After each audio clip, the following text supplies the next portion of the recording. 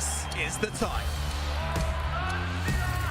The time when dreams come true and legends are born. Oh my word! This is the place. Some seriously spicy stuff. An absolute masterclass! The place where teams from across the globe come to battle it out for their shot at glory. Oh, you're kidding! And a piece of up to $2 million in prizing. No pressure, guys. No pressure. This is the feeling. It's beautiful! The once-in-a-lifetime feeling of lifting the trophy at the Brawl Stars World Finals. Here comes the push. Here's the damage. This is now the crunch time. This is the game. Immediately taken down. Still not going to fall. He refuses to die. The game you love.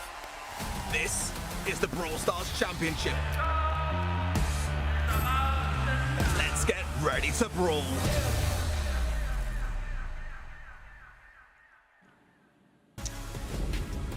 That's right, folks. It's that time again for the Brawl Stars Championship powered by the Snapdragon Pro Series. I'm Uber here. We're back for another month of action. This is our third monthly finals, of course, kicking off with APAC. I'm here with Ready Set. I'm here with Kenny. Guys, great to be here. This is a volatile region. It's an exciting one without exception as we go from month to month here. This one, of course, not going to be any different, Ready Set. Conspicuously, a couple top teams, though, missing from our top 8. It's always great to start with APAC. Oh, I mean, it's a great way to start off the month, and for us, it is nice and bright and early in the morning at 1 a.m., but the action never really stops at the Brawl Stars World Championships, so it's a nice way to wake up. Yeah, 1 a.m. It's still yesterday for me, so, you know, we're working in different time zones. Of course, Kenny, great to have you back, man.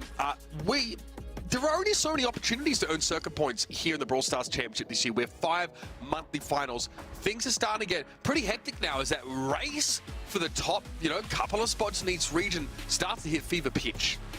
Especially considering there's only about 4 spots in this region if you include LCQ, and 2 of those top 4 teams right now are out this month. A huge opportunity that cannot be wasted, especially considering we're already going to be past the midpoint after this month. So let's talk about exactly how the Brawl Stars Championship works, especially for those who are newcomers. The match format is the power match format, so it's the exact same format you'll play when you jump into your ranked games. Easy. We just don't have the modifiers, because you know what? Some of them are pretty wacky. We'll work with an 8-team single elimination bracket. That means that if you lose, you are out. You win, you will advance to the next round. We start with quarterfinals, then of course semis and finals, and every single one of our series are a best of 5. Ready, set. Here's your leaderboard for the APAC region. We have one team, as usual, standing above the rest, but I tell you what, it's fevered fighting there from 2nd through 5th. Yeah, it's quite interesting. This is what we said just a moment ago. Revenant Esports and Navi noticeably missing from the competition today. This is an opportunity for the other teams to get further ahead in the race for LCQ and for those World Final spots for the APAC region. And let's have a look at today's bracket. Kenny, talk us through it here. A lot of returning names from last month. There's some underdogs with some upset wins through the monthly qualifier to make it here. For sure. I mean, Crazy Raccoon going to be a household name here, but we get some other ones with a real opportunity to rise up that leaderboard. Like I said, there are only 4 teams that are going to have a postseason here in this region. Teams like Angelic could really benefit from some of their opponents being out this month. Rival Esports can try and rise up the ranking. That Coco Loco 3R gaming match, huge, especially considering they're sitting at that 6th and 7th spot consecutively with that 35-point bump. So this is a really important one for our opening match of the day. Absolutely. And again, we have 4 quarterfinals that are happening. They happen simultaneously in sort of groups and 2. You want to see all the action, head over to event.brawlstars.com. If you're already there, fantastic. If you haven't made your way over yet, I recommend you do so, because that's where you could put your predictions in and interact with the system throughout the course of the games to earn yourself some fantastic in-game swag. And of course, up in the top left corner, you can head over and check out our B stream. Wiggly Spoo is the one at the helm of our B stream this time around. He'll be covering those first couple of quarterfinals. So come on in, head back over there, see what the games are looking like. We'll be sending one of our casters to act as a correspondent for the B stream to keep us up to date here. So that's where you want to be. Event.brawlstars.com is where the actions is at. Let's talk predictions here, because we've made ours, not only here on the show, but also on event.brawlstars.com. And generally, guys, we're in agreement. Angelic have been a fixture of this region every single month. Safe bet. Rival here, I guess, are a team who recently have taken on this moniker. It has Milk Rio Shoe Melty, very strong team. Again, always in the mix. We differ when it comes to quarterfinal number 3, as it's you, Kenny, who thinks that it's 3R Gaming that will triumph over Coco Loco. Yeah, I think me and Reddy actually maybe swapped here. I actually predicted Coco Loco, so Reddy, if you're the 3R Gaming predictor, I'll let you comment on it. Yeah, I think I'm leading with my heart on predictions this month. In the other regions, you may know Trav is like the predictions master, so I'm no longer going for that title. I'm just predicting and trying to manifest who I would like to win, so I'm not ashamed to admit that I have some favorites here. I want to see Mameshi and Sakura, formerly IC, to make some waves here. I want to see IC get a redemption arc after he was booted from the Navi roster earlier on in the year. I just want to, see what the guy's really made of, considering that he made some pretty big moves last year. And now this year, I'd like to see him get some points up on the board. And we're talking about Meshi, right? A world champion who never set foot on the stage at that particular tournament, right? Obviously, a member of that Zeta Division squad who, was looking on back in 2021 while the rest of his team went on to win. Of course, he shared in that glory, but now gets to fight and try and attain that level of glory for himself. Our last one, Crazy Raccoon, I think is a pretty straightforward one. We'll talk a little bit more about them in just a moment, but they are definitely the front runner in this region. So let's have a look at our first game a little bit closer. Coco Loco. Now, we heard Ready Set talk about why he thinks 3R is going to make something happen. Kenny, let's talk Coco Loco. This team, again, we've seen them in multiple monthly finals, and they've always been there. These guys qualified by beating Team S2 in that upper bracket 2-1. And right now they've got a 16-point lead on 3R Gaming as well. That's the difference of one extra round in the monthly finals, which they made it to last month. And unfortunately, along the way, got beaten, couldn't make it quite to a grand finals. But all three of these players have been around the block for a long time, whether it's the APAC region or past similar regions in years ago. They're veterans. They've been around the block, like I said, and I feel like this is a team that's due another big win. I think 3R Gaming is going to be a very competitive team for them. Of course, they're just separated by 16 points on this leaderboard, so I would expect big things from both of these teams. Coco Loco losing 3-0 to Crazy Raccoon last month. Let's now have a little bit of a closer look at this 3R Gaming squad, who were able to take down FA Nidug, the team that vanquished Revenant Esports in the monthly qualifier. Reddy, we can bring you back on and talk a little bit more about this team. You want to see a redemption here, I think, from this squad. And of course, I personally want to see Mameshi show us a bit more as an individual what he has to offer. It's like you pointed out, I mean, bench for a world champions team. There's a reason that the lyric in the song goes, you can be a mystery like Mameshi, because we didn't really get to see much of what the guy was made of back in That's true, yeah. 20, yeah, back in 2021. So that's such a nice way of putting it, really. No, seriously. Mystery like Mameshi. All right, I like that.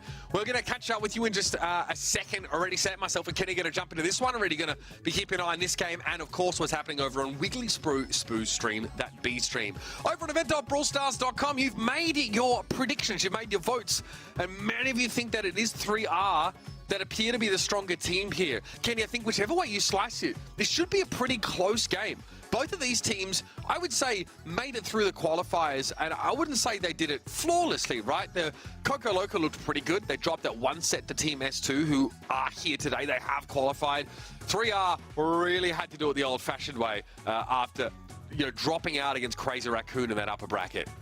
Which I don't fault them for. I mean, it's Crazy Raccoon after all, but it's going to be a tight one here. I mean, we've talked about it. In terms of leaderboard standings, they're right next to each other. It feels like in skill level, they're about the same. So this is going to be a big test for them. And honestly, in terms of event site predictions with you all at event.brawlstars.com, that might be the closest one I've seen in a long time, Uber.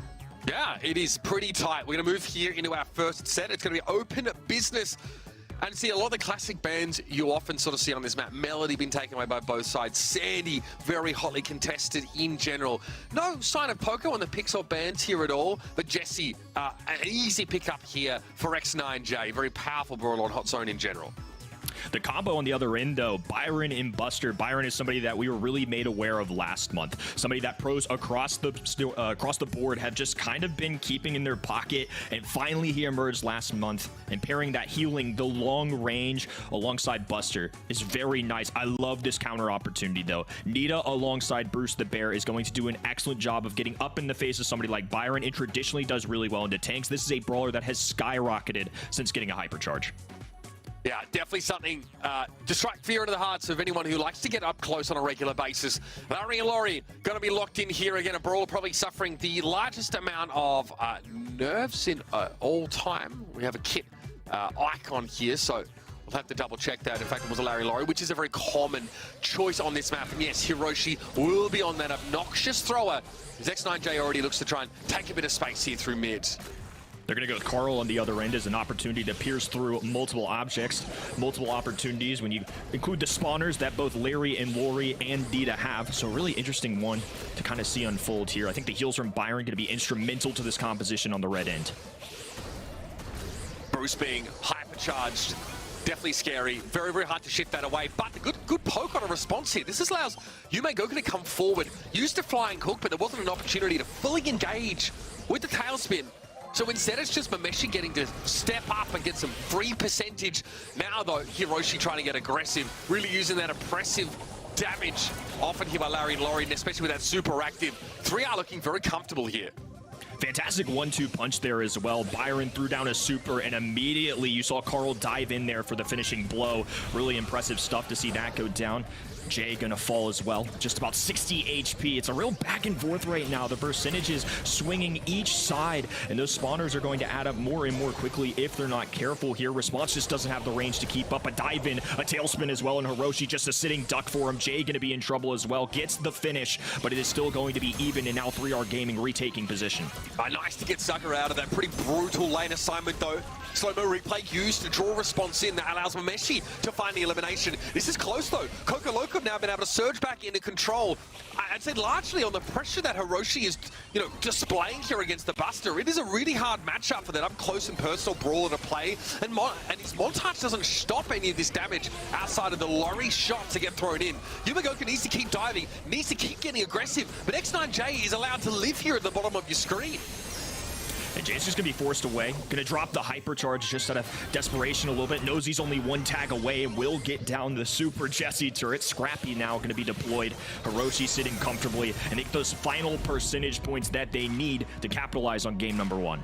It's funny, isn't it? We've so often seen these, compositions that bring Carl in. They have to be aggressive. You have no choice. You can't play for poke. You can't try and sustain in lane. You have to fully commit, which is really volatile. It's a risky way to play Brawl Stars, and as aggressive as we saw that Carl play B, it wasn't enough to stop Coco Loco from slowly choking the game out. I felt like there were just so many things that they had to deal with. You saw it towards the end of game number one. Byron and Carl had to tag team against Bruce the Bear and waste so many shots just to deal with him, especially with that shield gear, or excuse me, gadget on Bruce. It's just too overwhelming at times. 3R Gaming, though, taking a stand here. They have to capitalize early on. They need as many percentage points before those super gets built up on the other end, because they've got Scrappy, Bruce, and Laurie that can all be put on the map at any given moment. Nicely done by Mameshi. So much is going to depend on this Byron and rotating those supers and keeping Sakura topped up on this right-hand side. Because like we mentioned before, Hiroshi is basically not threatened at all by the Buster. Yume Goku able to win out there. That was just a head-to-head duel against the Nita, and the tailspin gives him the edge. They're just running away with it right now. Complete positioning, they're not letting go. I think that's going to be their objective here. Without supers, this team is much weaker. They don't have necessarily the range to keep up with Byron. They have a ton of HP between Carl and Byron. A nice pull there. The heal's not enough to keep him up, though, as Hiroshi gets a flank on the right-hand end. Jay, though, gonna have to deal with multiple brawlers. Falls in the process. Hiroshi trying to hold on for dear life, but the aggression coming in from the gadget super combo is enough for Carl to get a kill. And now 3R Gaming well past 80%. Like we're really starting to see the point of this composition here for 3R Gaming. Now they're getting a lot of value. The Byron is so oppressive, stopping healing as well for a set duration because of that ticking poison damage. Nicely done. Good bounce back. This is kind of a little bit more what we expected to see from 3R. With the composition though on paper just looks very, very strong. It's a question of how they get the Buster set up for success. Like, what is his function? Try and push aggressively that right-hand side? When are you trying to super? How do you make use of slow-mo replay in terms of getting close enough without getting blown up? The mechanics there from 3R Gaming, too, were honestly awesome. They're actually going to switch it up here, too. Buster's going to go left-hand in, I think looking for that Larry matchup. He's just got so much HP that he bolsters, and typically into throwers, that's a pretty solid matchup. Nita on the other end, though, with an early victory so far in terms of positioning. Jay trying to keep up with Mameshi here. The tap's going down, a super connecting to response, and this is where things can start to get hairy. Sure, they've gotten a few early percentage points, but it's going to cost them a life here, and now complete takeover from 3R Gaming. The response just had to go forward, and knowing that he'd be eliminated, just try and find some damage, try and build a super. If he can't get Bruce in play, it's probably going to be very, very hard for that Nita to have any impact. Super's up now. Yumagoku going in immediately though. Response though. Able to stave that off. Now Coco Loco get to move up with this Super Bear. Sakura here again, pretty unbothered, yeah, by Hiroshi in general. Thought it might be a tougher matchup for the Buster, but again, it takes a lot to bring him down with a lot of that sort of incremental damage. Here's the dive, nice gadget use there, but not enough for Hiroshi to get out of trouble. Still a slim lead gained by Coco Loco. Jay, I think, making a great call there to not dropping that scrappy super. Was kind of hovering over it, didn't end up doing it. I think they're going to wait for an all-in opportunity here as a hypercharge goes down on the right-hand side. A Jesse turret deployed in the mid, and now a complete takeover. You're seeing how much work that hypercharged bear can do up in the faces of 3R Gaming, who don't do well into spawners. It makes all the difference in the world. That's a couple momentum swings that response has caused. That's right. The faux fur for the extra durability on the bear, and bear with me to top response up and vice versa. You know, that link between Nita and the bear really being personified through that star power choice, and it is enough. Coco Loco convert that super into a nice lead. They stay ahead here. They need to build up another one. It really is coming down to, can they get Bruce on the field quickly? Coco Loco need to hold their breath here. This is fantastic positioning for 3R Gaming. Jay now marching forward, though. Hiroshi looking to do some damage. A gadget swap there as well. It's going to get a pickup on the Buster. This is exactly what they needed here. 2 supers going down for the red roster. 1 takedown. Not enough to get a second, though, as Hiroshi and Jay should be sitting pretty here in the mid. That's right, of course. A bit of a connection issue for our spectator, but from that point, it's going to be very, very hard to make it back into the game. And you can see here, it looks like these guys have finished playing. So safe bet with the Bruce getting deployed there, that Coco Loco we're going to take away that round. We'll wait for confirmation, of course, here, and you can, there we go. You can listen to the sounds in the background here. Yeah, and I think just based on the look Momeshi's given right now, I think that's one of disappointment. I would have been really shocked, Uber, if they somehow dropped that on the Coco Loco side. I think that's going to be ending up a 2-1 victory, as we can see here on our match screen. Absolutely, and you can see serious damage done by Hiroshi over the course of a fairly long round. You mentioned the Buster has enough HP that generally he doesn't have to worry too much about what Larry and Laurie can do, but he's being held at arm's length for quite some time, and the Laurie deployments were pretty crucial, not just for the extra help, but also now having the mobility via the gadget that allowed Hiroshi to push up that right-hand side. They had so many body blocks and just so many opportunities to kind of scrutinize the other end. Byron, Buster, 2 brawlers, a single shot brawler for Byron, and then also Buster, who's a tank. They can't really focus multiple things at once, especially when you consider the extra health that shield provides for something like Bruce. Laurie can be really frustrating to deal with. I mean, that's a mini Griff just sprinting at Carl, and there's nothing he can do about it. Yeah, great way of putting it here. You see, like, Sakura in response in that first round sort of get caught in a fight that seemed to have suited Sakura for the most part. But when the scrappy gets thrown down, also the slow field around it, that was when Coco Loco take away that first round. Second round, though, Carl really headlined, able to make some very effective dives and put a ton of pressure on throwers and even Nita, who's otherwise quite durable. They just didn't give up those supers. I think that was the biggest game changer. You saw in game number 3, too, a little interesting call there from, I think, the side of Coco Loco. They got really aggressive with Nita. You called it out. They just were forced to go forward. And I think part of that, too, is knowing that if they don't have supers, they're going to fall into that trap of what they fell in game number 2. Without those supers, they have no chance. But once they get that first super cycled, it's all uphill from there. Yeah, definitely a sense that it was worth giving up, you know, your elimination to build that super. It's not easy to charge up Bruce as needed. You're quite short range. You're pretty telegraphed, right? Your attacks don't, you know, circumvent terrain or anything like that. So quite often you need to take damage in order to do it. Building up Bruce, especially with hypercharge, as soon as that comes around, is really valuable because all of your tools are about setting Bruce up, right? Extra durability off the gadget, you know, a super that lets him heal you or vice versa, right? You heal him with Nita's damage. It's important. Brawl Ball coming up next. It's going to be Sneaky Fields for our second set as Coco Loco take away the first. Again, it was competitive, Kenny. We like that. A 2-1 result as your blue side goes up in the lead. Exactly what we'd expect from these two teams, especially considering they're right next to each other on the leaderboard. They've both had some success. Sneaky Fields entering the fray, though. Little brawl ball to mix things up, and Cordelia is going to be the first overall selection. Angelo is somebody that's very prevalent in the meta, but considering how close range this is, unless we just had a complete destruction of every wall, I don't really anticipating him being a threat. However, Melody makes a lot of sense to me that she still gets in the ban stage. I think Angelo and Melody are still kind of sitting at the peak of what we consider to be the best brawlers in the game right now, so I don't don't think that's going to be an exception here. Extremely powerful. Melody has an almost, I don't know, a sense of, she's almost inexorable when she's able to build up those music notes. There's just no one who can really stand toe-to-toe with her in many of those situations. Requires you to play the game a little bit differently, and that's a bit much for some teams to handle when they're already trying to create a strong draft of their own. Here's the surge picked up here from Mameshi. Obviously, good bit of, invulnerability frames every time that super comes up. There's decent mobility. Of course, he hits like an absolute truck. Colonel Ruff's actually a very popular brawler in this region, and honestly more across the world in recent history, especially in scrims leading up to this. Colonel Ruff's is one of the most played brawlers that I have personally logged when watching some of these pro teams play. It doesn't surprise me too much. You have the wall break functionality if you want, and Max, the most selected one I would say on this map for sure. I think this combination is going to be a very powerful one. You have Cordelius, who can kind of mess with any tanky ideas that 3R Gaming had, could be eluded by that Byron selection. Colonel Ruff's, Max, two great brawlers for just powering up allies and teammates. Max, of course, for the huge momentum swings and that hypercharge, but that is a lot of HP to deal with on the other end. If Jackie can get a good run with some nice heals, it's going to be difficult to deal with, and it looks like CL already starting things off strong. A wide open net and a quick 1-0 here for the blue side. Yeah, they get off the line awfully fast there. Just an amount of damage that 3R weren't really equipped to handle here. Having some mild connection issues, so bear with us here, of course, as we see that Ruff's gadget thrown down. Surge here, an absolute bully though. I feel like, he can really face tank so much damage. Power Shield is pretty sweet because he just like halves incoming hits and then reloads off of them. Feels like a very strong duelist here when you just want to walk up on someone and win the fight outright.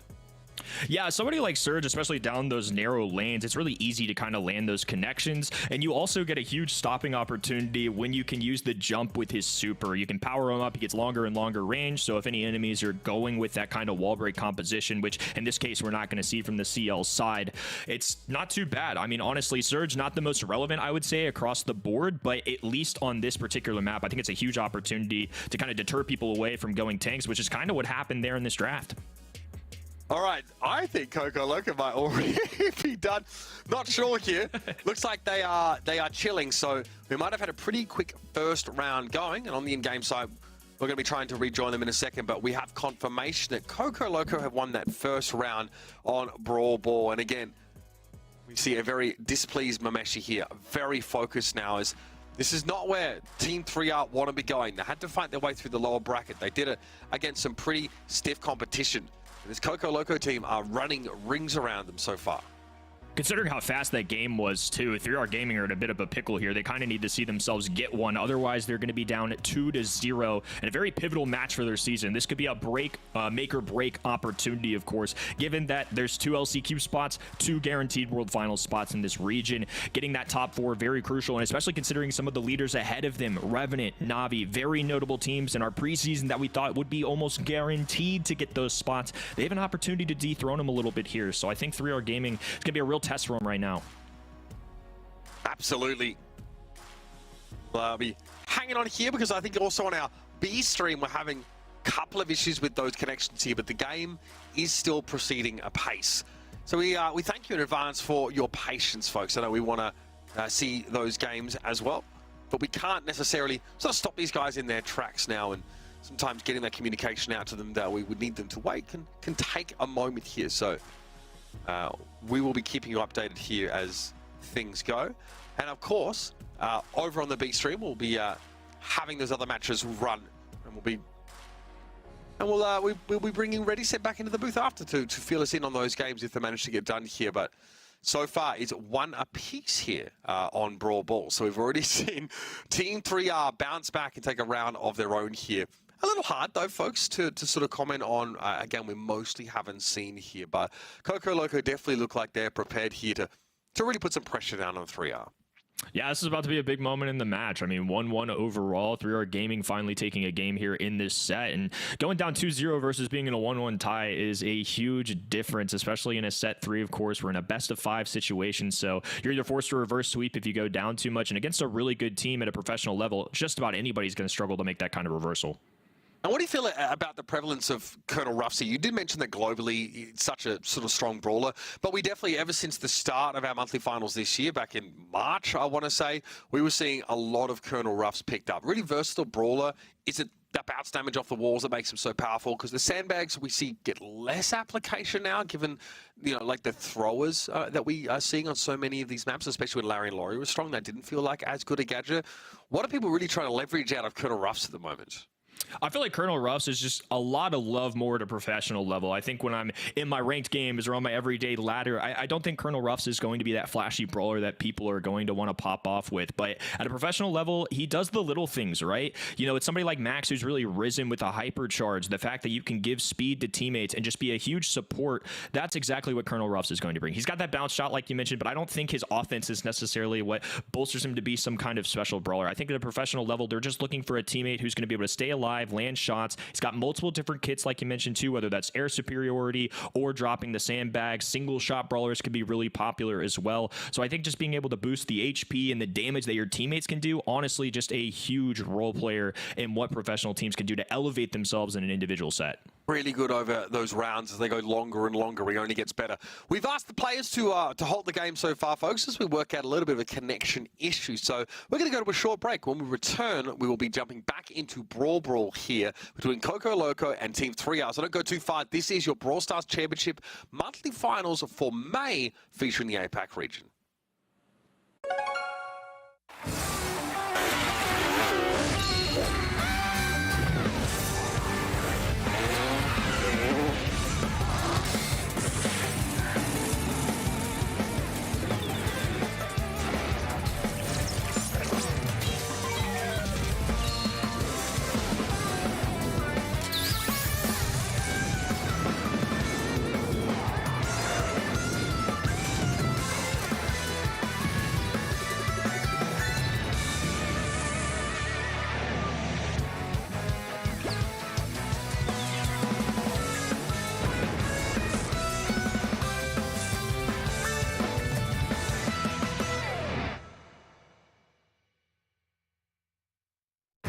People often ask, how can I do become a world championship winner?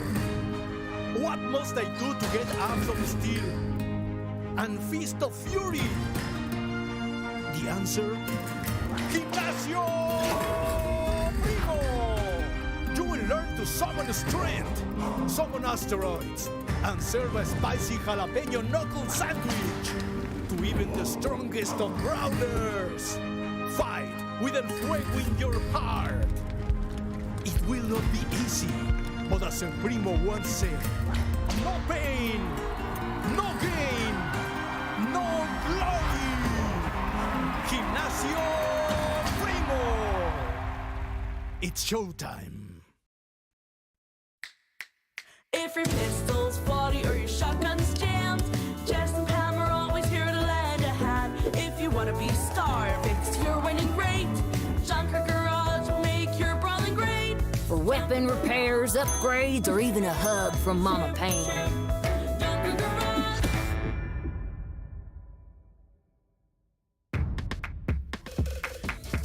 Welcome back, everybody, to the Brawl Stars Championship for the APAC region. This is, of course, your May monthly finals. We had the set continue and just finish for our players while we were on a quick break there, trying to get our connections sorted out. It turns out we have an evened up series here, so that surge pick looks like it was part of a key strategy that allowed Team 3R to win. We have stats, so we're going to do a fun game, Kenny, where we are going to take the stats and we're going to reverse engineer how the whole game went. Let's go. Okay, I like that. First observation, pretty even distribution here for 3R Gaming. Honestly, seeing Byron pile up 7 kills and having more than somebody like a Surge is honestly pretty impressive to me, so I'm sure Mameshi played a very good set there. The support brawlers, though, I feel like maybe a lack of DPS, lack of damage coming in from maybe the side of Max and Colonel Ruffs. We mentioned it before, Colonel Ruffs is going to be very solid in the meta right now, I feel like, at a professional level specifically, but not necessarily a lot of ways other than Cordelia's Shadow Realm to really deal with that Jackie, which was what I consider to be a huge threat when we saw that pop up at that 6th pick. So I think it may have just overwhelmed them a little bit in terms of the healing and damage category on the other end. It's really hard to bring that Jackie down. She's often counter crushing you if you're able to get any damage done. And bear in mind, Cordelius has to stand pretty much within counter crush radius to do damage. He is short-ranged here. And of course, let's not forget the hypercharge that Jackie can bring, which is not only just a massive boost to her raw stats, but makes her really frightening when she makes use of that super. So 3R Gaming able to even up the series. I'm glad we get to start with a really competitive match here, because this has basically been the story of this APAC region all the way through the monthly qualifiers. And they've never been more competitive. It's great to see. The game is growing, and the amount of teams here ready to throw down to try and pave their own way to glory has also swelled drastically. It gets me excited, Kenny, for our World Finals, for what awaits us. Even stuff like the LCQ, that's going to be pretty insane. We've got so many teams that are maybe on the outer, outside that top two, that have every right to be at a World Finals, and will have their chance to fight for that later on. But I digress. We're moving on a safe zone here, folks. It's time for Heist, and yeah, you better watch out, because there's a couple brawlers here that are just extremely oppressive, and we kind of expect to appear through our picks and bans. I'm thinking choo-choo, ladies and gentlemen. I don't blame you at all. And honestly, another one for me is going to be somebody like Colt, who obviously has that hypercharge, but I feel like has become more popular the last couple months specifically. I know in North America, he's become a real staple on this map. One of the more picked brawlers leading up in practices for the APAC region. For whatever reason, Eve is a very popular choice on this particular region too. And I think that may be due to the amount of single shot brawlers that she could be facing, and just the ability to traverse over that water, obviously super valuable. Yeah, you've got to pick Chuck if he doesn't get banned. This guy is so good on this game type. And again, look at the ban rate, 92% banned. It is astonishing to me that, in fact, Sam, obviously, who's a very powerful tank that hits very hard and has good sort of crowd control abilities, does get banned. Fair enough, but Chuck getting through is a whole different kettle of fish. And we do at least see the Colt here. Very powerful, great range, good damage, can really harass that safe down without putting himself in harm's way. I think a great selection here on the other end, too. It's a counter pick. Yeah, you have to address Chuck. The fact that as good as Melody and Angelo are, that Chuck was banned more frequently, honestly, I think shows the value that he can bring here. I love the opportunity on the other end, though, to kind of try and match up against this. I think going with a Piper, outranging somebody like Response and Jay on the Colt and the Cord is something that you're going to have to take care of if you want Chuck to thrive. Obviously, that Shadow Realm is going to remove any ability for Chuck to make contact with that high safe, which is what this composition is going to rely on. They're just going to pick two brawlers that also have that range, a little bit of diversification. You got the long range of Piper, you got the huge DPS output from somebody like Griff. I think it's going to be a really interesting one to see unfold, and I don't know, I could see this being a real base race type of situation. The 8-bit being picked up, of course, into Piper. That's always a fun matchup to see play out. Raw damage from Griff. He is such a frightening brawler. That super is devastating, but even just being able to throw out those, those basic attacks on a really low cooldown, that's very, very scary. So robust comps picked by both sides. I think that, 8-bit being able to move around the map a little bit easier, being able to, dash back to the location of that damage amplifier, going to be very, very important. Yes, the red exclamation mark of doom. Not a huge fan of that, if I'm honest with you. Now, basically, you guys, so I want you to look at the game, close your eyes for 3 seconds, open your eyes again, and it'll look like you haven't missed anything. Here it is. Response actually able to take out the Piper. And, oh man, this reminds me when I tried to play Brawl back in Australia. Big shout out to those servers not being around anymore. Yeah, tough situation for sure, but looks like a little bit of damage coming in on the side of 3R Gaming. I think that draft kind of showed the chess match that this could really be. You saw the Piper pick to go against the Cord and the Colt, and then on the other end, the 8-bits go into the Piper. There's a lot going on here. Looks like those train stations are being established as well, and that's what Chuck can do. You mentioned the pre-draft phase, but we talked about the counter opportunity that Cordelius has. Drag him down to the Shadow Realm, and he can't do a thing against that high safe. There's a sucker who doesn't even really bother trying to damage response. Chuck just cannot hang with Cordelius, not in the Shadow Realm with the inherent advantage that Cordelius has. But I want you to take note of how low 3R Gaming's safe is. In the next slide of this slideshow, it might in fact be down to 0. Hiroshi is here in a position to be able to get a lot of free damage. So either Yumagoku is getting pounded by this, or the safe's taking damage. There it is! Bam! 32 to 0. That's called burst damage, baby. Wow, real surge there at the end. It looked like Coco Loco going to take advantage here in a very important set number 3. I feel like they won the chess match, obviously, that time. You know, the damage that the other end got really wasn't that much. I didn't feel like we saw Piper really break away the other end. Chuck did lead the charge a little bit, but once they had that Cordelia super established, there was just nothing you could do. Yeah, we can see how this plays out now on our real. This is rather so we're in the game. I'm surprised by the smoothness of it, if I'm honest with you. Sakura here not quite able to get a lot of pressure down on that safe, despite having a lot of those poles erected. We will see 3R Gaming being forced to come off respawn, and now the damage amp of Jay is threatening. But there he goes. More Chuck damage on this safe. It begins.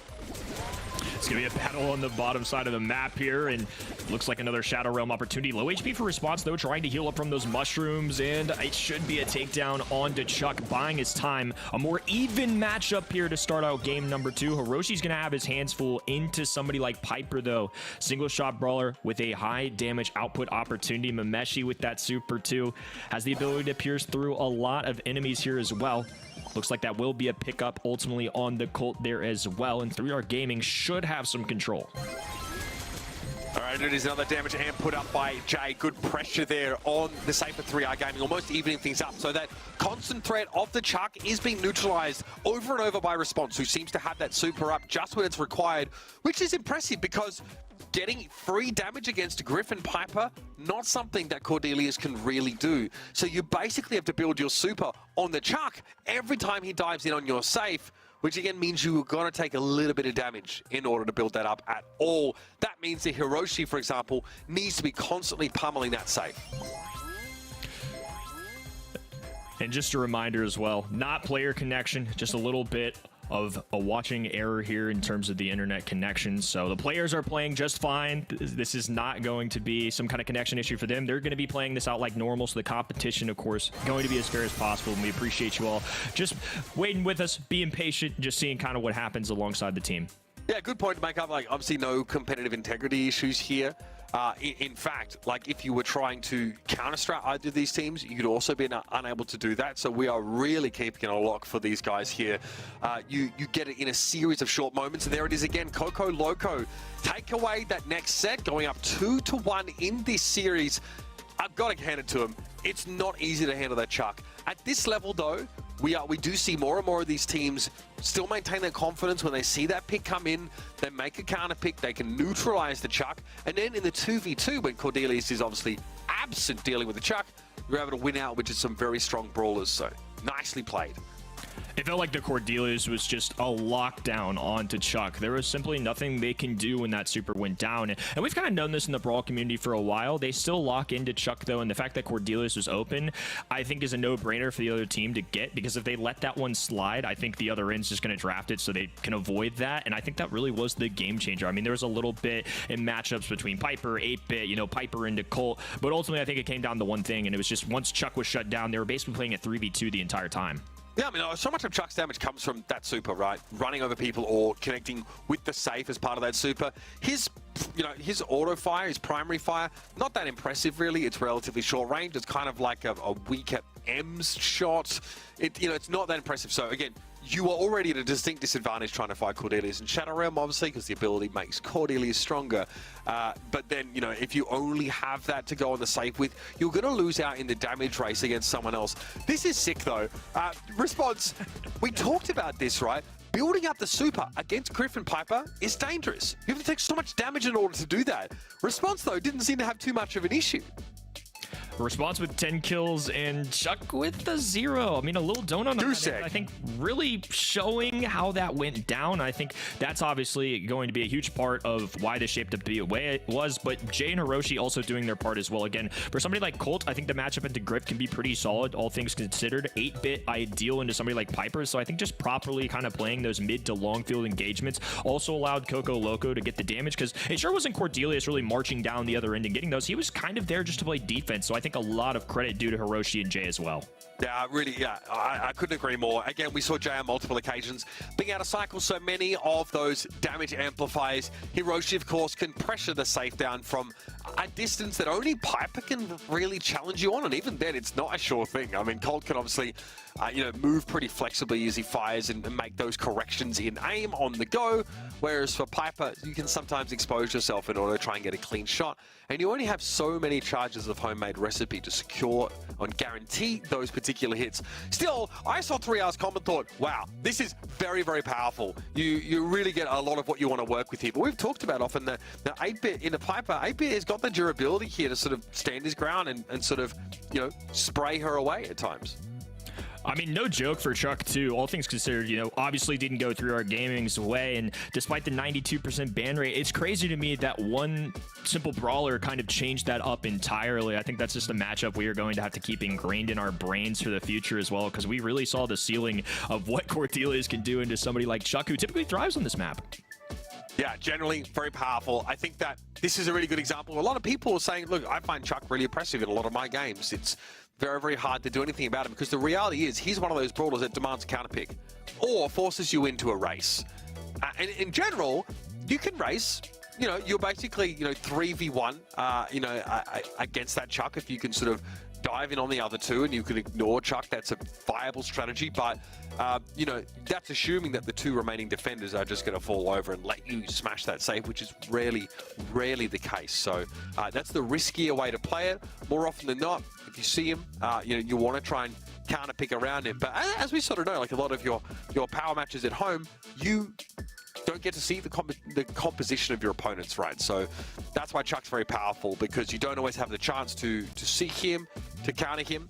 We're going to be jumping into the game in just a moment, folks. We have on our observer machines, just make sure we power cycle those. The old turn it on and off again trick does wonders. I'm telling you, esports has been built off the back of many a device reset. So stick around for that one. We'll be jumping in here in a few moments. And again, for these two teams, it's Coco Loco that have moved to match point. And I reiterate, this is a single elimination competition. You lose, you are out. So 3R Gaming, who have been a part of our monthly finals, they've always been there. They've managed to accrue a decent amount of circuit points from turning up. Would love a lot more, because the amount of points that you can earn really starts to skyrocket if you can hang. You make a semi-final, then we're starting to cook. Very, very important if you want to avoid being one of those teams that gets banished to an LCQ, or God forbid, not even being able to compete for a spot at Worlds. Kenny, it's Hard Rock Mine gem grab time for set number 4. I'm going to mention a couple brawlers that we unfortunately didn't really get to see play out, but I think are very relevant here. It is going to be Max and Colonel Ruffs. We have some of our typical candidates that I'm sure we'll see in things like the ban phase, but those are ones that typically just escape the ban phase and do make it into play here. 8-bit, a little sneaky shout that I'm going to give here too. It's one that's shown up a ton in previous metas, previous years as well. I think it's still very relevant here, and there's a couple really good bans. Sandy, of course, somebody outside of those Angela and Melody kind of brawlers that we always mention, is also so threatening right now. With that hypercharge, I think Sandy has kind of earned being a top 5 overall brawler. Incredibly powerful. Not to mention the stopping power of the Sweet Dreams gadget, which, there are all that many abilities in Brawl that give you a straight up stun, right? I think Dynamite has the gadget that allows you to do that as well, but it's harder to hit. Whereas Sandy, you can basically guarantee an elimination or at least a lot of free damage if you can hit that. So it's dangerous, especially on Hard Rock Mine, because that super makes it really hard to safely navigate this map at all and step up and contest the gems. Nita, again, makes an appearance. We saw her on Brawl Ball. We saw her just how effective, on Hot Zone, rather, just how effective she can be with that hypercharge. Bruce has never been more frightening to face down. I'm wondering if we do. Yeah, this is exactly what I was about to bring up. Rico, it just makes a lot of sense to me here. Obviously, in monthly qualifiers data, the most banned brawler here, but I think with the range that Rico can bring in the high DPS, if he can just kind of stay back and take on that Nita lane and never really give Nita that opportunity, that could be a huge advantage. And this is going to be another brawler that can kind of stand back and have a ton of area control on the map. Amber going to be a good selection here too. It's going to be Max, Nita, and they're going to need one more brawler to kind of pair with this here. I don't know if I have an idea in mind of one brawler that kind of fixes the trick, but this one is certainly a fun one. Yeah, BB may not be the answer necessarily, but look, Spitball can find some real purchase, especially with that hypercharge when you send out multiple of them. Very, very powerful. She is tanky, but Coco Loco appear to pick some very, very powerful side laners. 3R are going for a tankier setup, which is fine. They don't have the healing to back that up, though, so they're going to have to take map control early and often. Yeah, BB and Rosa, I think a couple brawlers here that are on the more aggressive, tanky side that I think can do well up close, but getting to the other end is the huge question mark, but an easy pickup there for the red roster does make things easier. Now BB can be a nuisance. Hide in this grass, just take coverage and get up in the faces of enemies. A nice bounce back from great reflexes there and good game awareness, not falling for the same tricks, and unfortunately, it didn't matter. BB has enough HP to deal with it all. Now, I like the lamp blowout to knock Sakura out of the bushes here, but BB just takes that space, and now Hiroshi is not in a great spot. You need time to ramp up as Amber. When your opponents are playing close by, you don't have that opportunity to really get to critical mass on that burning damage as it comes across. Mameshi is looking good. 7 gems and a dream. 3R Gaming are off to the dream start here. Jay has that magic hand. There's no easy catch here. Phase Shifter can help Mameshi get out of trouble to dodge a magic hand potentially. And even if it does hit, there's no guarantee that you can really lock down that max. With that shield gadget has like 7,500 HP. Yeah, and I mean, all things considered too, if they pull Nita, that's an easy Bruce the Bear that they could throw down with a super. BB has so much HP, it's hard to deal with very quickly. Another lamp blowout as well as 3R. That's 2. 1 gem away here from picking it up. Nice takedown, a little super combination there. Max left all alone, so first real opportunity of Coco Loco kind of establishing some dominance here on the map. But they can't give up this map control, Kenny. They cannot allow those side laners of 3R, the tanky ones, to get in and get up in their face.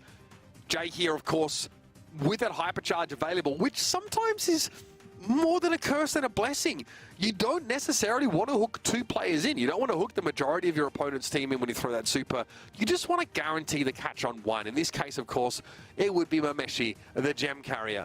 Jay also needs to keep that lamp blowout because, you know, that extra sort of CC after you pull a target in is really important. So that last charge is something he's probably going to have to sit on. Yeah, it's a tough opportunity here. I mean, with Jay having those supers available, you got to be really careful with how you use them. I think what got Coco Loco into trouble early on was that very first sign of a pickup that 3R Gaming got. If you don't have to burn all of those extra gadgets from Meshi 2, it's just easy to use those phase shifts as a get out of jail free card to stay safe and kind of progress throughout that game. Not 100% sure of how things went down there, but I would say the red roster were certainly favorites to win that game. Yeah, a very competitive round in general, but we just saw how weak Amber looks when you take her map away. A little bit tough as well for the Jean. We don't normally see Jean getting picked up that easily, but yeah, once the BB steps up and can just throw, throw those bat swings at you, you're going to struggle. Red side, 3R Gaming were able to take their first round away here. We're going to jump into that second already. Coco Loco with a couple of gems to their name, but Sakura has gotten into the back line. Back line's a scary opposition as well. BB just kind of maybe cycling out here, waiting for teammates to probably approach in. The max speed going to help out. They go for this massive pull here, though. That's certainly going to help the cause.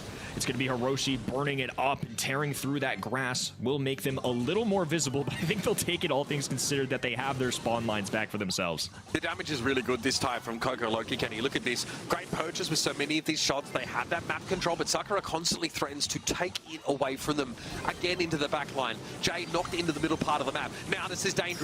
It's going to be time to pounce if your maximum mesh. You're going to go in. Hypercharge even popped there for the extra raw stats, and I think you can see how this one is going to go down. Hiroshi would be lucky to escape in this situation, especially with Sakura's move speed boost having a full home run bar. So the Amber would have to get out here, and this would at least put 3R ahead by 1 gem.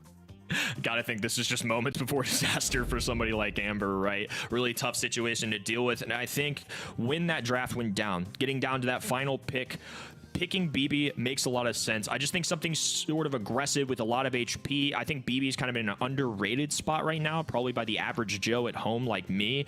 BB with a hypercharge, just those extra stats for a tank.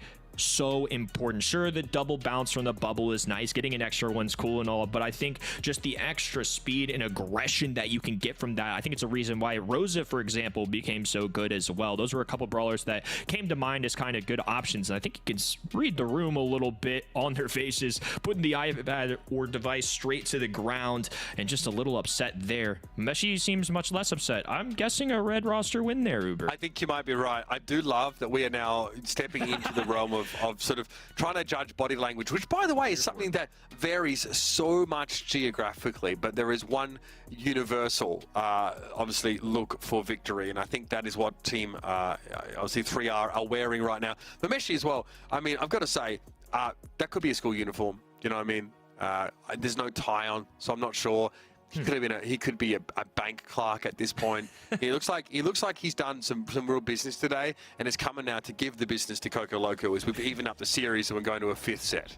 He certainly gave him the business in set number 4. Again, I think the hero of that draft was going to end up being that BB pick. Just once up in the faces of the enemies, they didn't really have a great way to deal with it. I think the high HP, the speed going down that left or right hand lanes, and just the aggressiveness swinging a baseball bat, too much to handle for sure. Yeah, I mean, it's cool to see that this composition works out, because I think, to quote myself, I said, oh, Coco Loco are very strong side laners, which in theory is true if they have those long lines, those long lanes to play down, but they were denied those pretty entirely. So I've got to hand it to 3R. This again is, a team that features a world champion player. These guys know exactly how to navigate this kind of situation, and for all the damage that Response was able to do, the health pools, especially of Yuma Goku and Sakura, were way too big, so they didn't have to do that much damage. Create the space for Meshi to step up, get gems, find a couple of key kills here and there, and you take the round away. Good looks for 3R Gaming. They are going to take this now to a decider set. I'm all about this. This is what we want to see in this APAC region. Some real close games. And I'm looking forward to set 5 because it's knockout. That's really going to put our players to the test. This is going to be a stressful set. The ramifications of this match were already pretty big. There are 16 points that separate these two teams. They're sitting in 6th and 7th. No Na'Vi, no Revenant. This is an opportunity with a special run this month for them to take over and possibly give themselves an outside chance of something like last chance qualifier. Ultimately, making the postseason is the goal right now. Sure, the World Finals would be great, but there's a team like CR Gaming that I feel like are a very big thing to overcome. So for now, you just got to settle for the opponent in front of you. Improving that you can beat the other team here, I think, is the first step in really establishing whether or not you are going to be a worthy adversary for all these other regions at LCQ. Absolutely. I mean, our last chance qualifier is happening, towards the end of August, and that is, I think, for EMEA and China, they get 3 slots. APAC gets 2 slots, so it's those 3rd and 4th teams, our runner-up teams, that qualify via those BSC points here. So great that, of course, like the top 4 teams from so many of these regions all have a shot. And, we saw, was it STMN that actually went all the way to the silver medal last year in the World Championships? They had to qualify through the LCQ. So even if you have a slow start, even if you struggle at the beginning of the year, you have a chance, of course, to come back and make a big impact when it really counts. Buster getting locked in here, Gold Arm Gulch. Whenever I see Buster, I wonder, are we just sitting? Are we going to wait until we build super towards the end of the round and then explode behind that montage and have a whale of a time? I think that's pretty good analysis, to be honest with you, especially considering that Kit's gone and Byron is gone. Picking Buster as the first overall selection still, I think, is something of confidence for this team. Clearly, they are comfortable with this, even if the other end decides to open up the map, go with a tank counter. That's a bold call, I think, this early on in the draft, especially considering those typical pairings aren't necessarily there, and now they don't have Max as an option for last-minute aggression with that max speed and Buster oomph that you get from all that HP. I think Gray can be threatening as well. Like I mentioned, tearing down this map could be good. The dimensional doors, access to get in and out of really tricky situations. So I think 3R Gaming just kind of playing it safe so far. Yeah, look, it's a composition that's pretty solid in general. Now Coco Loco have to decide whether they really have the option. They're doing it. They are absolutely. They are doing the comp. It's a little cheesy, but very powerful, where, the Melody probably doesn't want to be that active early in the round, but as the map starts to close up, you can guarantee more of those hits, and you can build up those, music notes. And once you have 3, you're good to go. Charlie as well, just to take a brawler out of the fight entirely. Now, obviously, that hypercharge isn't the most powerful, right? But the fact that it spawns spiderlings when you do connect that cocoon, it is very important against a lot of those single-shot brawlers. Gray, for example, doesn't like dealing with spiderlings. It's a bit of a nuisance for him to clear. So 3R have to consider that with their next brawler. Maybe hope they have something that can clear those a little bit more effectively. But there's still the question, Kenny, of how they are going to deal with a Melody that will be untouchable behind a Buster Super, and then will have a ridiculously large shield to soak up that damage as she gets in your face. It's a hard decision here for 3R Gaming. They end up selecting Colette, especially with the spiderlings that Charlie can bring. Once I saw them not select Charlie, given how popular Charlie is as a counter option to somebody like a Buster on this map, I feel like Coco Loco, it's a no-brainer. It's hard to resist a Melody pick, and then pairing that with Charlie as one of, if not the biggest counter opportunities that also plays well into this map and into Buster, and stealing that from 3R Gaming, I think is a big deal. The other composition here with 3R Gaming, they have that range with Colette. They have that range with Gray, but they are a little bit squishy on the Max and Gray side. I think if they get overrun or dashed on by somebody like Melody, there could be trouble for 3R Gaming. Yeah, I just fear that comp. As soon as I see Buster, whenever you have a brawler that is, able to charge that super up without actually doing any damage, right? Buster will generate his super based on proximity to his teammates. He'll build that up. And, slow-mo replay is very good in a pinch here. Being able to yank someone back into position, really, really powerful. And if, the squad of 3R Gaming don't see or don't have the opportunity to safely pressure Coco Loco, they can't really build their supers and have a big impact. I will say, I wonder, if we do see some actual terrain destruction here, Walking Cane can do it, but we've seen in very niche corner cases the Grand Piano gadget picked up here by Gray just to open up the map. Fortunately, Gold Arm Gulch is pretty open anyway. We got a bit of aggression here from Hiroshi. Ooh, does get connected with by a Walking Cane, and that put a lot of threat down. Mameshi able to go for time to collect here. Good damage done. Cocoon thrown out, and response is very low. Hey, you can cast the freeze frame, Kenny. How about that?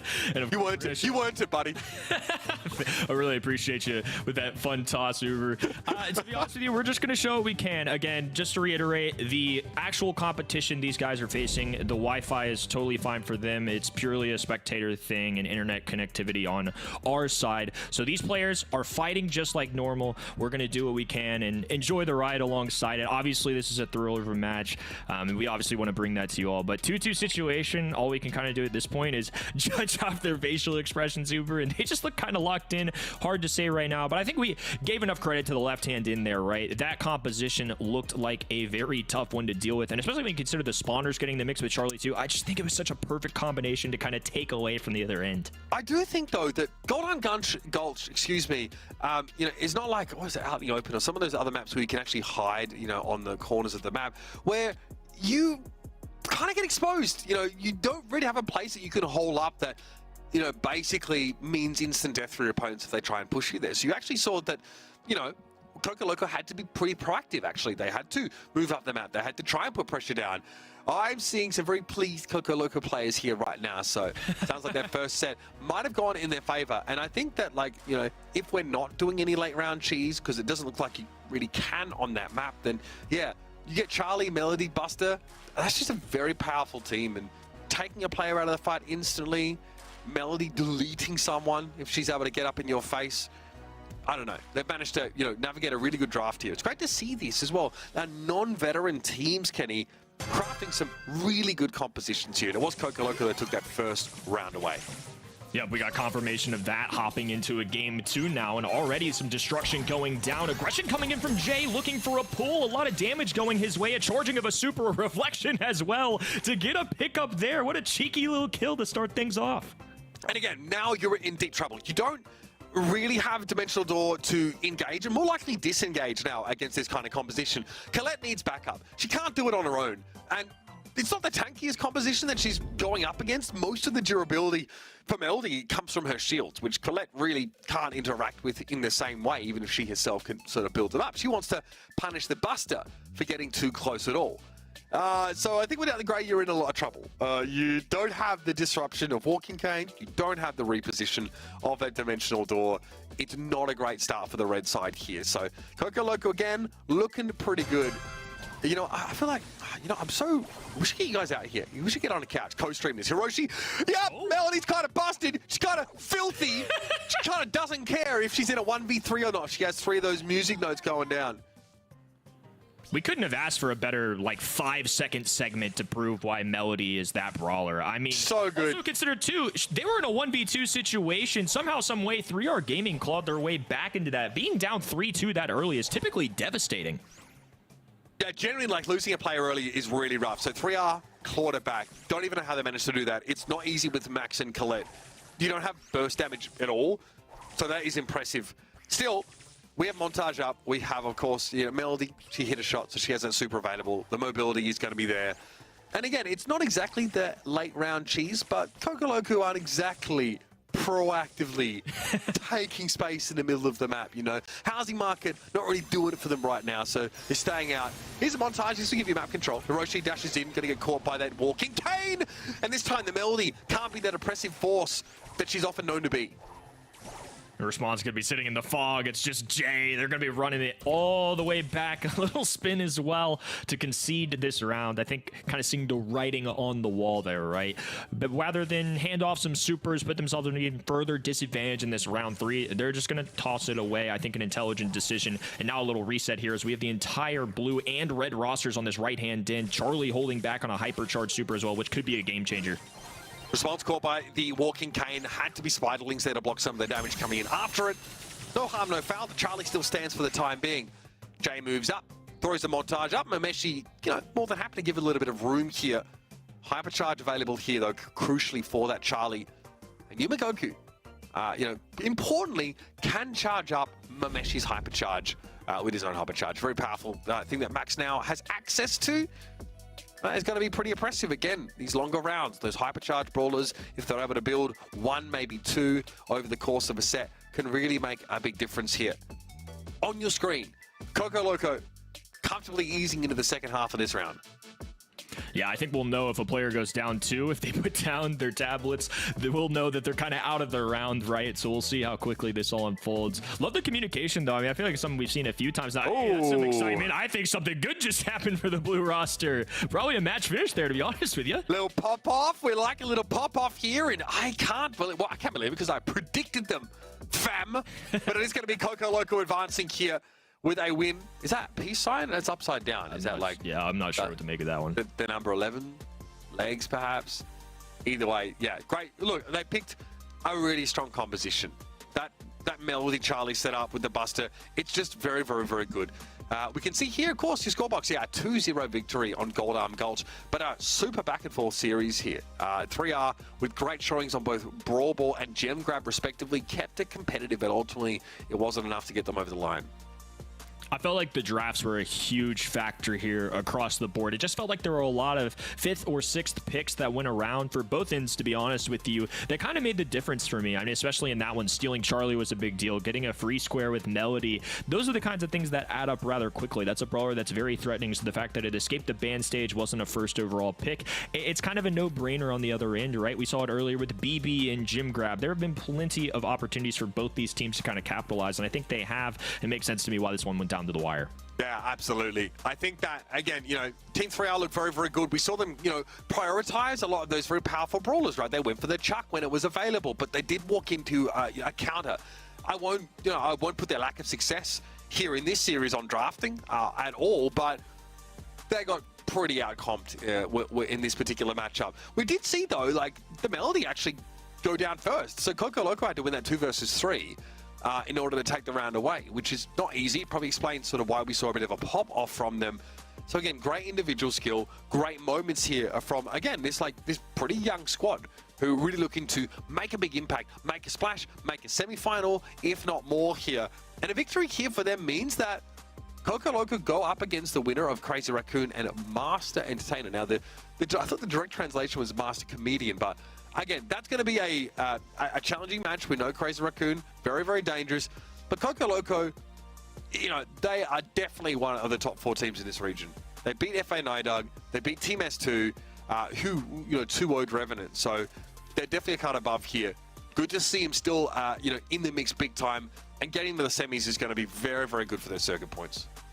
For sure. I mean, this is a huge opportunity that they need to cling on to, an opportunity for revenge against a team like Crazy Raccoon as well, assuming that they win. This is tough either way, and if Crazy Raccoon end up getting upset, even a bigger opportunity for them as well. So Coco Loco doing exactly what they need to do here. And of course, the people at home at event.brawlstars.com, you all have selected Response as your MVP. Hard to kind of say who the best player was, at least that last set for me, but I think he's definitely been a part of this roster, and especially BSC for a long time. I mean, a very veteran and skilled player. A response, yeah, been around for absolute donkey's years at this point. A great showing, of course. Response, a Singaporean player that we saw on Team Flash and Team Starward, I think, at times. So we're talking about a player who, ever since like 2021, has been a part of the Brawl Stars Championship. Thank you very much over at event.brawlstars.com for putting your MVP forward. We'd like to hear what you guys think and your predictions as well. So keep them coming over at that website. And remember, you can be joining us here watching these matches. And Wiggly Spoo, of course, our B streamer for today, is covering the other quarterfinals 1 and 2 over on his stream. So don't be afraid to jump in between. You'll be able to interact on the event.brawlstars.com site in terms of, getting yourself those tokens, getting those star drops in games. So hang around for that one. Of course, and there's still much more to see. We've only done one quarterfinal. We've still got another whole one to go. We do love, kicking it off with a big 5-setter, Kenny. Really feels like it's getting me warmed up for a huge monthly final here in the APAC region. For sure. I mean, no other way to have it. Of course, we're going to get to see somebody like CR take off here in a moment, too. So really excited to see what we do. We're going to go to a short break real quick here, but stay tuned. Quarterfinal number 4 is on the way. The Snapdragon Pro Series Brawl Stars Championship is brought to you by Snapdragon Elite Gaming, Monster Energy, and DHL.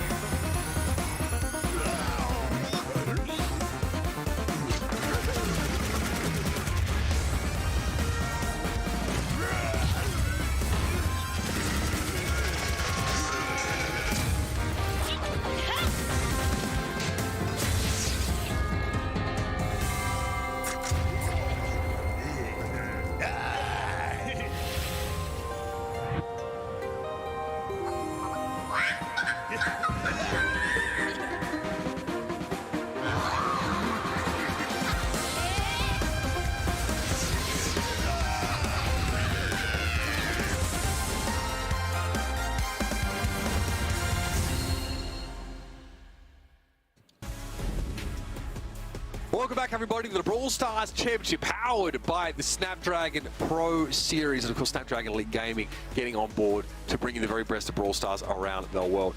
Right, ready, set. We had you over to the B stream, watching, seeing how things were going. I don't know if you had a slideshow, if you had a full feature film there. How do things go in that other quarterfinal? I got hungry. I eated the spectator machine. Things are back up and running. And I did get to catch a good amount of that coverage on the B stream. Yes, in fact, Angelic took down Team S2 3-1. And there were some pretty cool drafts, some cool highlights to go through as well. So we have a very competitive bracket already, right? We've seen Coco Loco, a very close matchup. Although the sets themselves weren't that close, Kenny. I feel like there were just some game types that either team really looked a lot stronger on, had a lot more functional drafts on. So Coco Loco probably wants to brush up on a couple of those if they want to put a dent in Crazy Raccoon, who we'll be heading over to next. It felt like the drafts were kind of make or break a lot of those sets. Those 6th picks were very crucial and kind of dictated how the rest of the set would play out for the match that we saw. And Crazy Raccoon, of course, no stranger to the spotlight in our very next one. Master Entertainer going to have a huge task at hand on the other end with them. Yeah, it's going to be tough here. We've seen pretty close games. Obviously, the Rival Esports versus Why We Lose game is in progress right now. Ironic name, considering I think it was Why We Lose that knocked out Na'Vi in the end. Yeah, 2-1 there. So, that question's going to have to wait because they haven't had to answer it just yet. But Rival Esports are a team that surely is going to put them under the pump. Angelic making another semifinals. This team is pretty sick. I feel like we've always seen great games from them. I think it was our first monthly final where they had like a 5-set game against Crazy Raccoon, a really close one. And again, even without someone like Na'Vi here, we still have some incredibly strong teams that are turning up. But it does mean, folks, that we have to turn our attention towards this next game here. And I guess a little bit of a lesser-known team in Master Entertainer. This is a team that made it through the lower bracket of this tournament, losing out to Rival Esports in the monthly qualifier, then managing to basically run through a few lesser known teams to get through. I would suggest they run through that lower bracket, didn't feature any of those big names here. So question marks already set for us, I think, about this team in general, especially now facing the true titan of this whole region. You're spot on about Master Entertainer because, I mean, of course, I did my research before this and I couldn't find them really facing anything super noteworthy in that lower bracket run. They've gotten basically the worst hand that they could possibly be dealt, facing Crazy Raccoon in the quarterfinals of that. Basically a 1 in 4 chance of this happening, especially with teams like Navi and Revenant being out of the competition this month. That said, though, they have been around, like in April, for instance. They lost to Never Back Down in the upper bracket, who lost to, and then they followed that by losing to How in the lower bracket, that wound up losing to Angelic. Maybe by some kind of proxy, they ended up losing to a team that made it on to the monthly finals, and they're actually pretty good, but this is their first time that we've actually seen them in a monthly final. But, Kenny, Crazy Raccoon are anything but an unknown quantity. We know what this team are capable of. They did end up falling to Na'Vi in a 5-set extravaganza in their previous month, where Na'Vi basically exploded onto the scene, made this big impact, but I feel like this team now, with a lot of those previous names not really present, I'm seeing like Angelic is maybe a legitimate threat for them right now, but they had an easy time in the monthly qualifiers. They should probably steamroll this game. I think they're huge favorites here. I mean, no disrespect, of course, to Master Entertainer, but like Reddy said, this is a more new team here, and the other end has 2-time world champions, or at least finals appearances. I mean, they're pretty established, and the accolades are limitless with this team. They're the blue bloods of Brawl Stars. What can I say? I think Crazy Raccoon are probably 90% favorites here. I mean, to be honest with you, and Master Entertainer can put up a good fight. I think it can showcase what they can possibly do, but my expectation is certainly that CR take care of business, get the job done, and kind of meet expectations here. There was like a narrative around this team, especially last year at the World Finals, where they were like incredibly good individual players, ready, set, just like amazing in-game, but their drafts were kind of weird. And sometimes like we feel like they lost, sometimes because of their drafts, which is kind of crazy to say, just because their coaching staff is, like a real veteran player in Rely. I mean, this guy has, who was like the PSG coach. He's been with these guys for quite some time. So, as we take a look back here, we'll get onto that because, again, well worth sort of recapping this previous game. Again, we saw this sort of dive set up here with with the Carl on this hot zone game. This was a really back and forth one. Yeah, that one in particular, Hot Zone, I actually like the draft for 3R better. I think really the main thing for Coco Loco that made that possible there was the Nita just being so good into the Buster. But aside from that, I love to see the Byron. I like the Carl for the Larian Lari as well. I was a little surprised that that one ended up not working out for them. Of course, you saw my predictions. I predicted with my heart this time. I wanted to see what 3R Gaming could muster. They did make it all the way on to set number 5. Ultimately, it did end up going to Coco Loco. I did definitely favor their draft in set number 5. So that's the story so far here in this, monthly final, so far the first quarterfinal. But Kenny, I'm going to circle back to you about this because we had some things to say about Crazy Raccoon's drafts, but this year in the race for the World Finals in this region, they haven't really shown that particular weakness or any really at all. I think that's a huge thing to address. I think a huge kind of question mark left at the end of the year, that set 5 against Zeta Division, who ended up being the world champions, is a very memorable one. I think a lot of pro players on Twitter and in conversations kind of discussed, hey, some of these are a little bit shaky, not sure about that one, putting all your faith in X composition. Those are the kind of question marks that you kind of hear about, and I don't think anybody on planet Earth is disrespecting the mechanics that the guys have, but at the same time, these are all professional players across the world, and the skill level in Brawl Stars has risen to just another level every single year, and I think that's being showcased by this region as well. I mean, heck, Revenant, Navi, 2 teams in the preseason that I think all 3 of us, at least speaking for myself, would absolutely put in this top 4 consideration, and now they're teams that aren't even here because of the competition on the other end. It's getting harder and harder every year, so the draft is something that is a must. It's not a question mark. Mechanics can only get you so far, and I think that was proven in the World Finals. I think Crazy Raccoon have done a great job of addressing that so far this year. It's funny how the game's evolved. We used to to just plonk the players in game, you know, with like kind of blind drafts, right? It was blind draft, right? Which is not that uncommon, but it created like these really lopsided results where teams just had no idea where they were going, and we often saw drafts just be about like the safest comp. Here's the game that happened on our B stream, right, where Team S2 actually got out to like quite a lead here early on. Wang Meshi, just a 10 out of 10 name, honestly. Huge fan of that one. But yeah, they looked really, really good, but Angelic were able to sort of find their feet here. And on Brawl Ball ready set, they started to really ease into it. I expected as much from Angelic. They're a much more well-known team than Team S2 for good reason. They've been around the sphere so far. This is their 3rd month here being in BSC and APAC. And as you remarked earlier on just several minutes ago about their performance versus Crazy Raccoon in month 1, got very deep into that monthly finals run. But ultimately they pulled it out on Canal Grand versus S2. As I said, expected as much from that team. Big chillin', I need those pants. Those look unbelievably comfy. I'm saying MC Hammer could never. Again, if you're with us right now, which is great, there is another game going on right now on that B stream. So event.brawlstars.com, that's the easiest way. Head over to that website, go to the top left corner. You can sort of select the stream that you're watching, and you click that drop-down menu. You can then change your language if you want to, but you can select the stream. You can go between us. We're Brawl Stars 2024. We've got Wiggly Spoo. We've also got Japanese and Korean localized streams there, so you go and check them out. You can also subscribe to the stream in that same window. Make sure to keep your predictions coming in, though. You can also vote on MVP. There are also a bunch of trivia questions that come up, and those are clutch, by the way, if you really want to gain those tokens and get as many of those star drops in game as possible, because again, there's a lot of star drops to be gotten. There's like 30 different drops that you can get, and each month you can sort of get more. Anyway, on that note, keep an eye on that. We're going to go to a break here as we get some gremlins ironed out of the technical system, and I'm not talking about those things that are infecting Ready Set's attic. No, technical gremlins. So we'll be back after this, everybody, for more of your Brawl Stars monthly finals in the APAC region. So don't go too far.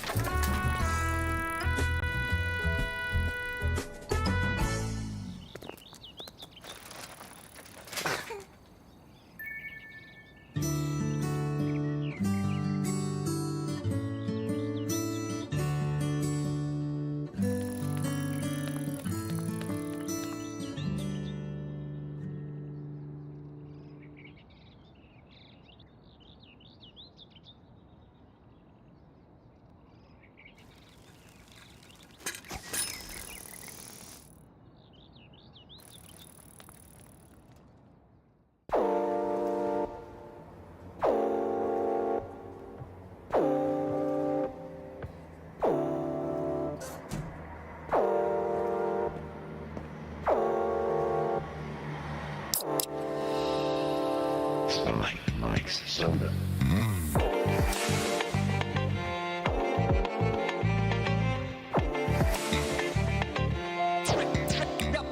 headshot.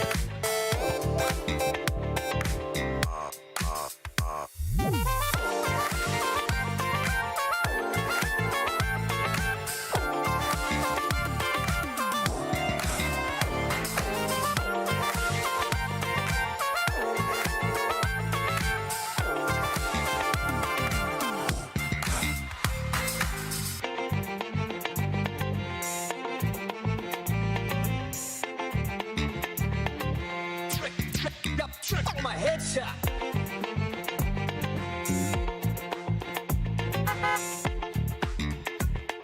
Spy Mike's server.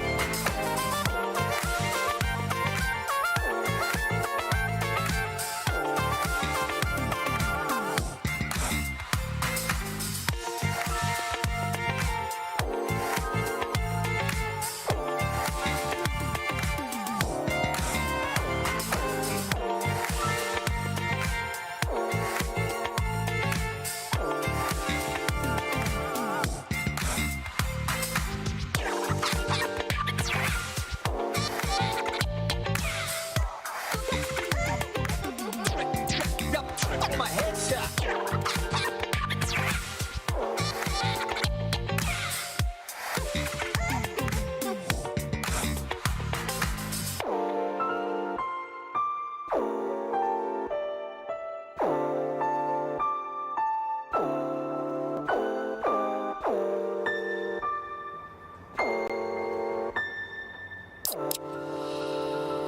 Spy Mike's server.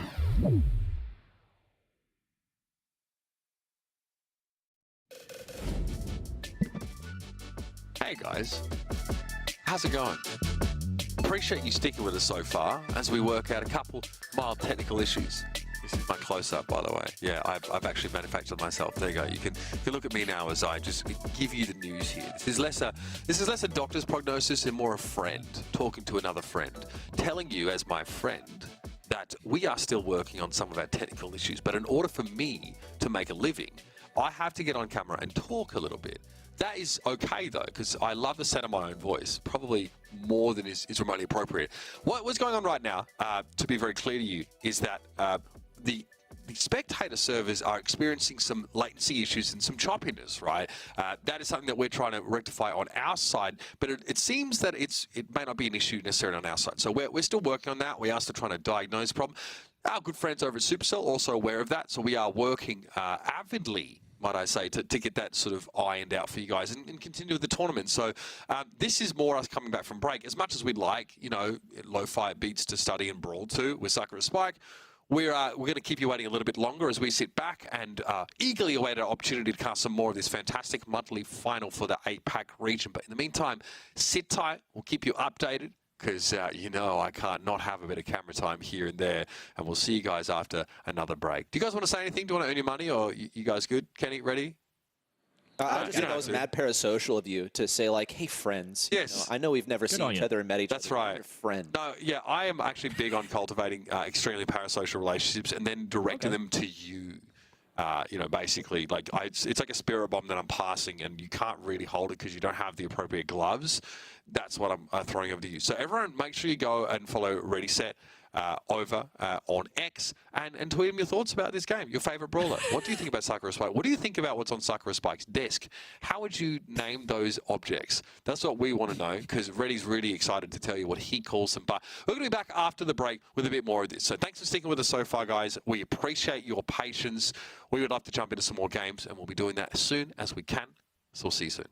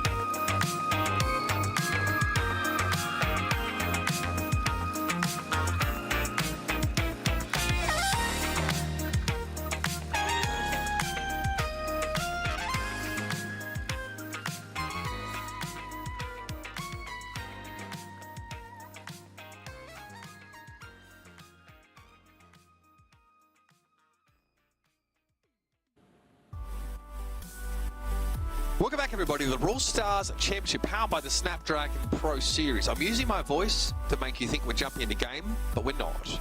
Let me just make that clear. I really do think that, like, in order for our parasocial relationship to continue to deepen, I think setting expectations is really important because, you know, if I give you guys the wrong expectation and then pull the rug out from under you, it's just going to delay us, you know, becoming closer as friends, you know, more than just acquaintances, which is kind of the purpose of this show for the time being.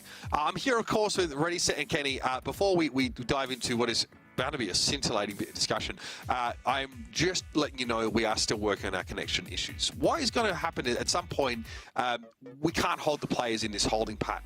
All right, and we'll sort of confer with Supercell on that. Eventually, we're going to have to allow them to play their matches. So if you're a real parasocial fan, and that obviously is still to be determined, we have not made that call yet. If you're a real parasocial fan, you've got these players added on your Brawl Stars app, and you can go and spectate them. If you aren't, then it's a skill issue, I'm afraid, and you'll have to sort of spend some more time with us sort of waiting.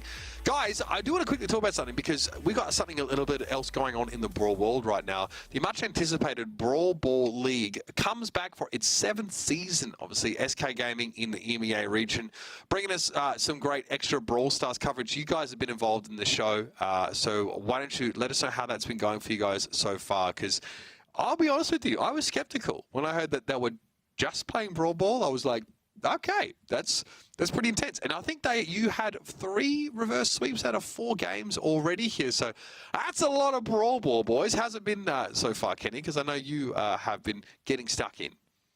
I was going to say, day one, actually, Trav kind of abducted my Twitch channel, so he led the brigade there. Him and Sonny, of course, another co-caster of ours, kind of took over for day one. But we'll be rotating. There will be some good fun in there as well throughout the season. And yeah, it's kind of been coined as the Reverse Sweep League. 3 of 4 matches to start off the season were all reverse sweeps. And honestly, my favorite game mode is Brawl Ball for sure. I just think the big playmaking abilities are so apparent. It's been a lot of fun. I mean, love to see the insane support that another third-party tournament for Brawl Stars has, and awesome to see that all you guys at home are eating it up this year, which is such a cool thing.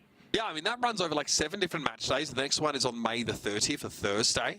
So bookmark your calendars for that one. It features top teams such as Zeta Division, Humble, Totem, SK Gaming, Oceanus Gaming, Foot Esports. Yeah, I put them in that list as well, even if this has been a little bit of a rocky year for that particular squad. An ambitious project that we've yet to see come to fruition. So obviously good luck to Foot Esports, who did drop their first game to Zeta Division.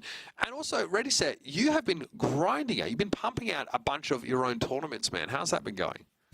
I mean, it's wonderful. It's a lot of fun. I'm sure that, you know, with all the Brawl Ball League stuff going on in the EU, I've been trying to, like, you know, keep things balanced and bring some attention in North America. I've been hosting a lot of North American stuff on Matcherino. If you don't know of that tournament platform, you absolutely should. If you're an aspiring player, it's a great way to get some games in and get some earnings as well. If you're a fan of like $60 tournaments, then that is where you got to go. And I think the biggest development for the tournaments that I've been hosting is we have draft on there now. Matcherino's API has been a huge help in that. So we got like actual production quality on the Matcherino stream. So those are always a lot of fun if you're a North American player. You've been solo casting that stuff, right? You've just been cranking games one after another. It's been a huge grind, but it's a whole lot of fun because I know that I'm, you know, giving some stuff to North America, lining the pockets of Tribe Gaming and SPS 3 times a week. Yeah. Yeah, just loading the homies up, of course. Now, like you're so without being too paras, I'm not going to give you a social security number, but you're based in like Central America here. You're often you have extremely good ping to the NA servers at your apartment, right? That has definitely attracted some pro players to your vicinity in recent times. Don't switch up like that. You called them gremlins earlier. Gremlins. I wasn't referring to those gremlins. Oh. Those guys. Oh. Bobby, I'm sorry, bro. Listen, you could maybe get some more sun, but you're not a gremlin. You know what I'm saying, brother? Like, I ain't trying to talk that kind of smack on you, man. No, I mean actual, like, you know, like raccoons. What do you have, raccoons and stuff in your roofs here? In Australia, we get possums in our roofs, and they go scratching around all the time. It's kind of crazy. I'm sure you have that there, right? Even in a big city, like. family of raccoons that lives in my walls, and they whisper, draft suggestions to me to help me out during my project. Yeah, you might want to get that checked out, and I don't mean the walls, mate. Personally, I don't have that problem. No, none of the Kentucky raccoons, mate, just getting up in your walls and I such. don't know what to tell you. We usually don't have that problem here. I realized that was such an Aussie and no, okay. Well, no, look, possums. Okay, so possums are way cuter than raccoons, personally. Like, just generally, like, if you want to, like, I'm sorry, guys. That's a take. You guys think raccoons? Okay, I'm getting a possum picture. I'm showing you all right now. You guys think raccoons are cute? Is that the general consensus here? Yes. Have you ever faced down a raccoon, like, outside, like, at night? Have you ever, like... No, but I have faced down a possum, and it was mean, and it was ugly. No. Possum, not you guys have opossums, right? It's Yes, yeah. Those are feral. Those look like failed experiments. Those look like the crazy raccoon drafts from like circa 2022, right? No, these are Australian possums. Omega cute. They are. Okay. I'm showing y'all a photo. I don't really care about it. It's not spelled with an O. It's like a completely different name. Look, bro. That's fair. Come on, man. That thing. See that? That's pretty fair. Yeah, our possums are sick. That's like the equivalent of Rudolph the Red-Nosed Reindeer, but like for those guys, or do they all have that? They probably all have pink noses, man. I haven't actually asked them. I was just curious. No, I was legit. Anyway, our possums cute. Your possums absolutely pusillanimous looking, but when they get in the roof, they get like distinctly less cute because they do make a lot of noise. And in a lot of houses in Australia, what people don't understand about this, still a developing country in some ways, like our infrastructure. We have tin roofs still, right? You guys don't really have that.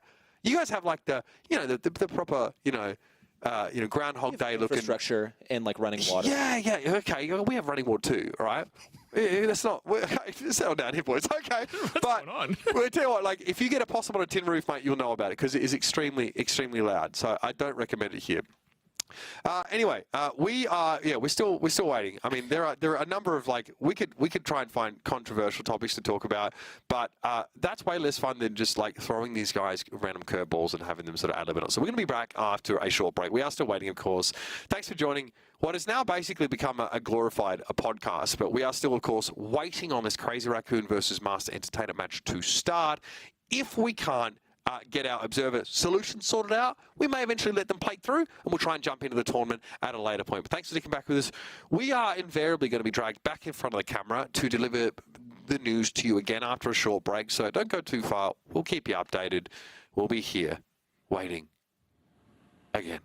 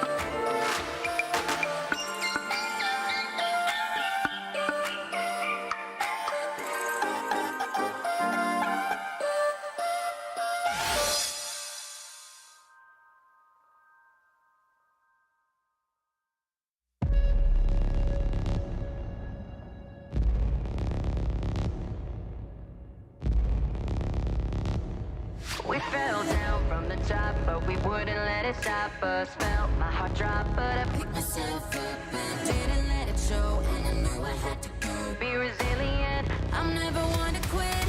Yeah, perseverance is my one-word story. You'll never see me back down from the glory. Put in time, I would take what's mine. They try to sucker punch me, knock me out, never see me backing down. We're gonna put up a fight, believe it's our time to break out and rise, achieve whatever we choose. They know it's our time, they know it's our time to rise up to the top like we always do. We're gonna take back what's ours, we're the champions.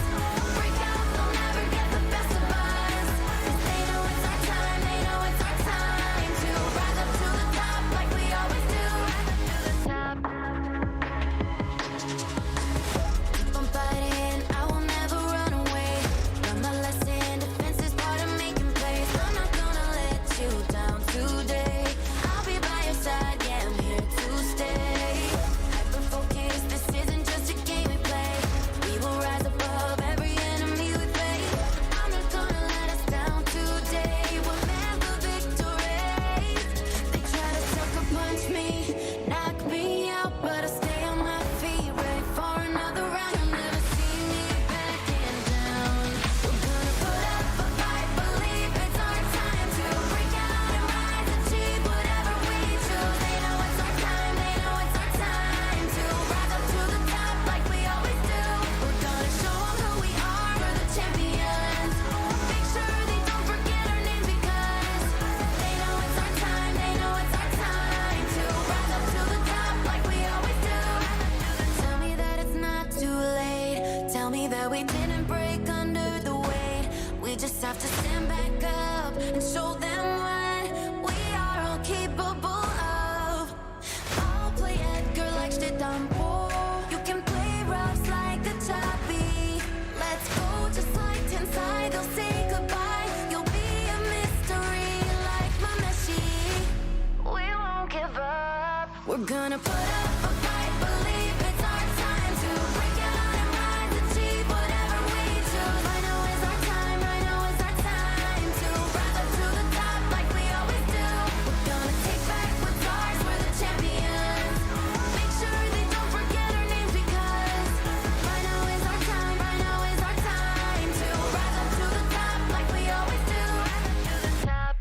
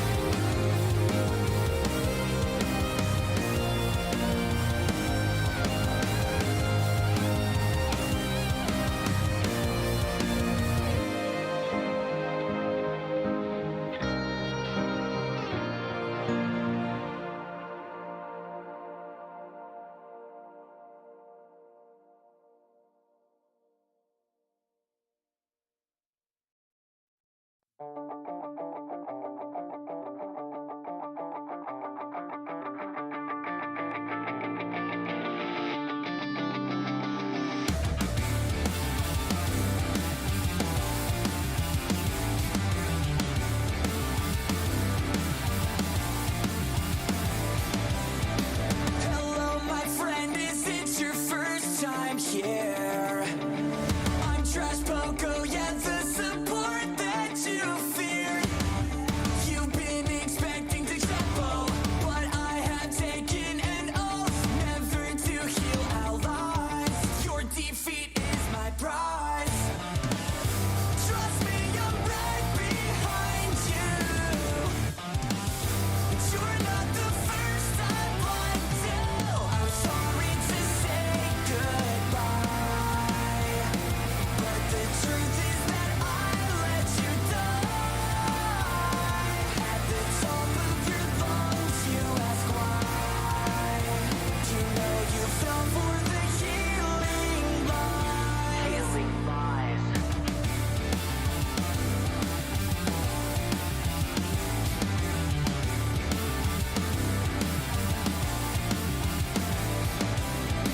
Hello again, I hope I made things clear. Today's the day, yeah, I will end your career. I've been busy getting aggro, just when you needed a clutch, but I didn't even try. Just another healing lie. Trust me, I'm right behind you. You're not the first I've lied to. I'm sorry to say goodbye, but the truth is that I let you die. At the top of your lungs, you ask why. You know you fell for the healing lies.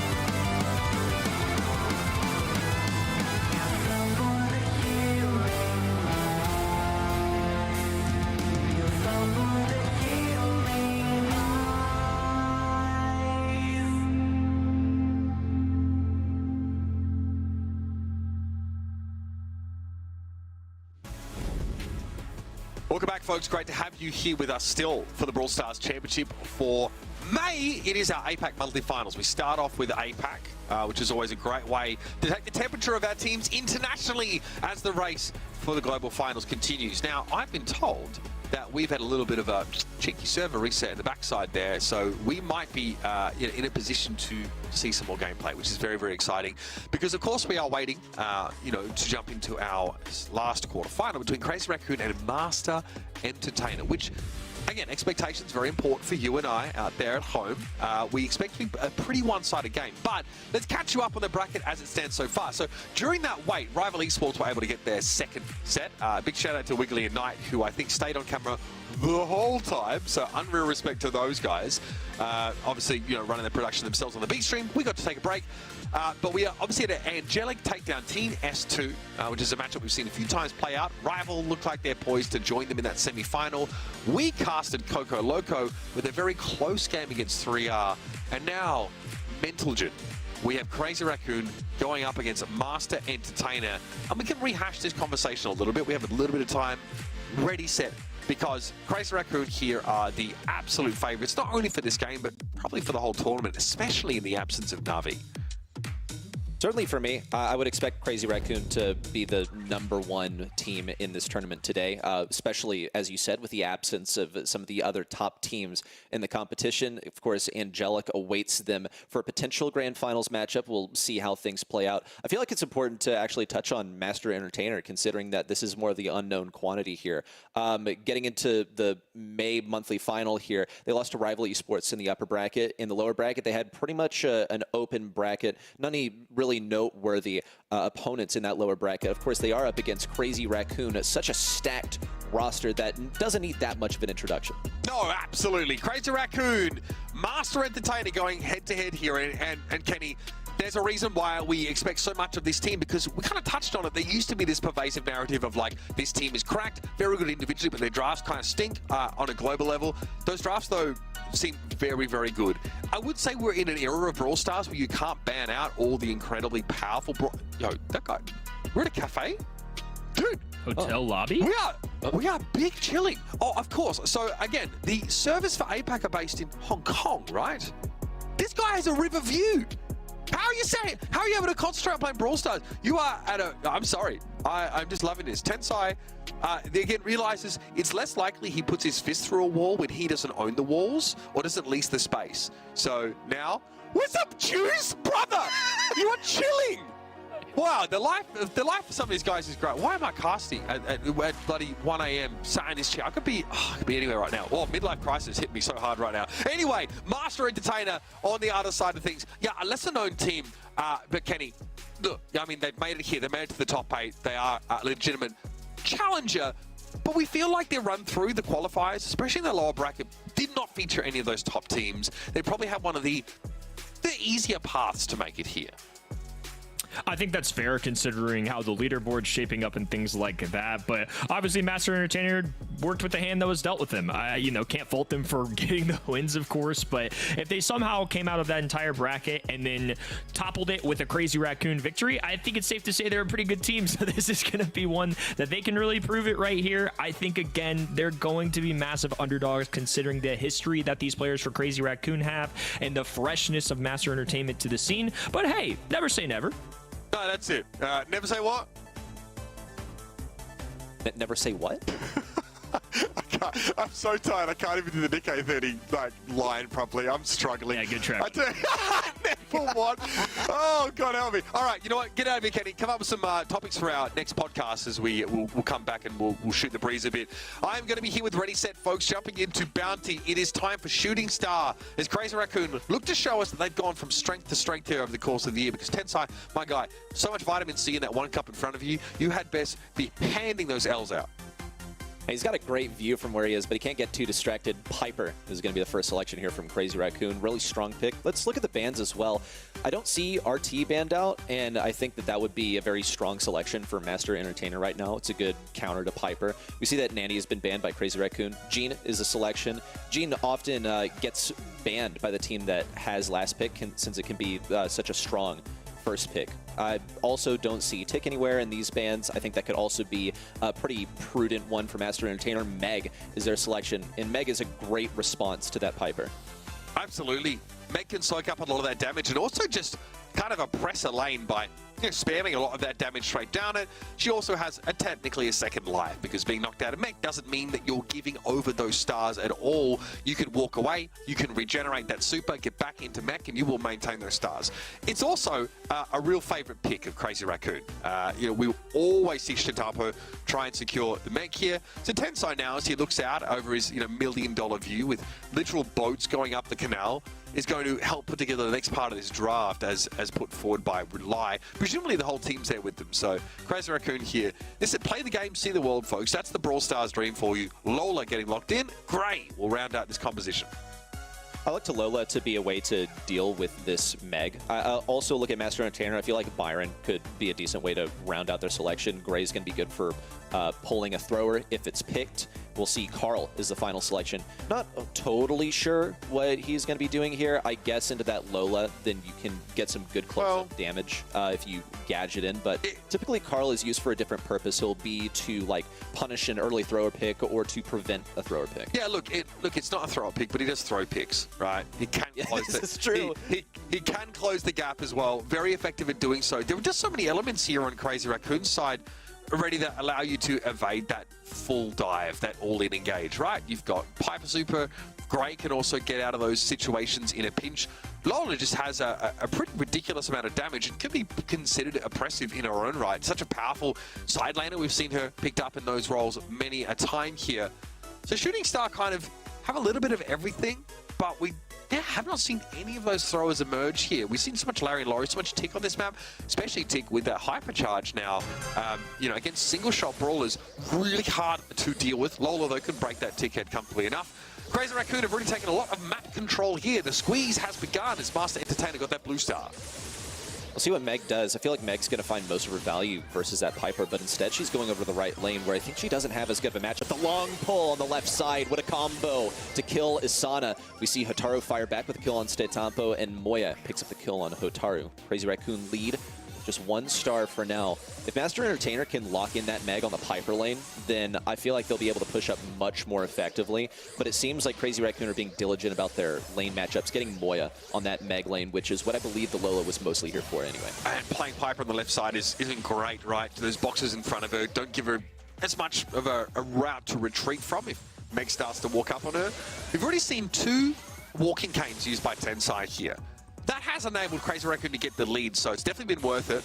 Vengeful Spirits here for just some poke and nothing else. It's a very polarizing gadget.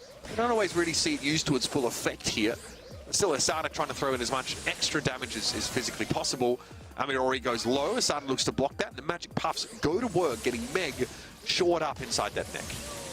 Hotaru tries to spearhead a charge on this right side. Amayori looking for some value, but still getting shut down by Moya, even though he's on the complete other side of the map. Hello. Nice TP in from Tensai. A kill misses from Amayori as Tensai and Moya get to make it away free on the left side. Hotaru also. No real value there with the gadget and the super. All out of gadgets. Another kill for Tensai. And this one's already in the books. Crazy Raccoon pick up 2 more kills to finish out game 1. Oh, God. Meg, very powerful, right? But when you don't have that Meg, my goodness, you may as well be a porter, a Mr. P porter, in terms of your effectiveness. Like, it is crazy, just like the 2 different sides of the coin that you exist on there.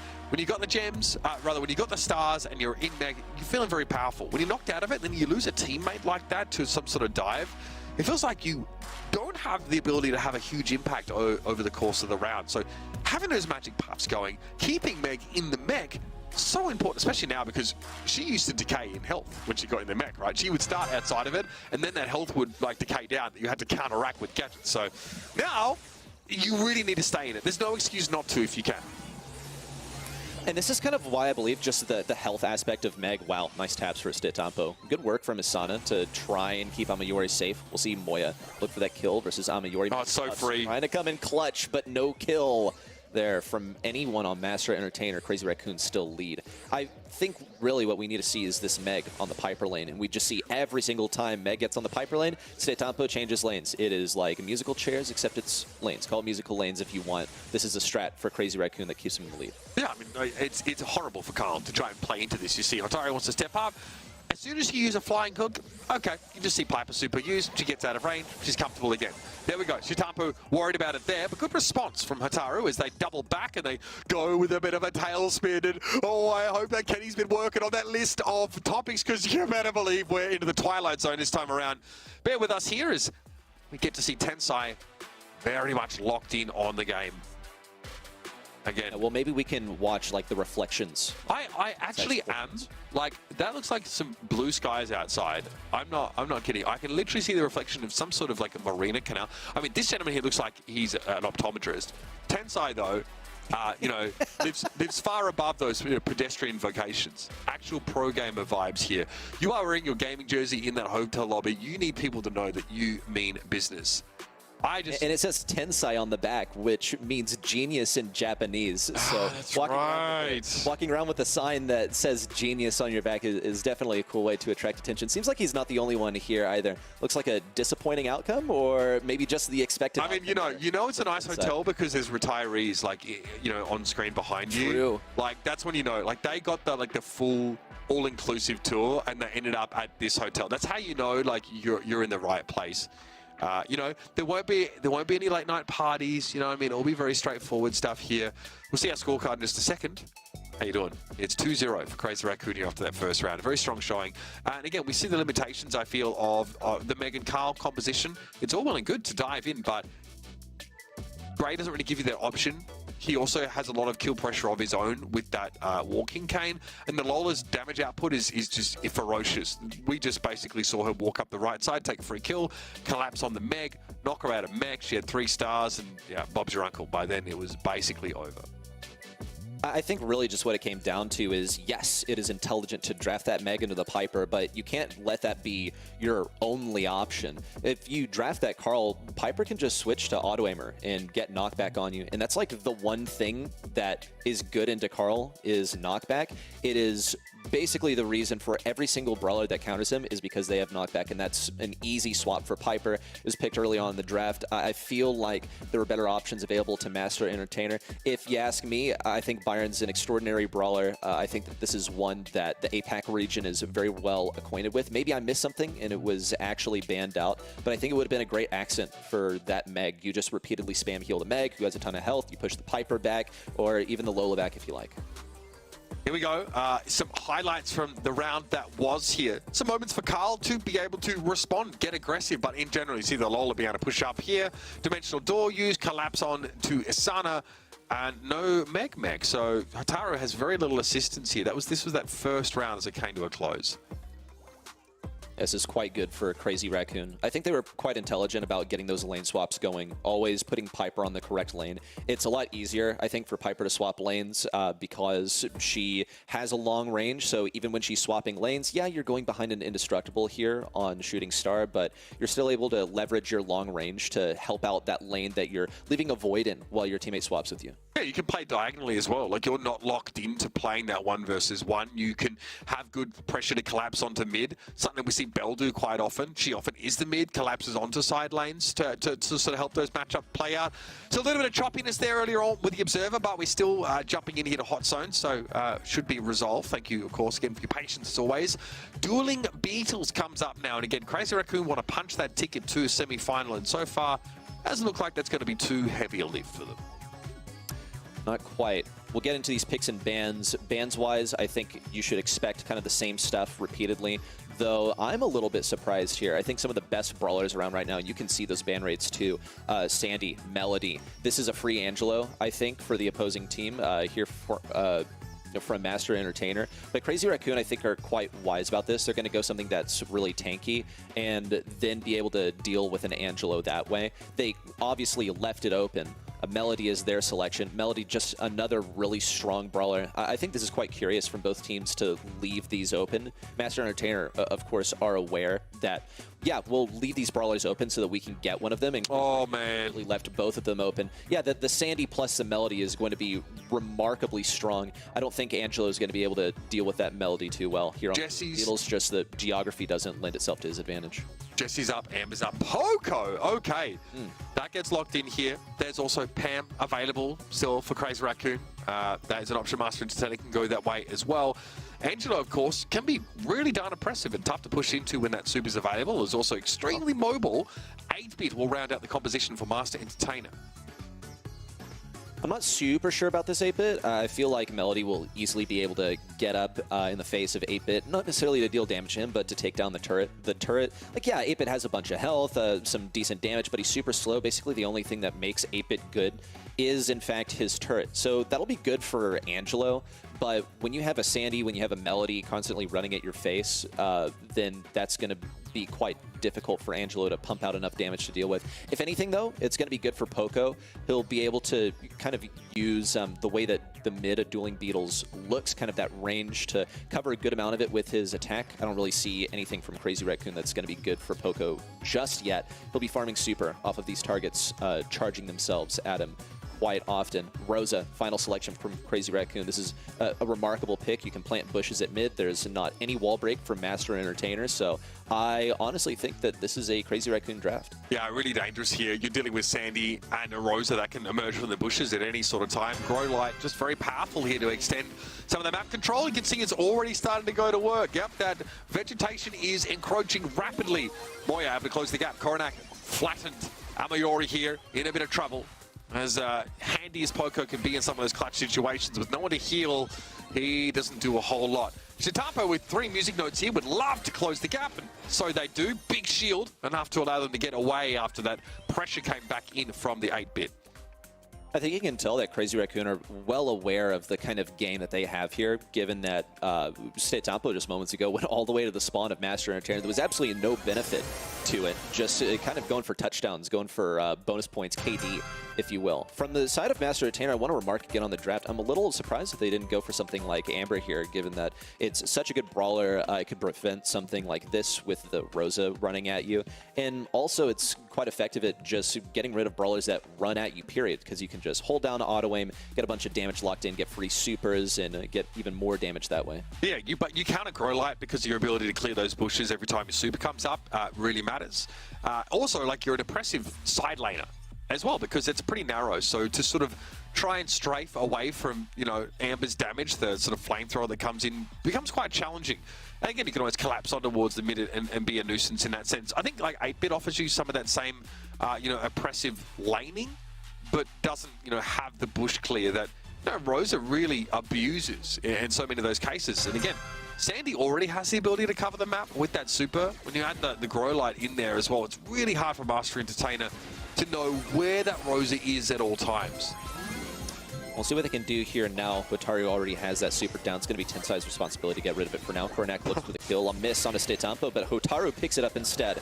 We see Tensai's gotten his super down. This is going to force Master Entertainer out if they wish to escape with their lives. Amayori gets a bit of damage there on Amoya. He's trying to fight this 1v2, and honestly, it's kind of working so far. If only he were able to get that last damage on Tensai. Currently versus Amoya here, getting quite a bit of damage, but still, you're not going to be able to out-DPS the Rosa shield as a Poco. No, and again, like, when that hypercharge starts to become a factor, the grasping roots are really hard to deal with. Rosa can become an absolute monster.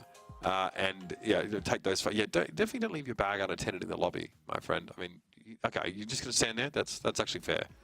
You're pretty close by. That is a big bag. Is that a box of tissues you pulled out? Oh, it's a lunchbox? Is that lunch? What is it for lunch? Okay. Oh, no. Are those paintbrushes? Those appear to be chopsticks. He's having... okay. It is... it is actually lunch. Pardon me. Okay, now I'm kind of bought into this narrative here. I love the vintage... I think that's a Paris tin. I think that's what it sort of said on there. So, yeah. Oh, come on. Really? I want to... Okay, fair enough. We have games to play. Yeah, I'm locked in. Again, the same issues, right? That oppression from the Rosa is going to give Crazy Raccoon here this second set quite comfortably. Master Entertainer struggling to keep pace here with this... Oh, what is it? I want to see what's in the lunchbox. Struggling to keep pace with these absolute world beaters as Crazy Raccoon comfortable here. They are the top seed, taking on the bottom seed. So they do look like they have a pretty safe path here towards these semis. I mean, I'll be a critic of the draft once again. Hindsight is 20/20, right? You see the Rosa come up and then you go, darn, like I wish I had an Amber for that.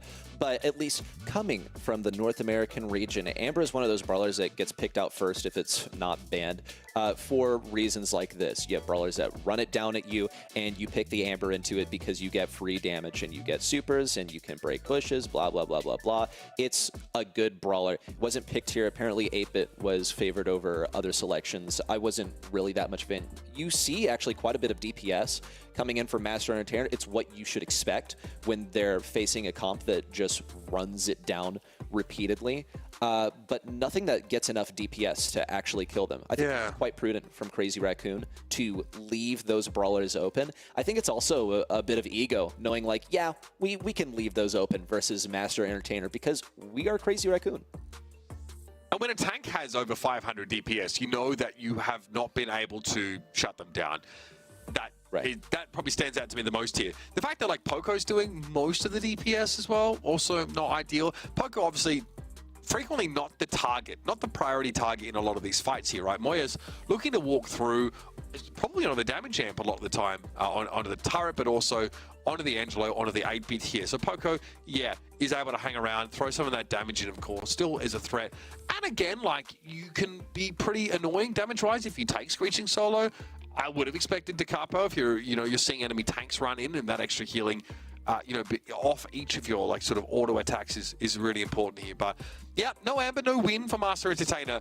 It seemed like the Rosa pick was really easy for. Yeah, you better sip that juice, my guy, because you ain't going to be here for much longer by the looks of things. You are racing through this game.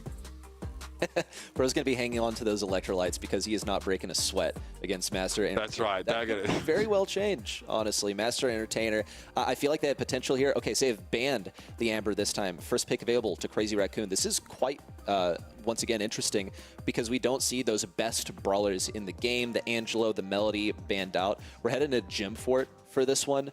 Meta here is a little bit different. You're going to want to hang out at mid for as long as you can. Crow is a selection from Crazy Raccoon, and I've seen some Crow haters around. I think this is actually a quite good brawler that's really slept on recently. Nita, also for Master Entertainer, is going to occupy mid. Crazy Raccoon have a couple of opportunities to break open mid and diminish the value of Nita, but for now, they're going to have to be wise about whether they pick a tank or not. Byron comes in. Very powerful and hotly contested pick that we saw banned in that previous game. But in a map like Gen 4, a very safe mid, one that can also use those walls and be that pseudo thrower when that super is available. We're racing the game. They're wasting no more time. So we can see, what, is that Janet? The Tensai? Okay. Watch the birdie. Oh, the buzz. This is, in fact, Janet. There's a buzz here as well, though. Coronac straight away throws that gadget in, has super up here. Tensai must respect this. Janet obviously does the same amount of damage, whether it's a short or long-range shot, which makes her really flexible, really versatile. It's definitely an unexpected pick here, though. I think more than anything, well, firstly, Tensai can throw down and drop the base, and oh, it's annoying. Like it does just now, yeah, find out where the enemies are. It's very easily dealt with, clearly. Amayori seemed to expend a super on that. Looks like we're speed running. Oh, no, okay, that was the previous game. That was the previous game. Oh. We're still here. Yeah, I looked at the comps. So, yeah, look, they drop the base is good. It does decay down, so it doesn't stay forever, but it's annoying. It's so much so that Coronac is, you know, more than happy to use that gadget again to close on it. But the Sandy, still a problem, really. Very impressive. So much of this map is covered up, and Moya is a problem. I'd say the buzz is a little scary for Crazy Raccoon, but Tensai is going on a bombing run here, dropping Coronac down to a very small amount of HP. Wow, and we see Moya as well with the hypercharge, getting the kill, and Master Entertainer spawn. They're running it back with 12 gems and 12 seconds left for Master Entertainer to try and bring this back. Otaru now throwing down the super. It's not going to do much. Tensai and Moya get to just back away, but actually Tensai falls to that final shot from Amayori. Coronac trying to escape, and Amayori keeping him alive. Maybe this is what the Crow was supposed to help with, was a possible pick of Byron for Master Entertainer. He's going to be diminishing the healing that is available to Byron, but Byron still heals a ton. See on the right side, actually a pinch between Tensai and Moya that appear to be Tensai's final gadget as well. Master Entertainer approach 10 gems. They only need one more to start their countdown of their own. Tensai needs to respect this Byron, though. That was a super there used for defensive purposes, I think. Tensai wants to get the gems! They've been dropped, but Coronac's a problem. This is going to get them to threshold here. Crazy Raccoon now have 10. Coronac, it is a speculative super there. Now, of course, that super gets reset every time Coronac hits a wall, but he missed one, so, okay. Not ideal. The buzz no longer can charge across the map here. There was no opportunity for Amayori to reset the countdown with that super. There was only one gem that went loose, and I'm telling you, that buzz hits another wall with that second super. That goes very differently. I'm quite surprised that didn't make contact with the Indestructible there, because if it had, then I think certainly they would have gotten a countdown reset at minimum. And even then some could have made away with those gems. Even just a reset there would have been very valuable. Master Entertainer only needed an extra gem in order to tie up the countdown and keep that game going. With Crazy Raccoon, of course, having surrendered all control of mid. We'll see Coronac actually stunned mid-super onto the Sandy, who's now approaching them from behind. Coronac now looking for the value, has a good old-fashioned... Oh, Rude Sands! See Byron spawn, excuse me, despawn, if you will. Drop all those gems on the ground for Tensai to pick up, now approaching 5. Again, like drop the base and Rude Sands, both do damage, right? A small amount of damage. So if you get someone low enough, you throw that down, you can actually basically secure yourself a free kill. Nice from Shitapo here. Tensai really hard to touch. When Janna has that super available, trying to lock her down is basically impossible. And now Coronac's not really in a position to threaten anybody. Tensai, obviously the optimal gem carry because of that safety in that super. And good damage from Shitapo, just bursting there out of that sandstorm. Moya does not mind going down to Coronac. It's tough to win out against the buzz at the best of times. Now Coronac does have that super up, so Tensai doesn't have one available. Do need to fear the buzz, but Coronac is low, currently being topped up. Coronac needs some value here. Oh! Super on a Tensai, the stun, but no kill. 403 health left, and not a teammate in sight from Master Entertainer Crazy Raccoon close things out, and they're going on to the semifinals. Yeah, that is going to do it here. Crazy Raccoon make it a 3-0 sweep of their opponents. Master Entertainer, talk about a baptism of fire here. Finally making it to a monthly final and having to walk into the final bosses themselves. And they were ready. They were warmed up. They were hydrated. They had electrolytes in their system. No shortage of vitamin C. They probably had the continental buffet, but that's fine. I'm not jealous. You know, that's probably what you do when you're at a hotel. They're probably going for a guided tour of the city later on, maybe like a canal experience. Yeah, it's cool. No worries. You know, we're here. We got more to talk about. Crazy Raccoon, they won't be doing all those things until they get done here with these monthly finals. Good start so far. They punched their ticket to the semis as we expected in a pretty one-sided game. Some would call it unclose. Unclose. That's a pretty good way of putting it. I mean, yes, it was a 6-0 sweep. We're, you know, typically talking in terms of sets here, but I'll make a special exception when it's a flawless victory. Not a single game has been dropped from Crazy Raccoon. And when they'll do this at the World Finals, we saw two separate teams that were in their group stage, then you should expect the same to happen when you're mastering them in their home region. But they had, what, SK and Foot in the same team, right? God bless them, because they gave us that SK Foot matchup that will go down in Brawl history as one of the most hyped games ever. But finally, we got to the game because they both got pooped on by Crazy Raccoon. That's, you know, a side story. Hopefully we have more, you know, narratives like that emerging from this year's World Finals. With Crazy Raccoon here, again, they have had a similarly straightforward performance against Master Entertainer here. The buzz is scary. It is so frightening. Tensai had like 100 HP after Coronac, run down the middle of the map with that hypercharged super spree, but couldn't force him to part with the gems. It cannot be a one-man army. Crazy Raccoon takes all of the glory. We see that Crow first pick really coming in clutch to deal with the Byron. I think Crazy Raccoon are hyper-aware of what's going on in the meta. They don't want to really reveal anything versus Master Entertainer. Of course, they had that grand final in their sights, and they can't be revealing their bans or their picks, so they've actually even decided to just not ban the Melody or the Angela, which I think is honestly a little hilarious, which has led to some great moments in those previous couple of sets. It ends up with Crazy Raccoon getting a 2-0 in every single one of them. Yeah, one side, like you said, basically been a flawless run for this Crazy Raccoon team, which is fine. I mean, this team, this Crazy Raccoon squad are not unbeatable. We've seen them bleed on multiple occasions, and we do expect them to have some pretty stiff competition here. Like, looking at the bracket, we've seen Angelic make it through. Like, that's maybe to be expected. Not a huge surprise there. There are a number of these teams, though, that can put pressure on them. So I do want to know what you all at home are thinking. You know, we've really started to cultivate this parasocial relationship now. I want to know who you think's going to win. And you can do that over at event.brawlstars.com by throwing your predictions up. They might be closed by now, but hopefully you've got them in already. You can also vote, like, it will literally ask you on the side, who do you think is going to win this game? Even if you haven't put your preds in, you still have a chance to get yourself some tokens. So if you missed out on that, stick around, because there's a ton of ways for you to interact, like giving us your MVP, which we're going to talk about, obviously, you know, pretty soon. Great way to vote on who you thought had the biggest impact on the game, and you'll be rewarded with more star drops. I scratch your back, you scratch mine. That's how we roll. We're going to go to a break now, though. We will, of course, be catching our first semi-final. It'll be Angelic versus Rival Esports right after this. The Snapdragon Pro Series Brawl Stars Championship is brought to you by Snapdragon Elite Gaming, Monster Energy, and DHL.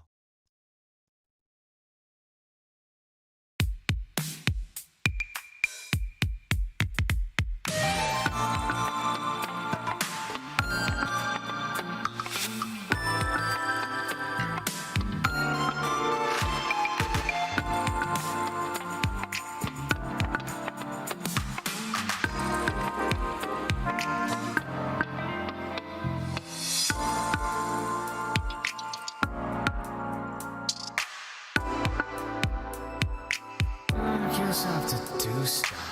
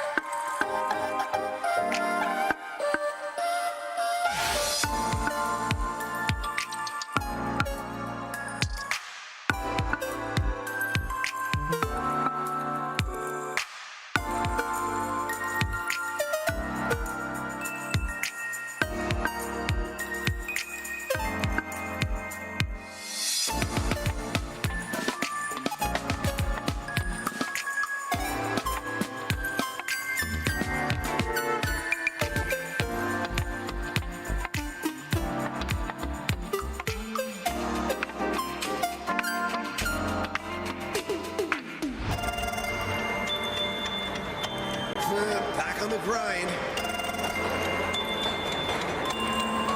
Boring.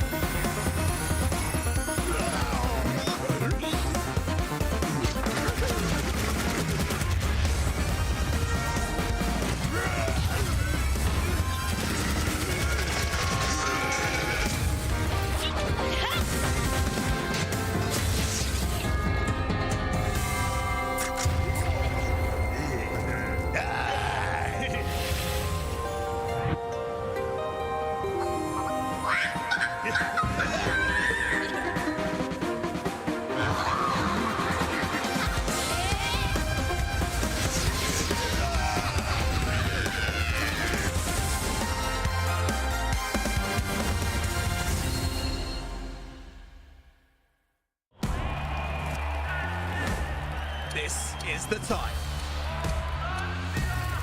The time when dreams come true and legends are born. Oh my word! This is the place. Some seriously spicy stuff. An absolute masterclass! The place where teams from across the globe come to battle it out for their shot at glory. Oh, you're kidding! And a piece of up to $2 million in prizing. No pressure, guys. No pressure. This is the feeling. It's beautiful! The once-in-a-lifetime feeling of lifting the trophy at the Brawl Stars World Finals. Here comes the push. Here's the damage.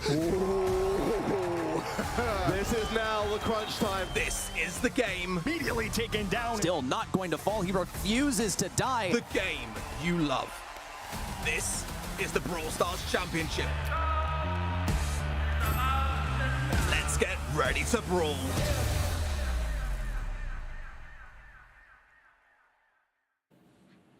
The Snapdragon Pros. Welcome back, everybody. Would you believe it? It's the Brawl Stars Championship powered by none other than the Snapdragon Pro Series. I get paid every time I say that. A lot of money. So it allows me to live in California, so I'm going to keep doing it. Great to have you back. This is APAC, of course, our May monthly finals, and watch out, I'm going to be close to the camera there. We are heading into our semis, so we've managed to get our quarterfinals out of the way. Thanks for sticking with us so far.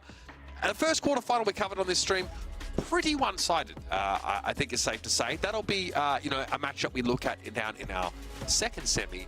But our first semi-final features two games that happened, or two teams rather, that came out of their games on the B stream. We had Angelic take down Team S2. It was a 3-1 score. Rival Esports over Why We Lose, the team that vanquished Na'Vi in the qualifiers. They fell, and now we have this matchup, Angelic versus Rival. Lower side of the bracket, folks, Coco Loco. The first game we covered at Advance over 3R. They'll be taking on Crazy Raccoon, who had a very easy start to their monthly finals campaign.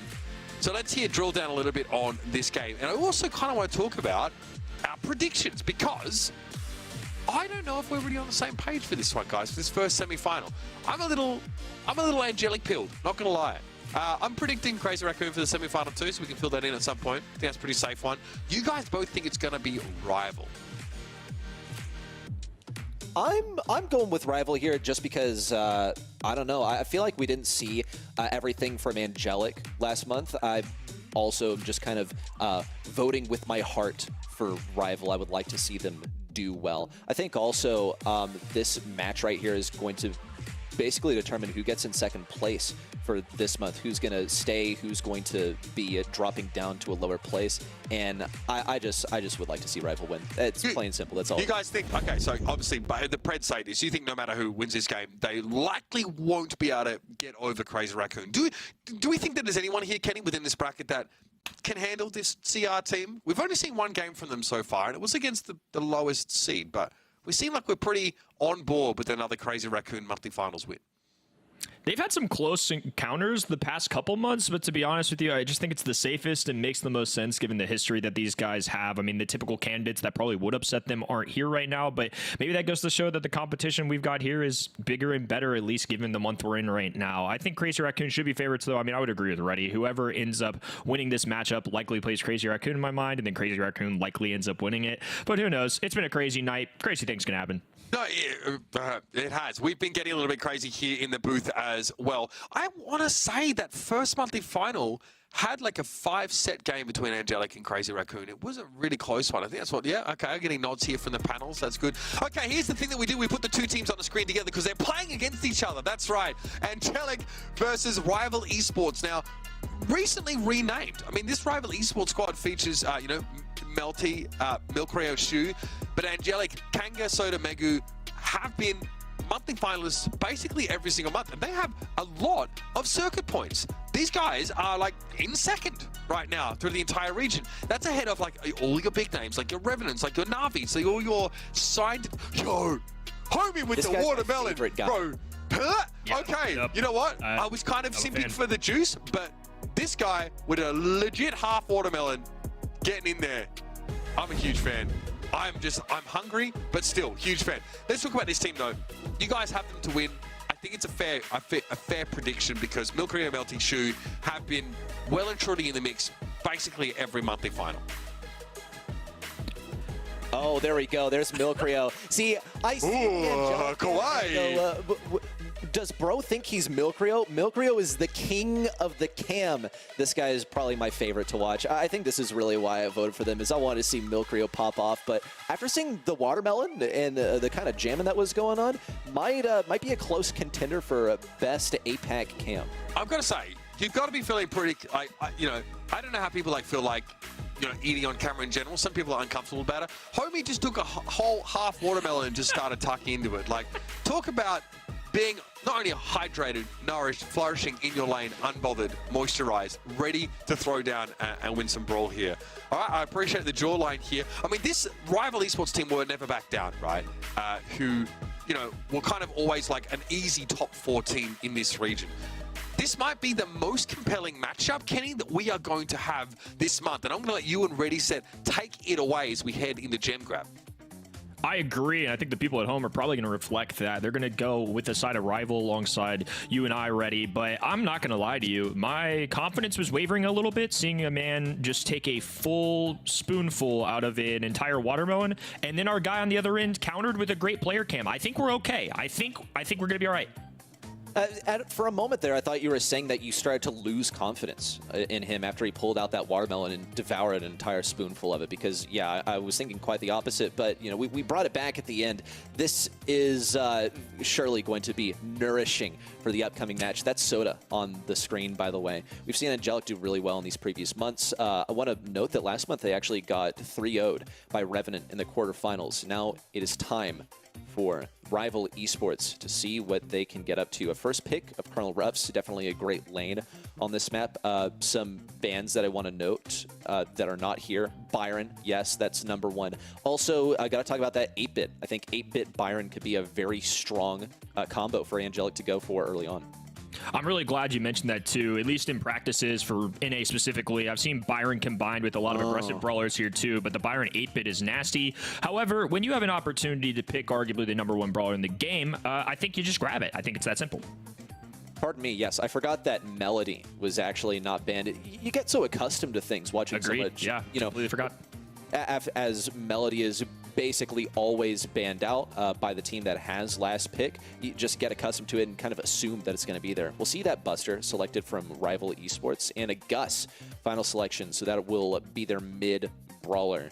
Who's going to be on that lane versus Buster? What does Angelic want? I think that Melody's going to be effective for rushing things down. I think that they risk feeding that Ruffs, but I think she's also going to be quite good into that Buster. Ashe, another brawler that will be fantastic into the Buster. This is what Buster struggles at, is killing brawlers that he doesn't 3-shot. He just has terrible reload speed. His super is good, but if he wants to get kills, then he's going to have to 3-shot a brawler. Can't do that with Melody, can't do that with Ashe. Byron Ashe, we were already aware over a year ago, honestly, that this is an OP combo. So I like this draft for Angelic way more than for Rival Esports.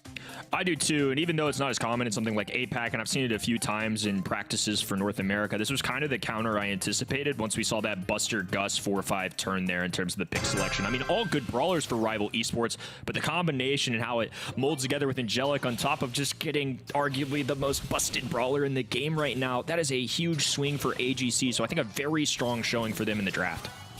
Okay, Soda looking to make his first moves on mid, being forced over to the right by Shu, but still no one can grab those gems. Melty picking up a couple of them, but 2 more await on the side of Angelic. Another gadget from Shu to keep these guys back. Looks like Rival Esports want to get these first few gems for free. They're not going to be able to pick up the 3 that Soda just acquired.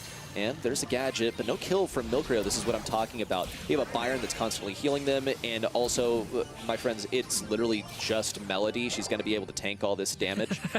You're not going to be killing that as a Buster. We see a kill for Soda also on the back right there for Shu. Angelic lead with 3 gems, but it now narrows to just a 2-gem lead as Rival Esports picks up 1. Pretty even fight going down as well. Shu being very oppressive with that air superiority gadget. Gus can now take over in the mid here too. It's going to be a pretty even matchup, I would say, in terms of range between the Gus and the Byron. And Ganga going to come in swinging here. This is a matchup that Milkrio can struggle with, backing up just enough here. Melty distributing a shield as well. And Ganga just trying to get a few swipes in on him as Shu, once again, dropping this gadget. It automatically forces Angelic away as well. So they're going to be in their back lines while Shu gets really aggressive as a Colonel Ruffs. Okay, Shu kind of voluntarily pinching himself on the right side, but Soda and Megu were not able to capitalize. Shu was able to get out of there without taking too much damage, acquiring a super. Things are all good. Broke open some walls that are quite useful for Angelic along the way. Every single member of Rival Esports is buffed by Colonel Refs at the moment. Kanga looks for the kill on the left side also, but no dice there. Megu's best bet, honestly, is going to be rushing down Melty. He's holding 9 gems. He has a super, and also Gus is able to knock him back. There it is. It happened before our very eyes. Megu's going to have to fight for yet another super. Meanwhile, Melty focuses on getting one of his own. Soda can't get these 2 gems. It's going to be Kanga's responsibility, but the countdown belongs to the opposing team for now. Red running away with all of these gems. Rival Esports with an advantage here in game number 1 of our first semifinals as we try and piece together how this in-game is going to go down. Looking like they're sitting comfortable for now. An 11th gem, a very important one there with a couple seconds on the clock, should secure things, and we get confirmation of that. That red team did end up winning that. At that point, they were just simply backing away. Once you get an 11th gem, there just wasn't enough time to tie things up, at least from the gem mine ready. So I think once they established that control, got that 11th, it was pretty much done and dusted. Well, excuse me for questioning the draft. They had that Melody open and they went for the Colonel Refs anyway. And what did they make of it? Well, they got 3 supers and all of them stayed alive, basically. I thought that Melody was going to be running it down more, but when Melty had that super, there wasn't really much Megu could do. The knockback was quite effective. You make yourself more tanky by getting the shield on yourself. You get even more damage, assuming that this Gus is running Spirit Animal. We'll see Megu once again equipped with the super. Kanga tries to rush it down the left side. Super popped by Melty. It looks like his strat is just going to be pop these on himself as Milkrio and Shu try to lock down the lanes. Now Melody goes all the way for the back lines, possibly looking to heal up before a big push in to steal these gems from Melty. And Kanga getting powered up by all those heals. It allows him to be more aggressive. Milcreo, though, stomping the foot, not allowing him to progress any further. Melty lobbing up some extra shots and a bubble as well. The aggression continues. Rival Esports, complete map control, winning the kill category. Just everything going right for them right now. Even Colonel Russ getting in the mix. Kanga needs to get this kill on the right side. Looks like Milcreo somehow survived, as Ash just didn't have enough damage to make it work. Melty keeps Milcreo alive as well with that shield. Soda's trying to chip down Milcreo on the right as well. Soda's probably quite close to that super too. Rat's down, easy for Milcreo to take down, but Kanga gets the aggression. Right into Shu though, who charges a super off of him for free. Still taken down by Soda.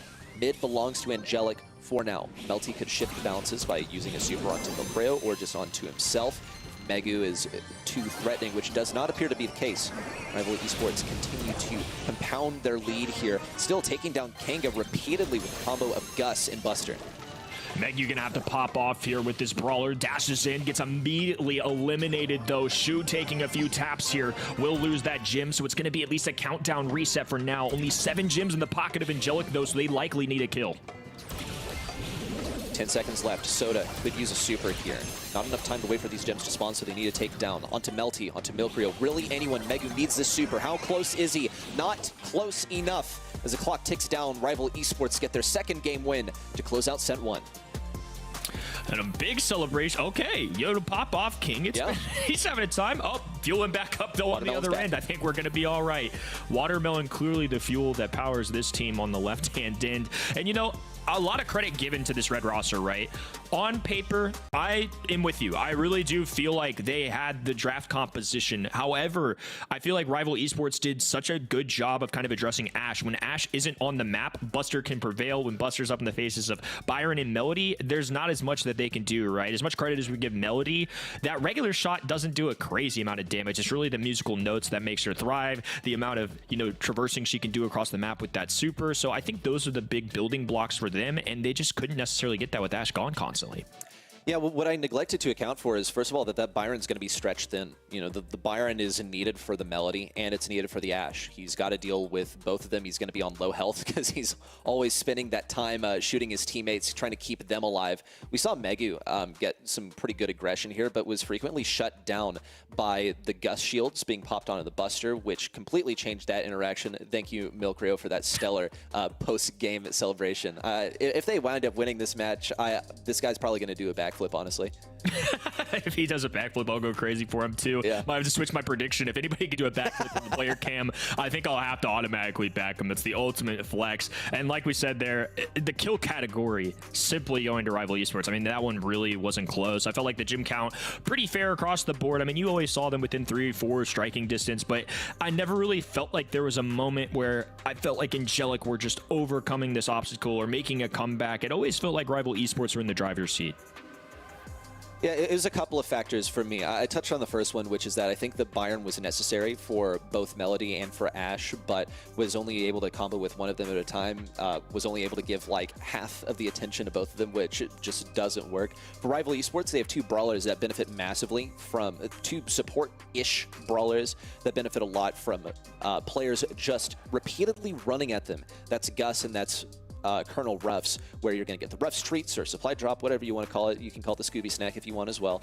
And then you have Gus as well, who's going to be completely changing that Buster interaction with other tanks by giving him the super, giving him more damage, if provided he's running Spirit Animal, and a bit more health to tank for long enough to get his next attack. Move into Gold Arm Gulch for our second set of this matchup. It's a new introduction to the map pool once again, and honestly, can I just say, like, I'm not a huge fan of Gold Arm Gulch. The way that it plays typically is you just rush the left lane, and then you fight east versus west for the entire time. You wait for things to close you in. You just try and, like, you know, get some picks there before the final poison closes in, and then that's when all the action happens. Well, some bans immediately going through that catch my eye. We see Kit for both sides, neither end wanting to deal with that. Once again, Melody, I think, sliding through, though. I caught Angelo on that left-hand end, which means Gene's going to be left open. Tick, a very pesky one to deal with, even at a professional level. We've all been there. We don't like dealing with those mines either. And then Charlie going to be the other one thrown out here from Rival Esports. Okay, reaction of Ruffs from Angelic. I like that sandbag gadget. We'll be able to block out some of those Gene supers. I think it'll be quite effective for blocking sharpshooters as well. And can break walls if necessary. Rival Esports, of course, can still go for a thrower pick if they want to. That would be quite easily punished by Angelic. RT, also, note that Piper has not been banned, so I think RT is going to be good into Piper and good just basically everywhere else. Sprout, here's the early thrower pick. I think that Colonel Refs will be pretty effective for this. He just needs to get the supers to begin with. Sprout also is able to take down those sandbags in just like a single shot with splash damage. I want to finish the discussion of RT though. Had a gadget change, now gets a super for free, and you also heal a little bit by going back to like your normal form. You're basically able to become Jackie, then become a sharpshooter again if you want. Max going to be the last selection here as well, so that very historical Max Gene combination. Certainly prevalent right now, considering they both got hypercharges. I do like the Sprout pick as well, especially if you can get that wall break down for the side of Angelic. They can certainly deal with that a little bit easier. And I think you bring up some great points with RT. I think he's not the first sharpshooter that comes to mind per se, but obviously in the specific matchups that we'd be kind of looking out for, the Pipers of the world, like you mentioned, I think it'd certainly work out. Hey, final pick from Angelic. What are they going to do? Mortis? I guess. Yeah, why not? The last time I saw Angelic run the Mortis, though, it actually didn't work. So we'll see if they can make it happen this time. Into that Sprout is definitely going to be effective. Gene has CC. You're going to be knocked away probably by the Magic Puffs. I guess it keeps Angelic safe from Gene running Vengeful Spirits, but I don't think that's usually how the mentality goes. We're not really trying to avoid the 1,000 damage he's able to do with Vengeful Spirits. Mortis is going to be able to take down that Sprout quite easily. And they might just like go for a gank early on, low-key. They could wait for the final seconds and then get it going from there. I think also another important synergy to note that we talk about all the time is that Max in Gene combo, where you can essentially get a free pull. It's not going to be as free, though, when Soda has these sandbags ready to go at a moment's notice. Great observation as well, and this super going to, or excuse me, this star power going to be able to power up teammates as well. So the closer they stay herded together here, the more HP they're going to be able to gain throughout this entire round. So this is certainly going to be more of a passive playstyle, I think, at least off the beginning for AGC, and then maybe they let Kanga loose like we see right now. Okay, this is what I think was going on. Megu almost got that last mark onto, I believe it was Milk Rio. He managed to mark both of the other members of Rival Esports, and Kanga was there ready to take advantage of every single teammate being marked and then go for some kind of like team wipe there. I believe that's what the mentality was. See Kanga try to sneak towards the top of this left side. It's not going to be successful as Sprout blocks things off. Milk Rio and Shu keep these guys locked into spawn. With a poison at their backs, they have to move though. They don't have any other options. Megu looks to get some marks here. He's still going to have to work for these. Kanga also trying to create the pressure onto Melty. We see Milkrio has this super. Could be free. There it is. The lamp blowout. Still a kill. Kanga into the poison. Okay, sure. Did he get a super? I guess we'll find out in a second whether it was a worthwhile venture into the poison. Well, on the other end, it looks like Sprout's already got a hypercharge ready to go. Obviously deploying that wall there. Gene's got a pull. And the side of Angelic, I mean, they dive in, they get aggressive, but I feel like the side of Rival Esports played that very intelligently, very kind of getting in front of things, right? They played that more aggressive play style early on, especially for a composition that doesn't really look to be that. I think they know what they have to do considering the defensive stance that the side of Angelic took. I think both teams here pretty much have to play aggro because, yes, like 2/3 of your team isn't Mortis, but that 1/3 of your team that is Mortis is only really going to succeed when he's playing the aggro. For the opposing side, you can punish his Gene, you can punish anyone that's getting too close to you with that super, and also you can just keep things back, push people into their spawn, constantly chipping them down. They don't find opportunities to heal, and I think Sprout was also quite useful for making sure that no one like slipped higher up on that left lane from the side of Angelic. I thought the wall placement was really solid in that round number 1. I mean, considering that Sprout, Gene, Max, that doesn't necessarily on paper look like an aggressive composition. I think the play style and the adjustment that Rival Esports made was a very solid one. And I think even though on paper we see somebody like Mortis who traditionally does really well into those opposing brawlers, particularly Sprout, other throwers, squishy brawlers like we're used to seeing him do, I think it was a little bit harder and not as easy as we thought it could be possibly, given what that historically has been. Mortis going to be somebody that you really have to play properly, and as much fun as a lot of people have on ladder with him, he's definitely still hard to win with here at our professional level. Yeah, typically you just see the Mortis picked when it's like, guys, like Mortis here would be awesome. Is that a Mortis in the background? Did I see a Mortis on the player cam as well? I think that was like a Mortis poster in the background. Yeah, is that Rogue Mortis in the background? Or maybe it's just someone else with a sword. It just kind of looks like a Mortis. Yeah, I wonder who won based on those player reactions. Kind of hard to tell already. Tough question. Yeah, I'm going to presume the other end probably ended up winning that one, and that's the confirmation we're going to get here. Red victory, so Rival Esports going to be up 1-0 in our second set. Okay, Angelic are taking a bit of a different approach this time. Typically, you rush the left lane, and Angelic are quite aware of this. They did in the last game. Now they're having Kanga push up that right side, but it's actually really quickly abandoned as he wasn't able to handle the smoke from every single member of Rival Esports standing their ground on the right side. Here comes Melty, same exact move. Places that hedge on the left side. Now you can't move up there. Now you're not fully concealed by those bushes. Kanga would like to try and get behind the enemy team and create pressure that way, but it's simply not an option for him anymore. Yeah, and another choke point there as well, and I believe that's going to be what happened previously. I think likely still in the middle of that round for game number 2. But the more choke points that they can kind of get every single time they place that Sprout wall down in that grass, that's just a little more visibility that they have, and that's very important to assassins like Mortis. If you can't see him, it's hard to deal with him, and oh, poor Mortis going to be all by himself here, likely going to be throwing in the towel. I want to feel bad for him, but at the same time, no. You did this to yourself. You picked Mortis thinking, we're the all Hong Kong roster. Look at us. We're going to ping diff everyone. But it just doesn't work when you're into something like that. Gene, who's able to use Lamp Blowout. Melty also is really the only thing that Kanga's going to be good into here. You see he takes a decent amount of damage on the right side. He's forced to retreat. They're hanging on to whatever bushes they have left. But Rival Esports have this Sprout up their sleeve, and it's heavily defended by Milcreo and Shu. And he's got that revolving hypercharge when he wants to use it too. There's another cutoff. I mean, less and less grass that they're going to be able to work with. At this point, Kanga said, I'm just going to try the other end, man. It's not working out over here. I guess using him more as an aggressor, a distraction. We're going to see him on that right-hand side while Milcreo and Shu deal with this. Melty deciding to drop that hypercharge here. A huge choke point on this left-hand end. And Kanga, Megu going to be forced down to the very bottom of the map where that fog is going to start to close in. Okay, Sprout still looking for yet another super. Excellent pull there from Milcreo. It's not all over yet for Angelic, but it might as well be. They're nearly out of options. Melty can't recover this wall because he doesn't have a gadget. Soda all the way estranged on the right side. There's a lamp blowout on Kanga. No dice, no options at all. Not a single casualty on the side of Rival Esports. Thank you again for that excellent. Milcreo, is this going to be the Milcreo or is this called something else?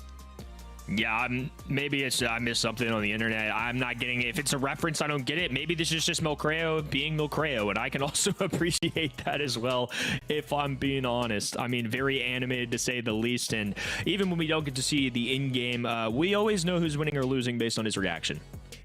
This is true. Meanwhile, you take a team like a Crazy Raccoon, whether if you look at Tensai's face, you're not really sure whether they won or lost or not. It's just like a sigh after every single game, whether they win or lose. So thank you. Thank you, Rivals, for making it quite clear to us. That is their second 2-0 in a row. So they'll be headed into set number 3 already with a wind at their backs. They could finish this one out flawlessly. A no-hitter, if you will. No-hitter would be a tough look here, too, especially considering the success that AGC have had early on in this year. They got to be able to take advantage of that, considering that Revenant's not here, Navi's not here either. This could be kind of their way of isolating and getting themselves into that top 4 consideration for the rest of the year. And sure, they made a semifinals. That's great, but the extra points that you can get just by making that grand final is a pretty big deal, especially considering it would be their second one. Yeah, speaking of second, I feel like we ought to clarify the tale of the tape here. When I say that these teams are fighting for second place, I don't mean that they're fighting for the opportunity to go to the grand finals and then get swept by Crazy Raccoon. No, that is not what I'm saying at all. I'm saying that points-wise, they are fighting for second place. Angelic is currently in second place, but if Rival Esports can take this, they will advance beyond Angelic in terms of points. And as we know, just from who qualifies for World Finals, who goes to LCQ, the standings in that region, that's massively valuable to be in the upper ranking so high as second place. Especially considered how big of a Titan Crazy Raccoon have been. I mean, I think a lot of people are kind of counting on them being that first seed. So this 2 through 4 spots, very important. Obviously, just the difference between second and third place is whether you're guaranteed to go to Worlds or whether you have to duke it out with the rest of the world and try and get one of those valuable LCQ spots. Yeah, someone open a window or something. Looking at these Angelic stats make me a little bit sad. We see Kanga get some points up on the board there. Megu here just not really offering too much as that RT. And I praised it, honestly. I liked the RT. I think it prevented some stuff that Rival Esports could have done pretty well with. but I think the Mortis just was no help for Angelic. When you, as Mortis, all you're really doing is feeding some damage to the enemy team, feeding the Gene Supers, feeding the Sprout Supers, even of all things, then you're essentially dooming your team to fight that 2v3, which I think accounts for the lack of stats on the side of Angelic. Little off the wall pick for sure. I mean, that's the boom bust potential that Mortis brings to the table, and obviously it was a bust in that set.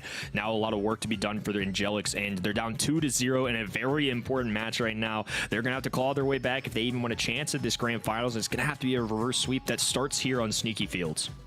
Sneaky Fields, a new map in the rotation once again, but a familiar one if you have been around Brawl Esports for a while. And fun fact, this map, if you're a fan of YouTubers, was actually designed by Lex. So shout out Lex for bringing us Sneaky Fields, a bush map here in Brawl Ball. And honestly, with these bush maps coming back into the competitive rotation, it has shifted the balances of what's good and what's not in terms of the draft. We see Angelic actually getting rid of some of the best ones. Shelly, Sandy, and Nita all being banned out. Sandy, we were already aware was quite good, but the Nita and the Shelly basically are good because of the tanks and the bushes enabling things like that. We'll see Rival Esports start things off with that Charlie first pick. Yeah, I guess not exactly what I had in mind for a first pick here. Probably not what I did either, but I think considering that Nita's off the board and Ems is off the board, that might be why they want to try and lock in one of those more countering tank kind of brawlers. You know, they can kind of lock that in, and obviously Charlie is a standalone, very solid at that, but the options become more and more limited, obviously, with that ban stage. On the other end, though, they're just going to pick some darn good brawlers. I feel like Spike is somebody we don't see all the time anymore, but I certainly don't think he's a bad shout here. Again, a high DPS option for those quick frags. Max, so prevalent in the meta right now, can power up allies, so I think all of that can be paired together. They could go for a more aggressive 6-pick here, try and get one of those more tanky options, and on Rival Esports end, still plenty to deal with on the table. They're going to lock in a Cordelius here, so any idea of a tank for the left-hand side is going to be a tough one at this point. If you're not getting Cocoon, you're getting sent to the Realm, dude. Like, from Rival Esports, they've got, like, the two banishes, essentially. I did kind of frown at the sight of Charlie for a first selection. It's not a bad first selection. It's just I was expecting more of something like Max, which is what Angelic went for. Now, though, with that Spike, I question it once again. It's a good brawler, yes, but something like a BB, for instance, running at you is going to out-heal the damage that you're able to output a Spike. There's a reason that we don't see it as much anymore. It's simply because there are other brawlers that can counter tanks more effectively than Spike, who just relies on damage. Here's the Melody from Rival Esports. So there's basically nothing that Angelic have that can actually counter Melody here, unless they go something with knockback, and even then, it's not going to be like a Melody hard counter. I'm a little surprised that it made it this far in the draft. Typically, though, she does get outdone by other tanks that occupy the bushes here, so maybe that's what Angelic are thinking. Rico, nope, not at all. Not even going to go close to Charlie and the Cord with a tank. Rico was the first one that came to mind, just based on what I've seen from practices going down this week and the leftover brawlers we've got. I think just diverting from any idea of a take is a good call, just considering they've got Charlie and Cordelius on the other end. Like you said, it's the ultimate, like, halt button, right? There's no way you're going to be able to pop a hypercharge anyways, because you got two brawlers that can deal with it, so might as well go for just some insane DPS and see what you can do. I think Angelic were kind of locked into a spot there where if they wanted to dare to get aggressive, they were going to get shut down pretty easily, so I'm glad they didn't go for any off-the-wall picks there. I think especially considering how that second set went, I think a safer approach in set 3 might be the way to go. Okay, viewing these brawlers before we get into the game, Angelic and Rival Esports. We see Rival Esports now leading with 2 sets. Just want to close it out here. In a draft that I personally favor, I think just the brawlers that are currently good right now, that they've locked in some stuff that is quite good in the Melody, eliminated those brawlers from their opponent's hands. I think they have a lot more mobility here. Though we don't know how this mid matchup is entirely going to go. If the running it down is not effective, then Angelic can get good value there. We see Soda, Kanga locking down the lanes, Megu just trying to create the speed to keep Rival Esports back in spawn. Not going to be running that curveball either here. Melty with a little dive in. Ooh, a beautiful shot there too. Melty with a nice little pop-off play on the right-hand end, who's hovering over that super button as well. Could drag Megu or Kanga if they so choose. Try and set up Shu and Mokrayo for an easier goal opportunity. The extra spawner is going to be a real threat to Kanga as Melty clears the way once again. It's just a lone Megu standing. 3 red brawlers encircling him now. The only thing left to do is to grab this ball and push forward. And I think they're going to hesitate for just a moment. They have a super with Charlie that they can stun the enemy out if they want, but for now they're just going to try and set themselves up. Like the ball positioning a moment ago, set up Shu to pass that ball over the left side where someone will easily be able to access it. Nice taps here from Shu, and a wonderful lineup as he dribbles the ball. Rival Esports start things off with their first goal. The hypercharge popped from Megu, cleared things out on the right. Melty took down Soda. This push all but stymied. We see Kanga try and rush in. Megu went for it. Kanga was ready to receive a pass, but Shu was too ready to defend. And Mocreo and Melty, I think, going to be able to get that stop just in the nick of time. That could have been an absolutely filthy play, to be honest with you, if they get that pass off. Like I said, too, they may have had Melody get back in time. It's hard to say, but just love the playmaking ability that Melody can bring to the table on that goal. You really saw what she could do and why so many pro players are so good with her. It's that creation of just plays out of nothing that super brings to the table. You get 3 dashes with 1 super, just incredible value for your shots. We'll hopefully get back into the game shortly. I will still stand by what I said. Enabling the Melody to do what she does best. Even if you get stuck with, I mean, guys, who would want to get stuck with a Charlie and a Cordelius? Ugh, those brawlers are so bad in the current meta. But seriously, taking those brawlers out of your opponent's hands, having these just darn good brawlers on your team, opening the doors for Melody, I think is quite wise from them. Still need to see them score a goal here. Shu was looking for that opportunity. Ball pass to Soda. Yeah, lock it up in the corner, keep it away from Shu. But if this 2v2 goes the way of Rival Esports, it's a goal for sure. They're going to get 1 super off. They've got multiple trying to get in. Kanga blasts them down, though, and it won't be enough to get a goal yet. Little super speed in the mix here, too. Just trying to get any momentum swing. Angelic really needs this one. We haven't seen them take a lot of games yet here so far, and they're down at 2-0. They're on match point. They got to do something big. Rival Esports go for the pinch on Soda, who's emerging from the realm now. 3-on-1 taken down. Rival Esports occupy these bushes. I just don't see a whole lot of potential for Angelic to bring it back. We see Kanga, though, with a massive super, now aiming across the bushes at Shu. No takedown. Melty now with that hyper and the super. A banish onto Kanga, and a takedown, possibly another on a Soda, but he's not going for the home run. He's just trying to get this one passed over to Shu to get the goal-scoring combo that way.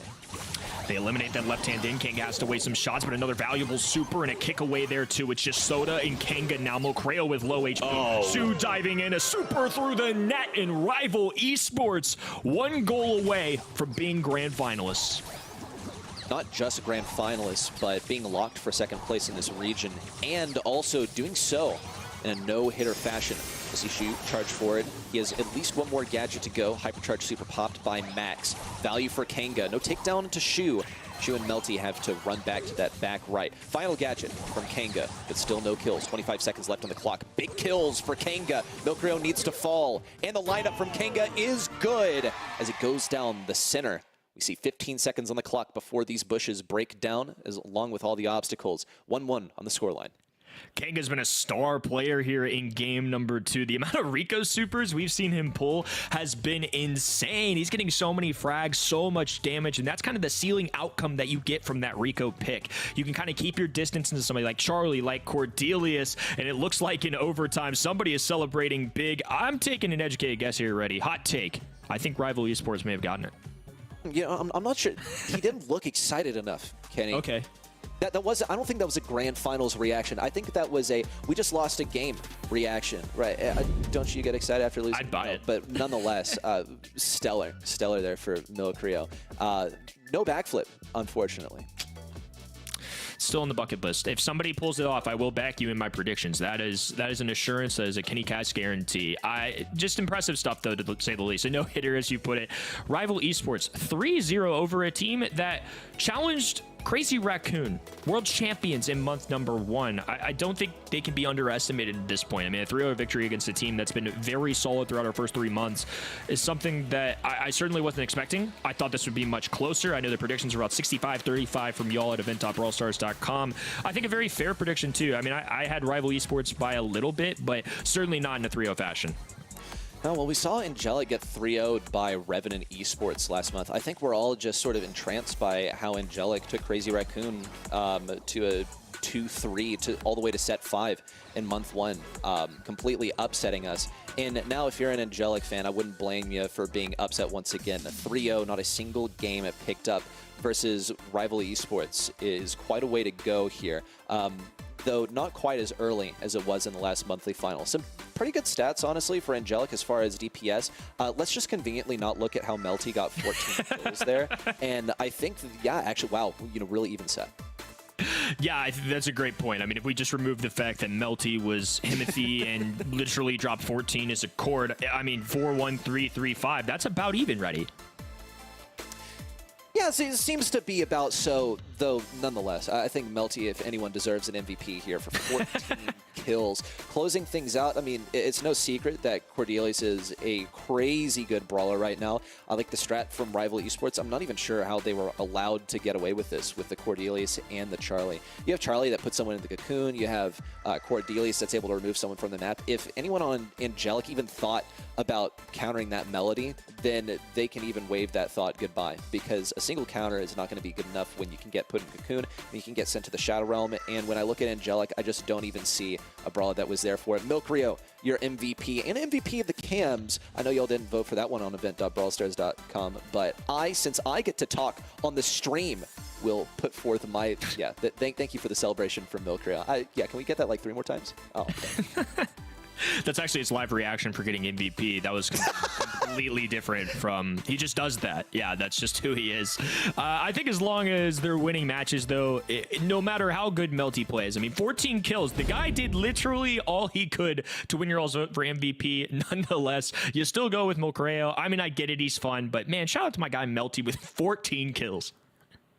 Well, of course, if you vote in the MVP just then, you did so on event.brawlstars.com, which I encourage you to vote on if you're not already there. You can get some cool in-game rewards. There appears to be some sort of egg that you can get this month, and I know I'm certainly putting forth my predictions for it. So far, I think we're doing pretty well as well, but of course, we're going to come back soon. Make sure you get your predictions locked in, and we'll be back after a short break. The Snapdragon Pro Series Brawl Stars Championship is brought to you by Snapdragon Elite Gaming, Monster Energy, and DHL.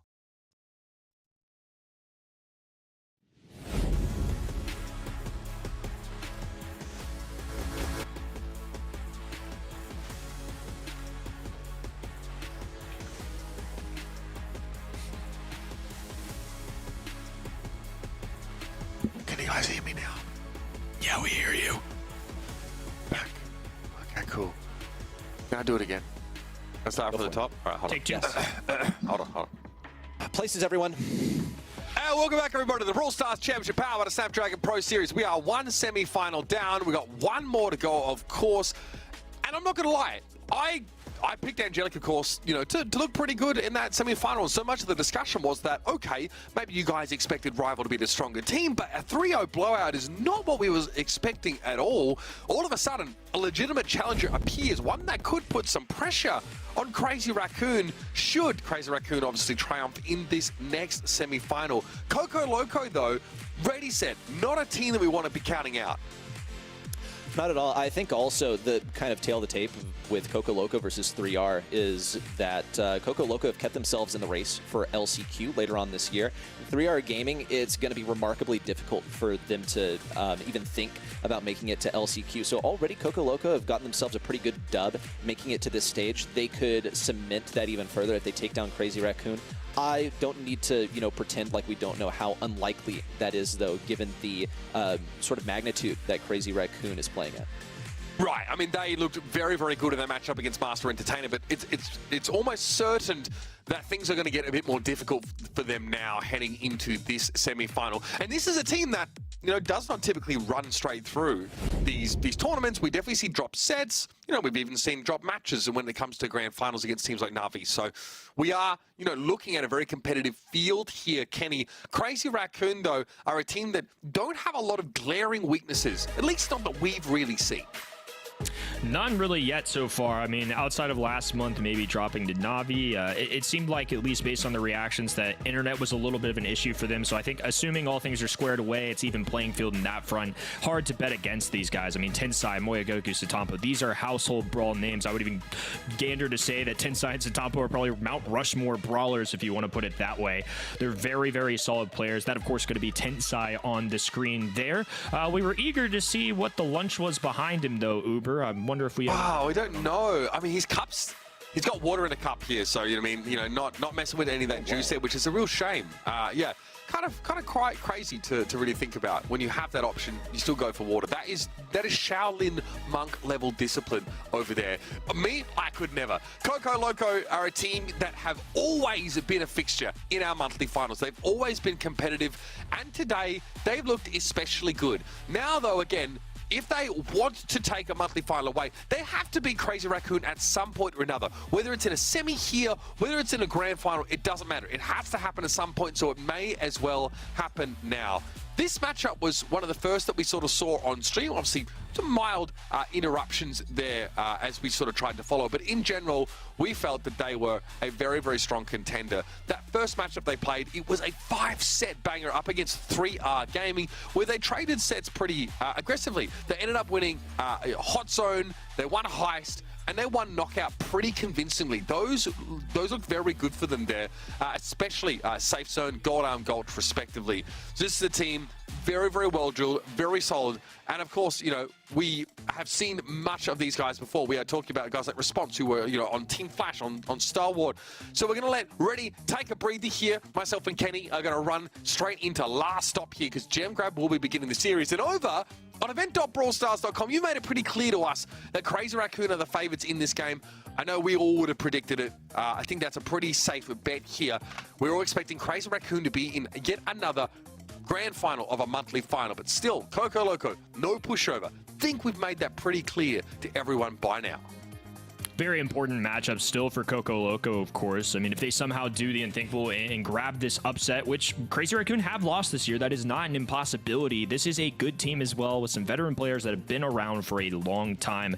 This could really skyrocket them up. I mean, bringing Crazy Raccoon down, pushing themselves up. This is an opportunity to prove themselves here. I'm sure they've done their homework on these particular maps, because somebody like Otis, not a brawler we're really used to seeing, even as a first pick on... What is first pick Otis? What is that supposed to imply?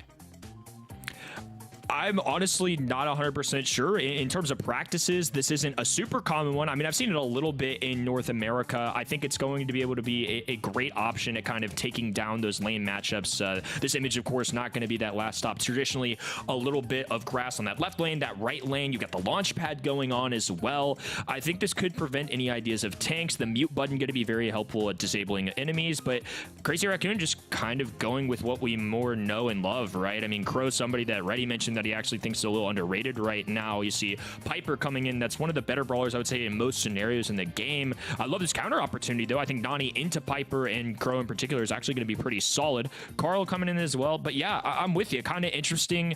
Otis certainly not somebody on my bingo card that I would have had in this map. Yeah, maybe, you know, again, obviously very powerful duelist. It could be to answer like a Meg, for example, something that's very powerful, because Otis is so good at winning those 1v1 matchups. And you're right. I mean, this is last stop, but that image obviously isn't what last stop sort of looks like. So we are looking at a gem grab map with, you know, a lot of those bushes surrounding the sides of the map. So those lane matchups are extremely relevant. Another Nita pick. She really has skyrocketed in popularity here. And once more, we have seen Coco Loco go for the Carl. We saw this in their first series. And this is a rematch, by the way. Last month, Crazy Raccoon managed to take a 3-0 victory over this Coco Loco team. So, you know, bear that in mind here. Crazy Raccoon have already demonstrated their prowess against this particular opponent. Coco Loco know exactly what they're running into. We have Crow, Piper, Nita for Crazy Raccoon, Carl, Nani, and of course the Otis to round out this Coco Loco composition.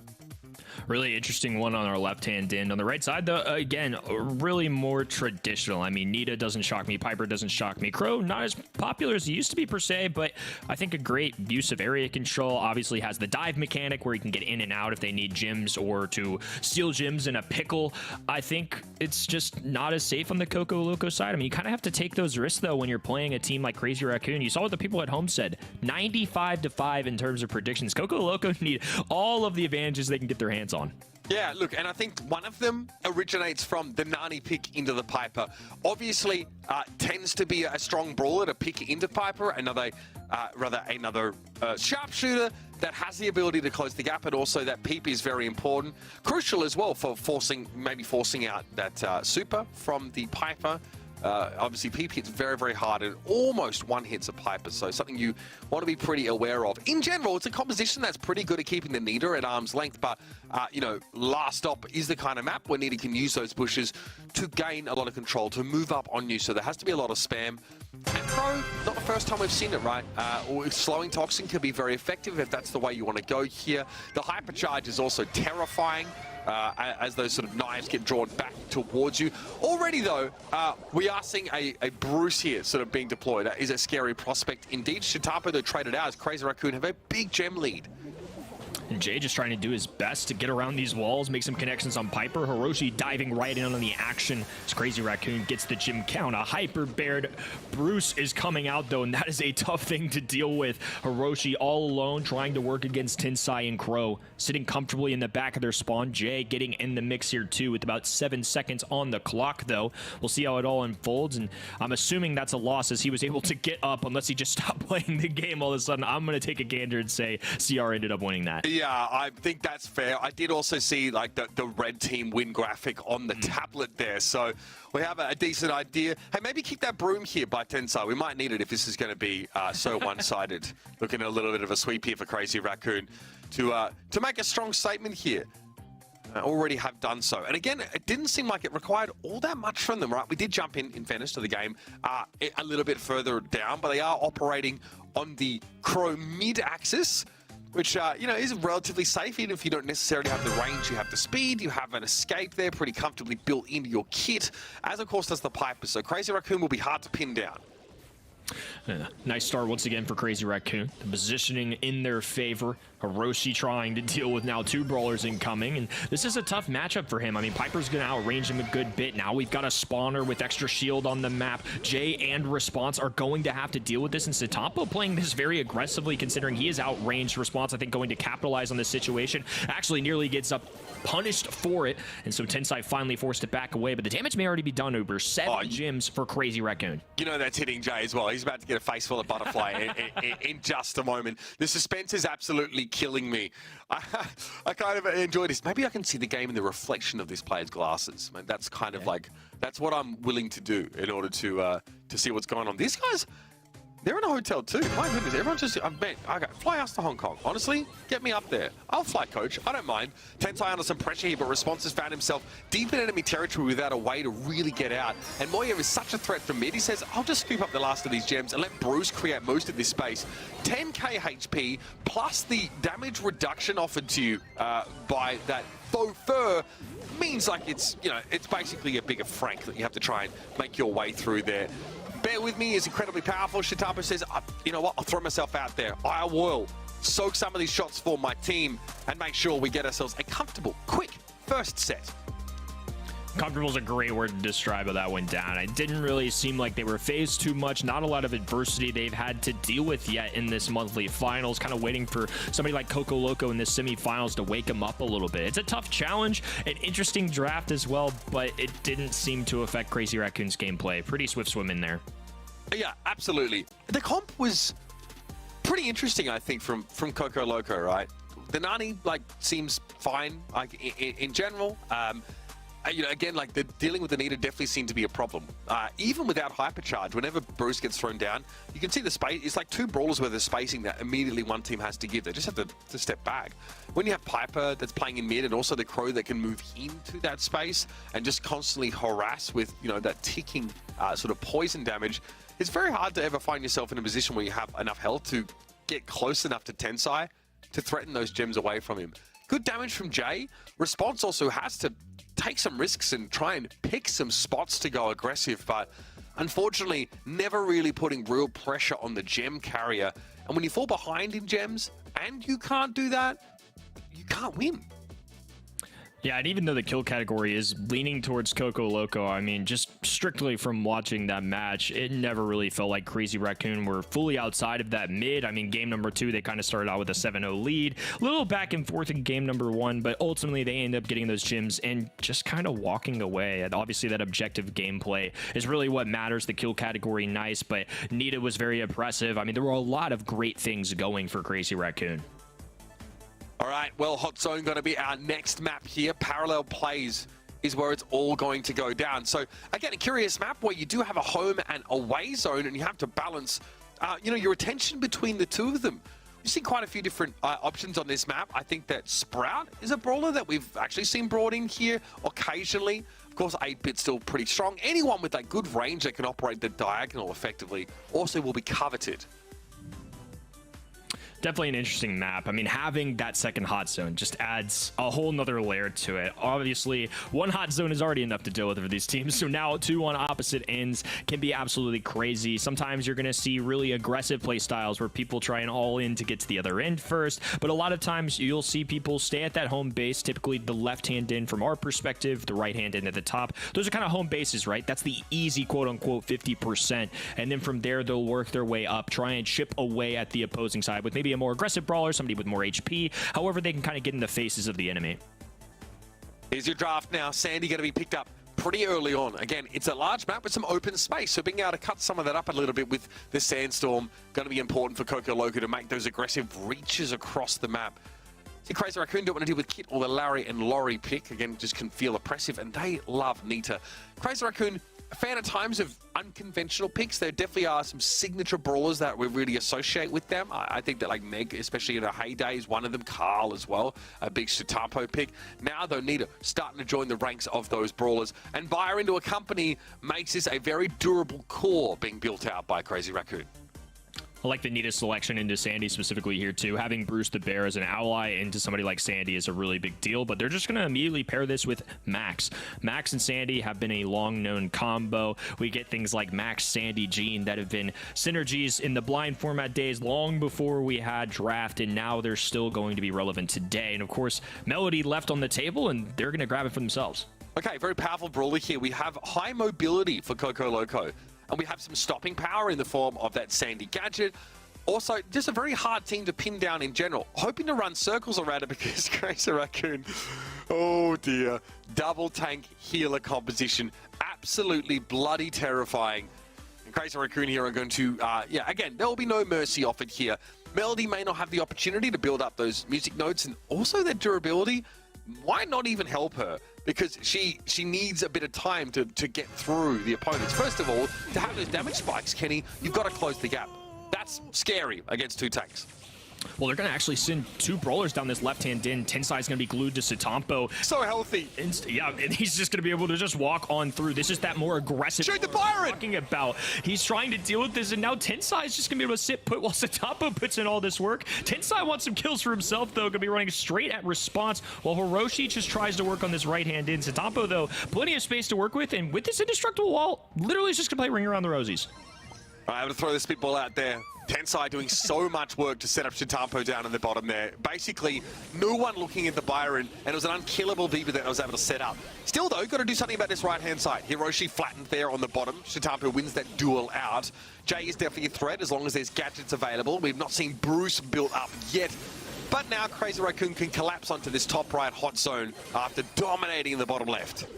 And the home side is significantly easier as well. Hiroshi's going to have to pull some magic out of his hat if they even want a chance at this. And unfortunately, no mercy being shown. Tensai vibing right now. Moyogoku now has Bruce the Bear on top of all things. Jay response trying to do something here, but here comes 9,000 HP from BB alongside Moyogoku. It's just easy pickings from him. Crazy Raccoon just walking through opponents here today. And again, we see a lot of teams do this, right? This is kind of the general strat. Fight for the away base first because you have a significant advantage in terms of your proximity for the home base. You spawn right there. It's much easier to run back. You almost have a virtual numbers advantage based on how quickly you can get there. So set up the BB with immense amounts of healing from the Byron, and eventually the Byron can turn his attention towards home base, which Tampa was entrenched. I don't know how Response is supposed to deal with this. I'm not sure either, and I think they just kind of give up on that objective, right? They send Jay to the other end, and now Tensai, aware of this, has set up BB enough to where she can get established and is just going to divert his attention to home side as well. They might be able to take both sides immediately if they end up getting the win like earlier. All right, it's brutal stuff here. Byron also, with the less than 50% win rate on this particular map type, still looking very, very good in the right hands. When you see like a healer, combined with those double tanks, that's where you can really see where Byron shines. And again, being able to circumvent these walls with that throw of power, You can see here, it's a pretty close one. As I think at the home base, like we saw Nita having to fight solo, the Crazy Raccoon's position now, as we read the tea leaves, so to speak, looks quite strong. They're ready to sort of put pressure on that away base. Yeah, there's a little mini check in there too. I think Crazy Raccoon likely going to be okay. Oh, and that's a sad face. We don't like that. Oh, we like that though. Oh no, he's smiling too. He doesn't normally. And he's smiling. Unreal moment there from Tensire. And he's laughing as well.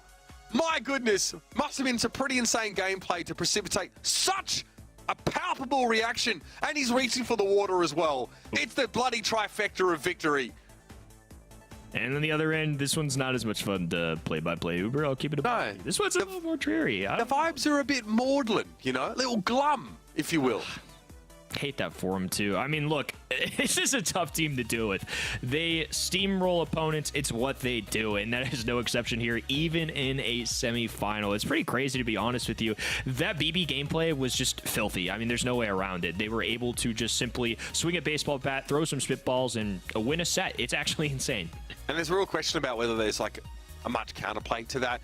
You can try and play something that's good at countering tanks, right? Like we know Colette is powerful, but she needs help. So you almost have to play her in like a 2v2, 2v1 situation, which means you need like a very, very good solo brawler to go for the away base, most likely. And they're probably going to be dealing with a tank themselves. Again, great damage here. I don't care. Tensai's been covering all of it up on the side of Coco Loco by making Shitampo literally unkillable, because not only does the vitamin booster gadget exist, you know, we just see Byron constantly funneling heals and supers into Shitampo. It's worth pointing out that Byron can't build super by healing teammates. That's like one of the weaknesses. So Tensai does have to get involved in other ways and actually put some, you know, attacking pressure down. But Byron kind of does it all right now. Very subtly powerful. Just in his modality. You can be aggressive. You're very annoying when you do start to hit some of those shots, especially if you can penetrate through multiple players with it. The super is very powerful. You know, it really turns fights on their head instantly, because if people are like in close quarters, not only does it damage opponents, it heals teammates. So the virtual differential in HP that it provides when you're hitting a teammate and an enemy at the same time is double. I think it's a great point. I mean, Byron, honestly, just so valuable in the current meta. I think a lot of pro players have caught on to this, and even though the balance changes haven't been crazy for, say, somebody like Byron, I think just given the current rotation of brawlers that people are used to dealing with, he's honestly ended up being a great synergy for a lot of these combinations. I know in North America, they've really catered to him. In APAC, I feel like he's always kind of been a little bit higher of a play rate, but he's definitely disappeared for stretches throughout our competitive years. It's nice to see him kind of finally return as something that can be used a lot of different ways. That offensive mechanisms that you mentioned with damaging other players, the heals with teammates. The only time today we've really super seen him struggle, I think, is when he had to be spread a little bit thin, maybe on like a gym grab set earlier that we've had. But other than that, I think he's been a great asset for any team that's drafted him. Absolutely. Really, really oppressive. And the kind of brawler that just doesn't really attract enough priority to get banned, often, at least here. Big shout out, of course, to Nighttime Clash, our stats guru, who has informed us. We're passing this on to you that, you know, the winners of the APAC monthly finals have always been people from the APAC region, 100% of the time. That's pretty profound stuff there. It looks like that's going to be the case again this month, with only players from the APAC region competing in both semifinals so far. Center stage, Brawl Ball comes up here. The Buster going to be locked in pretty much straight away. We've seen just how powerful this pick can be. We've seen it combined with Gus. That was disgusting. Very, very potent combination in that previous semifinal here. Crazy Raccoon, though, a bit more of a classic look here, bringing the Max in. Max doesn't surprise me. Buster doesn't surprise me. I think very common picks here. But BB this early is a little bit more surprising, and I am ready for it considering what they did with it before. Huge playmaker, can get up in the face of somebody like a Buster. Should be pretty fun, especially when synergized with some extra speed. Oh, man, seeing more tanks picked up, scary. So Shelly picked up here now, obviously very threatening to those tanks up close. This is a very strong statement being made by Coco Loco, saying we're not going to get run over by the same strat again this time. Can't have it happen twice. Shelly, the ultimate tank stopper with the shotgun to the face.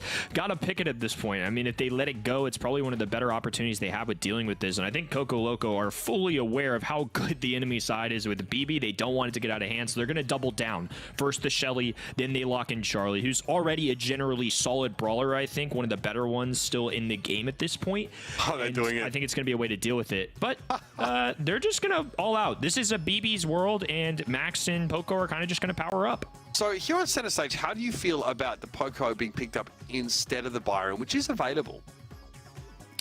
It's a kind of a tricky one. I mean, we do have those kind of more narrow lanes on that left and right hand side. I feel like, at least in practices, I haven't seen either of these brawlers too much. According to my boy Costa's data set that he has just from all of these scrims, one of the analysts for Reply Totem, it looks like Poco gets played a little more frequently, I would say. That might be for the extra HP that he can bolster, the extra heals, maybe canceling out some of the effects, say, from a slow of Shelly could also be the benefit with the gadget that he brings to the table. I think combined with Max as well, the amount of area control you get out of those two as individuals is pretty solid, and I think with just BB in the faces and kind of Max and Poco bringing it up from the rear, that might end up being why they go with this, just as more of an AoE feature rather than Byron, who can kind of only focus one at a time. So it's a team that's really ready to stand their ground and go in for these brawls. Even seeing the Jesse and also the Charlie, who is pretty terrifying at close range because her fire rate increases when the target is closer to her, just on virtue of how the yo-yo works, bouncing back and forth.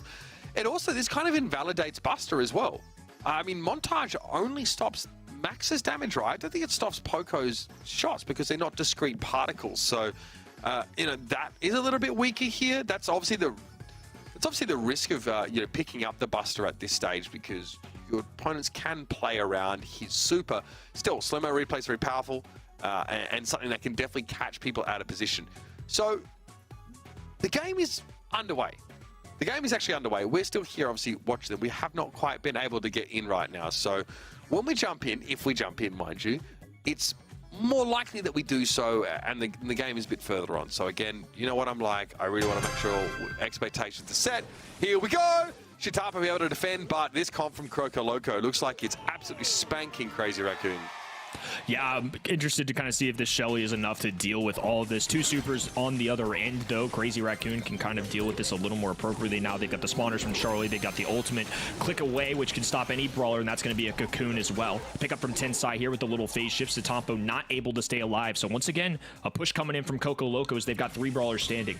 Not great. I mean, Coco Loco actually, yeah, very, very dominant here. This comp is filthy. Also, the fact that the Spiderlings usually eat up the home run that BB charges up, which means that her next swing doesn't knock anyone back, is pretty massive. This is a substantial comp gap here for Coco Loco. And that, by the way, was the entire set. So they had already won game 1 before we had jumped in. So they've just taken a set here in Brawl Ball already. Well, that was a little bit of a speed run. You know, after all the hype that we gave Crazy Raccoon, a little Caster's Curse probably coming in there, in fairness, on our end, too. So nice to see Coco Loco get one there. I guess the Shelly was probably enough to deal with, to be honest with you, to the point where that shotgun brawler can kind of just get up in the face of BB, stop it. Charlie going to have a cocoon, so if BB is getting aggressive, that's another way of just kind of dealing with that. I think a lot of outs there for Coco Loco. I'm glad to see they finally picked up a set. I mean, as much credit we give Crazy Raccoon, they're just so good to the point where we kind of always hype them up. They've been historical players in the Brawl Ball scene, Brawl Stars scene across the board, but Coco Loco is still a very good team in their own right, so getting a set here, not the most surprising thing to me. Yeah, certainly the expectation that Crazy Raccoon are the stronger team coming out here, but see Chitapa is popping a hypercharge there just for the raw stats, doesn't actually have the super available, and then, you know, we just see how powerful, you know, like some of these picks that were brought in to answer the tanks here. Even with the Poco heals, it wasn't really quite enough here. This is pretty definitive. Oh, they straight up won that entire set so quickly. Yeah, so we are 2-1 already. Coco Loco have to reverse sweep Crazy Raccoon. CR probably happy that not too much of that footage actually made it out into the wild, because it looks like they got paddled. only 2 kills. That's definitely a huge deficit. You know, we talk about objective-based gameplay a lot of the times, but if you're down that tremendous in the kill category and the match went that quickly, I mean, they must have gotten annihilated pretty quickly. Respect to Coco Loco, something with the draft clearly clicked there and just didn't happen to be Crazy Raccoon's set. They have a chance to bring it back here in a hideout. However, you know, I still don't doubt that Crazy Raccoon have the ability to win this, but with Coco Loco, I think a good enough team that I'm glad to see them put a set here on the board and kind of continue this match and showcase what they can do. Yeah, absolutely. Much better than their 3-0 loss they suffered at Crazy Raccoon last month. We've seen improvement from them here. And now we're heading over to Hideout. Obviously our bounty game type, which we've seen like a large number of different picks, but, you know, the Grey, the Max combos, always been very effective. Meg, pretty popular pickup here. One thing we've seen a lot less of is the Bell. You know, in the past, especially with a hypercharge guaranteeing a mark, especially against Meg compositions, we saw that was powerful. We also noted that we didn't see any throwers last time this map came up. Larry and Laurie, a very popular pick here, often falling out in the ban phase, but there are a number of options available to our teams. Let's dive headfirst into the draft. We see Kit, Piper, Angelo picked off, so a lot of the sharpshooters taken out of the mix. And yeah, Sprout, Larry, Laurie, Melody banned for Coco Loco. Belle is somebody that I've observed too. Really haven't seen much for her today, and this is one of her more popular maps. So if she's not showing up here, she might just not be for APAC here this month. She's definitely been important in a lot of practices for other regions. So kind of cool to see how each there we go takes their own. Okay, it was about time she was due one, I would say, especially with Piper out of the mix. One thing to note is we still have Nani on board though, which can be a pretty good counterplay opportunity into Belle. So I wonder if Crazy Raccoon kind of pairs that alongside it. Instead, they're going to go for Charlie, who's been a pretty popular pick tonight too. Yeah, really powerful brawler again. That hypercharge is subtle, but having those spawners up against single shot brawlers, really powerful. This makes Coco Loco think a little bit more about how they craft this composition. RT, common pick here can really counter some of those sharpshooters, and also is just very powerful if they have a lead, right? The enemy team has to push into them. All of a sudden, RT can split and just throw an immense amount of damage at you very unexpectedly. Carl gives you a contingency. If you fall behind or find that you need to force a fight and Magic Hand is out of range, now you have a much less subtle but equally as effective option for taking the fight to your opponents. Plus that flying hook at the beginning of the game, going to grab them that blue star instantly. Leon going to be the choice for Crazy Raccoon, though. An assassin brawler to round out this really well-rounded Crazy Raccoon comp. I could say the same for Coco Loco, too. I mean, they bring that aggression, like you said, with Carl. They can kind of force interactions if they want. I think RT, honestly, a pretty underrated one in the common person's eye. If you're just playing your ranked games at home, I highly doubt you're seeing a lot of RT, but at a professional level here, he is very solid, very popular, and can do well into some of these sharpshooter matchups. I don't mind the Leon here, right? Lollipop Drop, there are some walls that allow you to deploy this and have it, you know, make it pretty hard to destroy. Also, don't forget Leon's star power means that he can't really be seen even while firing when he's sort of jumping into assassinate here. Something that is well worth keeping in mind, because if an opponent is marked, it's a really easy pickup for Leon if he can close the gap under that super here. So 2 very strong compositions. I think RT is a bit of a scary option to try and assassinate, and also really effective at longer ranges. So people tend to forget that, you know, those marks, being detonated really can hit you with an unexpected amount of damage. In the same way as like Kooky Popper and Gus was used sometimes to take people by surprise. Coco Loco have good damage at range. They have decent poke here. And of course, they have the ability to force fights if they want to. Crazy Raccoon, though, all hypercharged brawlers, all very powerful in their own right, all add something a little bit different. Because again, if you do take map control, you know, you can start to deploy those nest eggs, which are probably the most powerful part of Belle's kit. It's what I feel makes her incredibly oppressive in gem grab, for example, especially if you start to have an advantage here. So 2 strong team comps, 2 very strong teams. Let's see who can take the edge. For sure, Belle might not be the most damage-dealing sharpshooter, but I think her overall kit is indeed what makes her special. I mean, whether that's bounty and you're trying to get aggressive, step up on your opponents, you get held back by those nest eggs. If you're in hot zone, they can just kind of cover the enemy side hot zone, especially on maps like Dueling Beetles, where you can get those easy choke points. A lot of opportunities for Belle to kind of be special here. I do like that, honestly, kind of worked out for him that Jean's going to be able to get some sight on to the lollipop drop if they end up placing it down. If Leon goes in Biz. A little bit easier maybe to scout that out, but Tensai might be getting the best of him here. A sneaky kill on the right-hand end, and Tensai with 4 stars. And 6-7, a close call, though. Response needs to engage. They find the pickup that they need as well. The pull going down, too. It's going to be 12-7. Coco Loco holding on in the back of their spawn and really taking a fight to Crazy Raccoon right now. I love that. They're able to pounce upon the Leon, who was a little bit vulnerable after diving deep to go for that assassination attempt. And it was only 2 stars given over to Crazy Raccoon with that Leon assassination. And immediately we saw Coco Loco switch into high gear, take advantage, and also get a big magic hand that helps secure the round win. 2 strong comps, like we said, not a lot of glaring weaknesses on either side here, but the execution for the challenger, the upstart of Coco Loco, was as cut above. Now they're 1 game away from taking this to a set 5, something that seemed unthinkable early on in this match. Crazy Raccoon were walking through them, and now all of a sudden, Coco Loco steamrolled their way through set 3. Have a great game number 1 here on set 4. There's a real opportunity for them to cause an upset. No doubt about it. Another lollipop drop thrown down. That's 2 for Tensai. Really trying to move the line of scrimmage up here and start to put some pressure down. Shitapa doesn't always want the matchup against Carl. Beautiful magic hand, by the way. Tensai won't be getting away with that one. Hiroshi able to use the periphery in these bushes here to avoid the damage from Shitampo. And Crazy Raccoon is struggling. Coco Loco have all that they need here. Moya would love to build hypercharge to try and make something happen. Tensai makes a great assassination, though. And he's actually able to get out alive at the cost of that last lollipop drop gadget. I think worth it considering that they need every star they can get their hands on. Shitampo? Spawns, throwing one down, and Shitampo not going to be able to survive that. Hard to say what happened there, especially considering that Response made that look pretty easy with that pickaxe swipe. So 3 stars going to be favoring Coco Loco here. Still about 40 on the clock, though, for Crazy Raccoon to establish themselves. Jay spent an entire clip there trying to bring Moya down with a mark on them. He didn't connect any of those shots. Moya had a chance to go aggressive here. Tensai, though, gets flattened. Nicely done. The tailspin from Response is good, but he drops 5 gems, a whopping 5. Now Moya needs to guarantee a hit off that super, and they do, of course, with the star power. Hiroshi says, okay, I'm going to back off here. I'm going to let the threat of RT at close range hope to keep Crazy Raccoon at bay as we head into the last 13 seconds.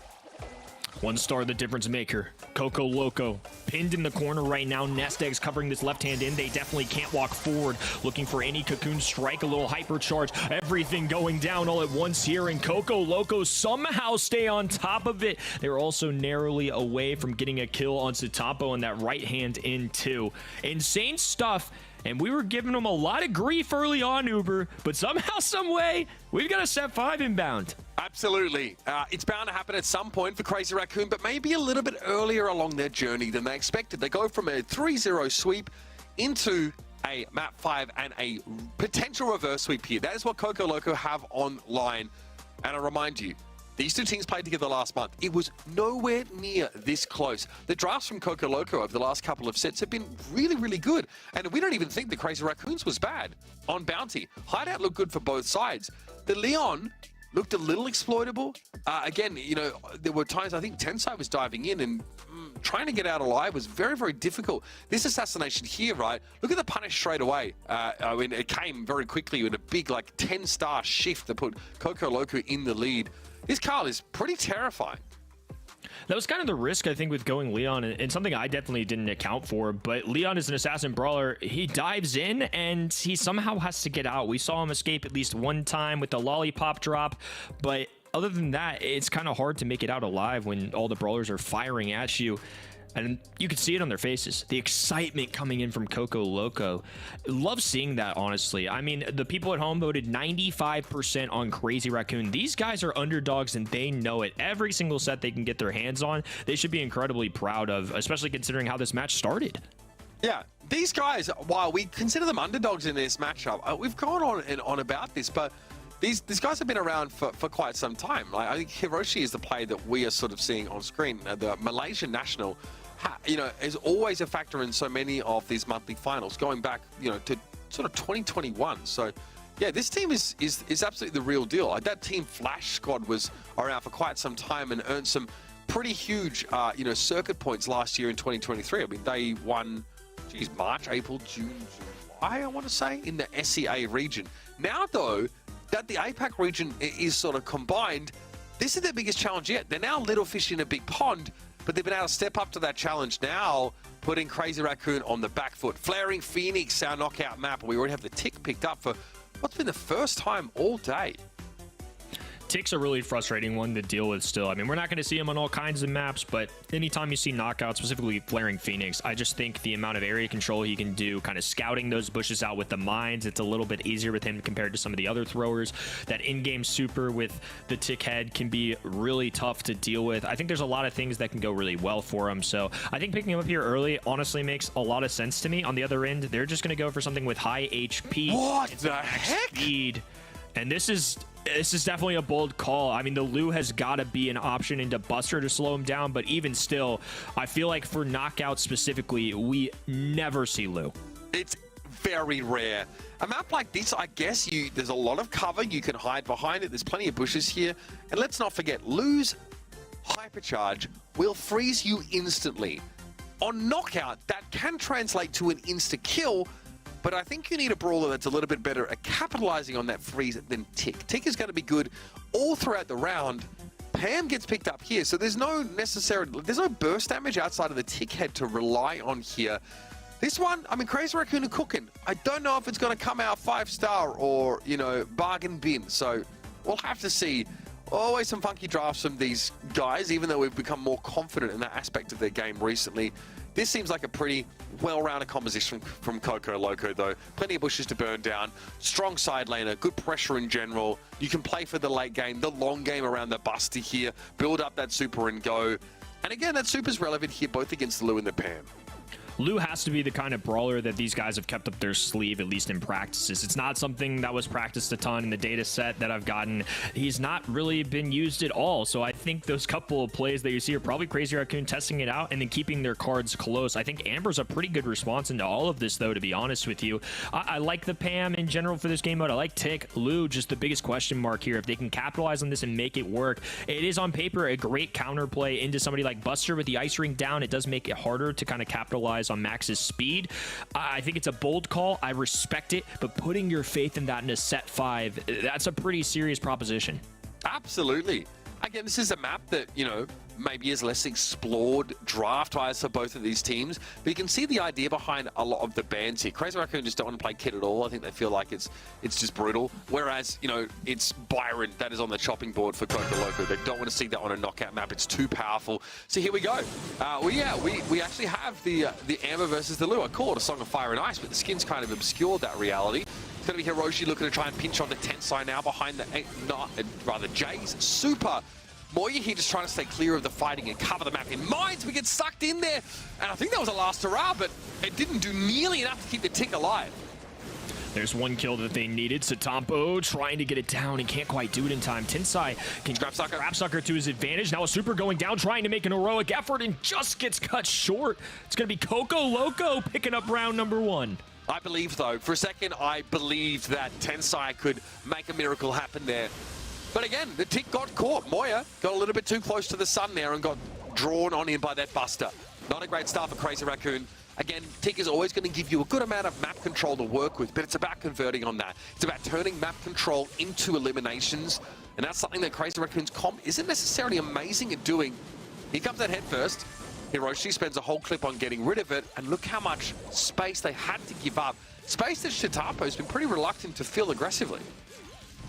And Moya can just kind of sit back and relax, just going to be behind these indestructible walls, and the Tick mines are really pesky, right? You're seeing Response and Jay just have to adjust. Jay has to play all the way back here and can't really do a lot. Meanwhile, Hiroshi's going to war on the left-hand end against Satompo. Just a real big dynamic here between these two lanes. Some max speed going in as Jay tries to fight for positioning as well. So an opportunity now for Coco Loco to pin Crazy Raccoon in this fog. Tensai had Scrap Sucker there, I think, for a moment. Trying to push up, make some space for Moya behind the Tick head. Response takes a big hit, but eventually the gas is going to be a problem for Moya. Jay is down, though, and Crazy Raccoon outlast Tensai. With about 10% of their health remaining, stays alive at the end of the round to make it even here. Quite a back-and-forth game to start us off. That burn connected too. I mean, Tensai was probably a moment's notice away from going down. That one went down to the wire, to say the least. Crazy Raccoon once again starting a little more aggressively. This time they're going to send Tensai down this right-hand lane, but Response going to power up his allies, and they're going to be able to push forward too. Max's speed alongside this Buster Super is just the easiest gateway to gaining access to the mid. Hypercharges up for Lou and this tick respectively. That tick head is hard to break under the effect of that hypercharge. It's doable, but it takes maybe more than one player focusing on it. Chitapo freezes up Hiroshi. Now's the time to dive, and he's able to convert. Moya able to finish the job. That was a super as well, coming into the right time. And Crazy Raccoon here found their footing, found their momentum. And Response is in deep trouble. Don't worry about giving super away. This is the last round of this match. And it will be Crazy Raccoon to take away that important first game here on Knockout. They can take at least a little bit of a deep breath here. I mean, I'm sure they're much more tense than when they started. We saw Tensai cracking smiles. They were up 2-0. And granted, it was some pretty big sweeps. I mean, they were unfazed through those first two. But Coco Loco have clawed their way back in this. And now CR putting their faith in a brawler like Lou. A very rare one for Knockout. Heck, I'm not sure I've really seen it since his Hypercharge came out that he's been played on this map. But it worked out in that second and third rounds. You saw it in round 3 too. Once that Hypercharge gets deployed, it's an insta freeze. That is, for a pro player, a free kill essentially, and we saw them capitalize on that, and I think a very important function of what made that composition work.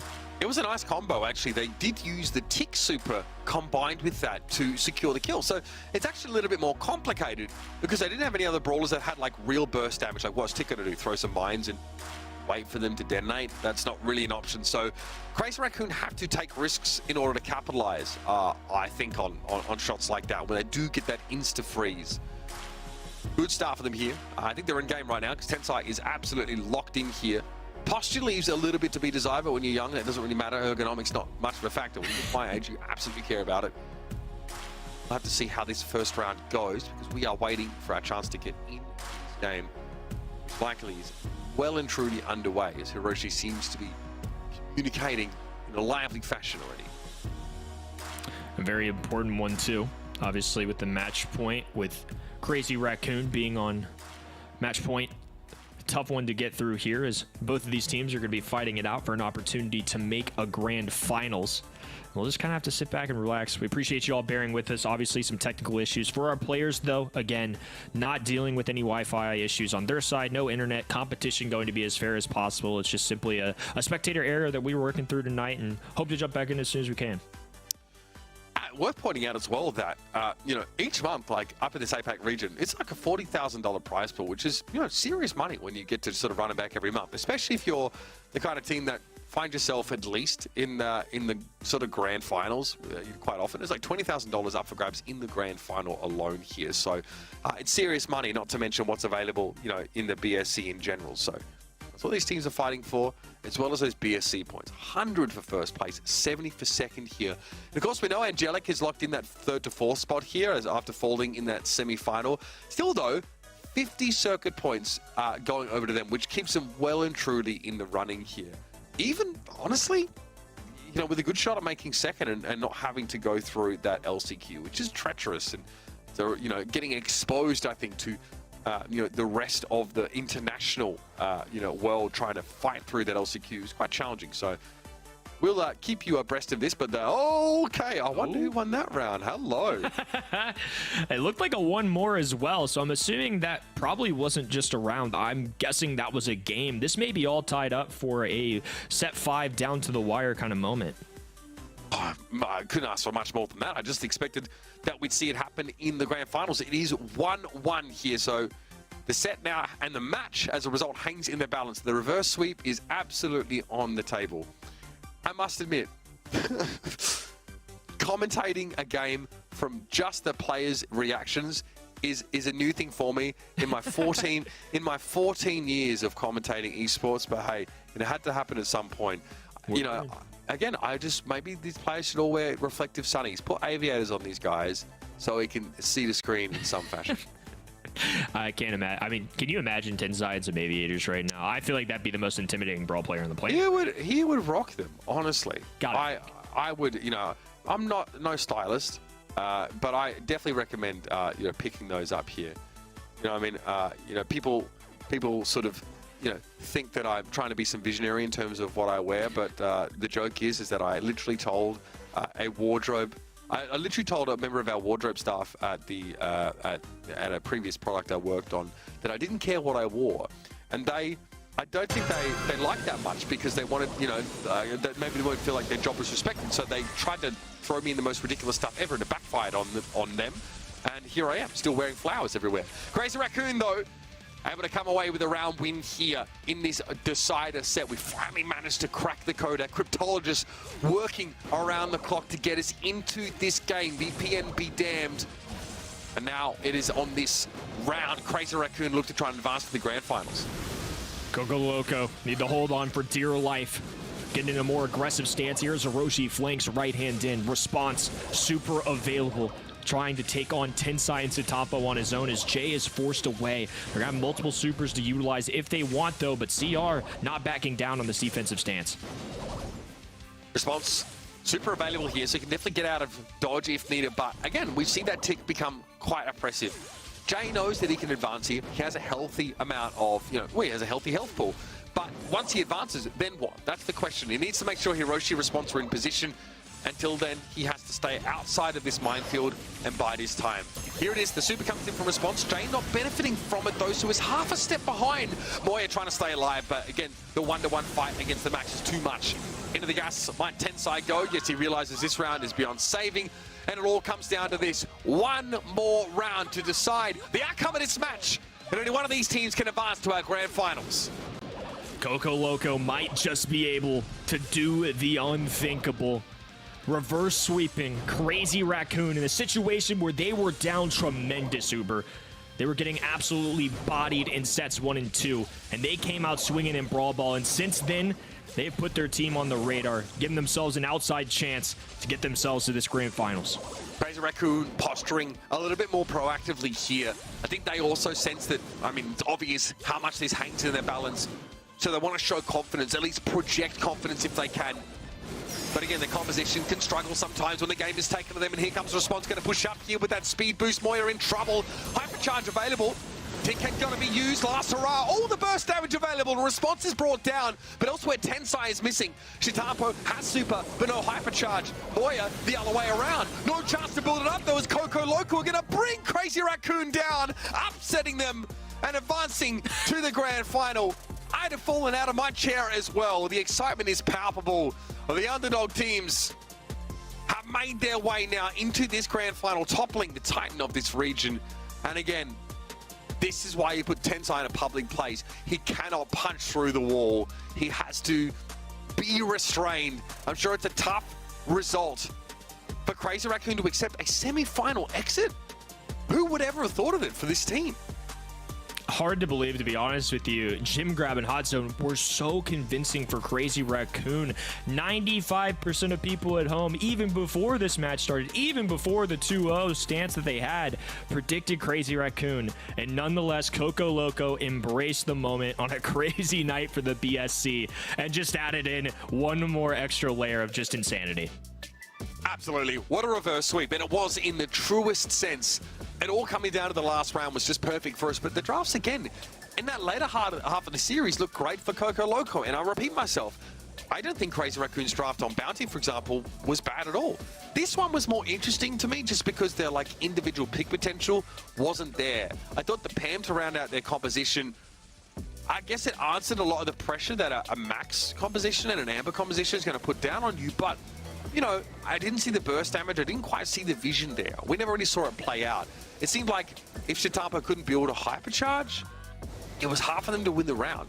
What does Moya have to do? He has to throw super. He has to, get the damage also from the last hurrah gadget to beat the Max. That's asking a lot. We had small moments, so it's hard to get a real grasp on how everything went down. I think the Scrap Sucker maybe had been the answer to somebody like Amber, and particularly too, and Pam already going to be solid on that map. Hiroshi, though, team on his back, 11 kills. That's unreal. And a knockout set that went the distance, where kills are everything.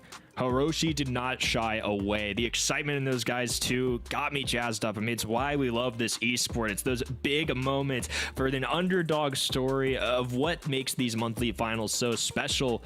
And it's clear APAC is looking like a special region. This is a team that came into this weekend 6th on the leaderboard with an opportunity to do something special.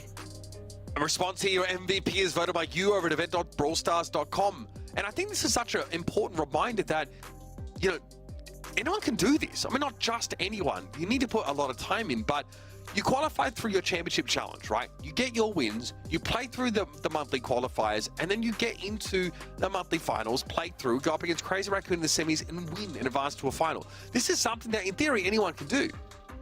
You know, I think for Coco Loco, it's incredible because last month they just did not look like this. They were not really a threatening team. They definitely didn't put a scratch on Crazy Raccoon. But now they've demonstrated to all of us and also themselves that they can do it. Because again, the SEA region didn't quite have the same reputation as East Asia last year, right? The general consensus was that the very best teams in the world came from East Asia, and SCA was considered a minor region, didn't have as many qualifying slots, didn't do as well internationally, right? They just weren't that nearly as impressive. Now when these regions come together, you think, hold on, now, you know, we're at risk of getting exposed. It's being the weaker region, now we have to play against these East Asian teams, and you've managed to pull this off. We're in a region, by the way, where, like, teams like Na'Vi and Revenant are yesterday's news. You know, like, they're not even part of this monthly final. It is the time for these underdogs, these youngsters to shine, and I couldn't be happy to see Coco Loco make it into a monthly finals grand final, toppling Crazy Raccoon. It's insanity and a big reason why we love the sport. It's an awesome thing to see that these guys have fought their way for so long as an underdog to get such a big victory, but we still got the big one to go. Grand finals on the way. Don't go anywhere. We're going to be back after a short break. The Snapdragon Pro Series Brawl Stars Championship is brought to you by Snapdragon Elite Gaming, Monster Energy, and DHL. Sorry, Paula. Maybe we can try again if we get more comments.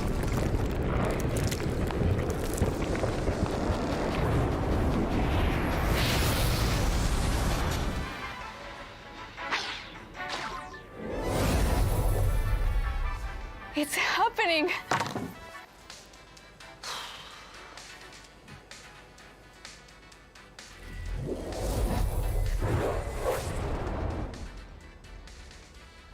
What the?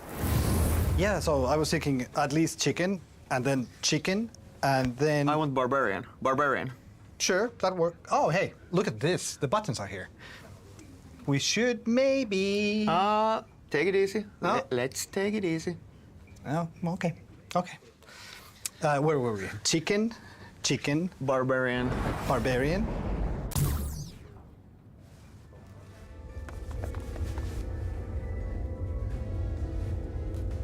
Come on, Ilka, you can do it! Yes, do it. Press it. No, not that one. Yes! Oh, Squadbusters is going global!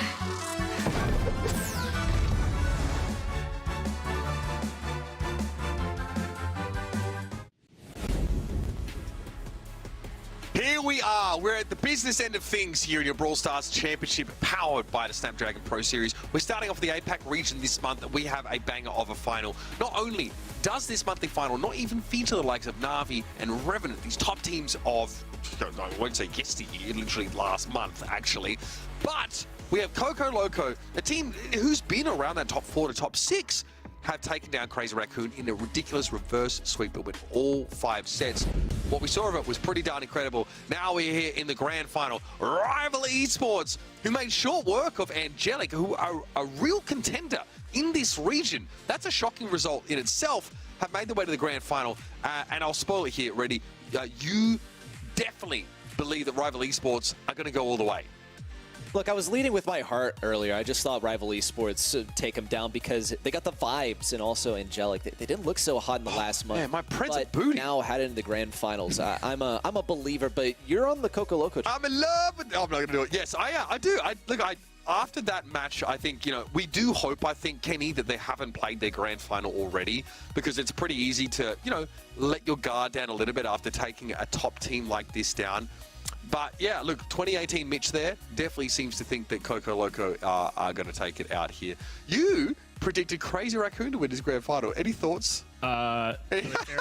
In fairness, I also picked Coco Loco. I just want to put the record out there. Reddy's had his opportunity to pick with his heart. It's our turn, Uber. We're going to be riding with this one. So I think our 2021 images are flopped a little bit. So I mean, I would have picked Crazy Raccoon here. I'm not going to pretend like I wouldn't have. I definitely in my mind was like, yeah, they're probably going to win this. So I'm switching things up. I'm going Coco Loco. Throw out facts and logic. It's been a crazy night. Let's ride for one more. To be fair, the predictions are myself and Kenny officially. I think Coco Loco are going to win. Reddy believes that Rival is going to win. So graphic not quite reflecting that at the moment, but that's where our predictions stand. But I mean, at this point, right, all of our expectations essentially been thrown out the window. Coco Loco have shown us some very, very good drafts. But I can see why there's a case to be made for Rival here. They walk into a game with Angelic. You guys are like, okay, I think Rival's going to win. I think it'll be a very close one.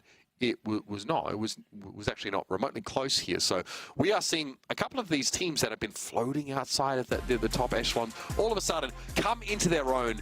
Going to be Milcrio, Melty, and Shu going up against Response, Hiroshi, and Jay in our grand final. This is a $20,000 match, the lion's share of that going to the winner, and of course 100 circuit points, which is massive. Enough to catapult either of these teams into legitimate World Finals contention. Let's talk Rival Esports already. You're high on them for a reason. And it's not just because Milcrio is such a vibe on the cams. I think that they've been pretty impressive so far. Thank you, Milcrio. What up? Milcrio actually went to the World Finals in 2019. And maybe he's in the standings for making yet another monthly final, or World Final, if they keep up this pace. Looking pretty good so far. Coco Loco, though, we just saw them on your screen. Response, Hiroshi, and Jay were down 0-2 before clawing back an incredible series against Crazy Raccoon. The question that we have on our minds, Kenny, is can they do it again? Why not? They did it once. Let's let it be a second. I think Rival Esports, in fairness, should probably be favorites here on paper, but this has not been a night for the on-paper kinds of matchups and results, so I think why not Coco Loco? Also, random... Whoa, new angles. Okay. Okay, got that. Ambient lighting. Got the unmade so we bed. can see the game. Look at us. Look at we have a backup plan. Look at us. Bold of us to assume that tablet is not just going to be picked up and held close to the player who is operating. But I'm a big fan of that. Living that hotel room life. These boys about to be upgrading to a penthouse suite if they're able to take this game away. Don't worry. They will be, and already they're discussing it. Okay, what's the plan going to be? Are we going to be monthly champions here in the APAC region? Get that cup of joe in you. Get yourself ready, of course. Get fired up. This angle is do it for me. Now we can see all of the players here. I guess it's pretty common. Like a lot of the scrims at sort of World Finals tournaments, they happen in these rooms. Or I mean, the amount of times we'd see players like in hotel lobbies and not just being scrimming, after their matches or sort of before them. We still don't know what Milcrio's dance is supposed to represent. Looks like it could be out of Michael Jackson's Thriller. Either way, it's original, it's unique, and this guy's a bit of a vibes merchant. Do you know what I mean? Every team needs someone like this, not only in-game being pretty impactful, but out of game, keeping the energy going. Of course, Coco Loco have demonstrated no shortage of that either. Getting up out of their seats, getting excited. It's really a question of maintaining enough energy here to land the plane against a team in Rival Esports who, don't know, they look pretty terrifying here, as Angelica always a bit of a gatekeeper to that top 4 in this region. I've got to hand it to him. I mean, these guys really work in the camera for us, which is, you don't always see the element of showmanship in our Brawl Stars players. There's a lot for them to focus on here. We're giving them, of course, some time to discuss with the upcoming maps what their strategy is going to be. Give them a few moments here as we jump right in. But this is pretty crazy stuff. No matter what our result is going to be, we're going to have a new winner of this region. And we saw already how close circuit points were. There are a lot of teams. I think Crazy Raccoons are like 204, 208 or something like that. There are a lot of teams at like the 140 to sort of 130 region. So we might even see, potential leapfrog here. I think it'll be hard to topple Crazy Raccoon from the top. But Kenny, we'll let you stand aside here and take a bit of a break. Myself and Ready Set going into this game with us, and you over at event.brawlstars.com have got Rival as your favorite team, and I'd say it's that dominant semi-final performance that has swayed you. Ready Set, no different here, as Heist is our first map type available. Let's see what we got here. Kaboom Canyon, yet another reintroduction into the map pool. Okay, this is a cool perspective, seeing the robot ride towards us. We'll get a different perspective, maybe top down, as we examine the geography of Kaboom Canyon. First picks coming out here, have to acknowledge the obvious. I think Coco Loco have already done a good job of that. They banned out Melody, they've gotten Angelo out of the mix, as well as Colette. Colt, first pick from Rival Esports, I think is always going to be fairly strong. You can break open walls if you lose mid, if you want to win it back. Only problem is that Colt can get aggroed on. We'll see Piper not necessarily fulfilling that role, but I still think beats the Colt lane. Only problem is that she doesn't bring too much safe damage to the party, so she's not going to be the primary damage dealer here from Coco Loco. I see that Chuck has not been selected yet. Yeah, not Gale yet. as well. I think that, I mean, that'll be probably pretty good for getting a jump pad in a mid, but I want to see a Chuck from Rival Esports here. I think they have the Colt to beat it in a base race, maybe to prevent it from being 2-3 picked, and there it is. Okay, Chuck comes out here. Both teams waiting on it because, again, it's a very easy counter pick. We've seen it, like, just to bring a Cordelius into your composition and have a way to shut down that Chuck getting aggressive. To some degree, Gale can handle Chuck being able to sort of superhuman away, but you need to build that super. And against sharpshooters, it's a little bit challenging to do because as powerful as Gale is, very good defensive brawler, does not have the range of Colt, of B. Coco Loco, though, happy enough here with this Gale as a potential answer to the Chuck that they get around at the composition with 8-bit. So good long-range brawlers that can be really threatening when they get good positions on the map here. I think the Gale and Chuck matchup, though, is going to be what defines this first set.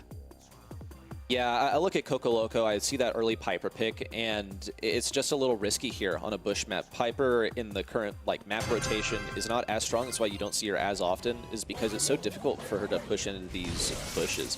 I don't think she'll be very good into that Chuck, so hopefully X9J can find his footing over here on the left. A missed gadget from that Piper, unfortunately, but still, Jay is tapping up Melty, getting another one as well on the shoe and looking to claim the life of this defending Colt. Milkray on the right side also feeling a lot of the fire from that 8-bit.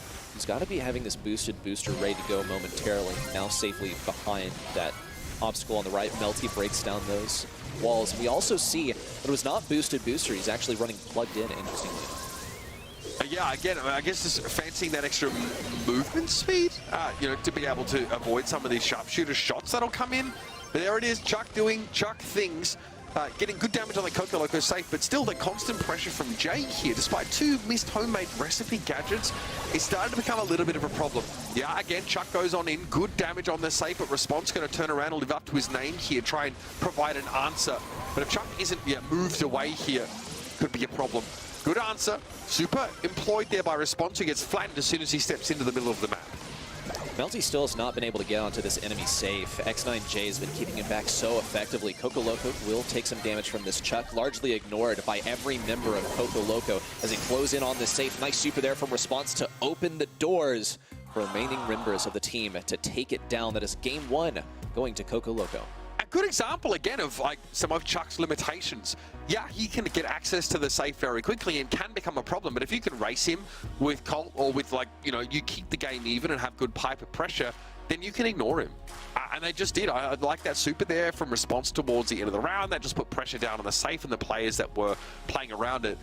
And again, that super, especially the slow that it can inflict, or a stun, right, if you get a wall connection, makes it just very, very easy for your Colt or your Piper to secure the kill. All right, we'll be hopping into games shortly. If we really squint, then we might be able to see the reflection. Yeah, that's what I was saying. Right. I like that the camera is there, honestly. But again, there's no way that, there's no way that Hiroshi wasn't going to pick up his tablet and take it off the table. Like, what do you want Blood to do? You know, he's got a game. So we obviously can see that the game is underway right now. We're sort of working on getting in here. Just want to point out that, sometimes in these situations, cable management, not a premium. I don't know if this setup is to code necessarily. So, I don't want to see too much popping off, in case there's any risk of tripping. Obviously the safety of our players is a first and foremost concern here. So Maybe yeah, I think we actually saw an elimination there, which is pretty big. Okay, cool. Good pressure. Yeah, I think Coco Loco actually damaging that safe, because if I can see the enemy safe on their screen, that means they're in a good spot to go for it. So a Piper Super there in the back corner. Piper gets caught out. Eventually, Hiroshi gets brought down here, but looks like the safe pressure has been very, very good for Coco Loco. Keeping it coming here. Thumbs be tapping. Posture horrendous in general. These necks are going to be sore if this game goes too long. Again, another reverse sweep scenario might pose a bit of an issue here. Ergonomicists, that's the official term for it right now. Absolutely just cringing. And there it is. Okay, we see, yes, Coco Loco have taken away the set. What an opener here, and ultimately they're able to handle what the Chuck throws at them pretty confidently. He was so excited that he almost queued up solo ladders. the pink Super Ranger Brock. That was kind of legendary right there. That is set one, going 2-0 in favor of Coco Loco, with maybe the most interesting perspective that we've ever had on BSC so far. Look, listen, I wish he'd moved his sums out of the way, honestly. Could he have just given us a better view? Honestly, I'm rating it like 2 stars out of 5.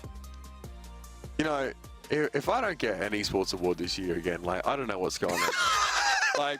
This is the, you know what I'm saying? I don't know. I'm just thinking, it's so easy to cast when the gameplay's on your screen. But I really do think that we are pioneering here, just like a new element of esports. No longer do we need to be in the game. We just need to be in the room. We really want to make people feel like they're in the room with these players. You know, kind of like a meet-up at Ready, Set's cramped apartment with all of NA in there, trying to look over each other's shoulder to see who's winning, taking turns to use the singular chair in order to sit down and scrim. Do you know what I mean? There is a singular chair. There's one gaming chair in here that was actually employed to eat lunch at the dinner table.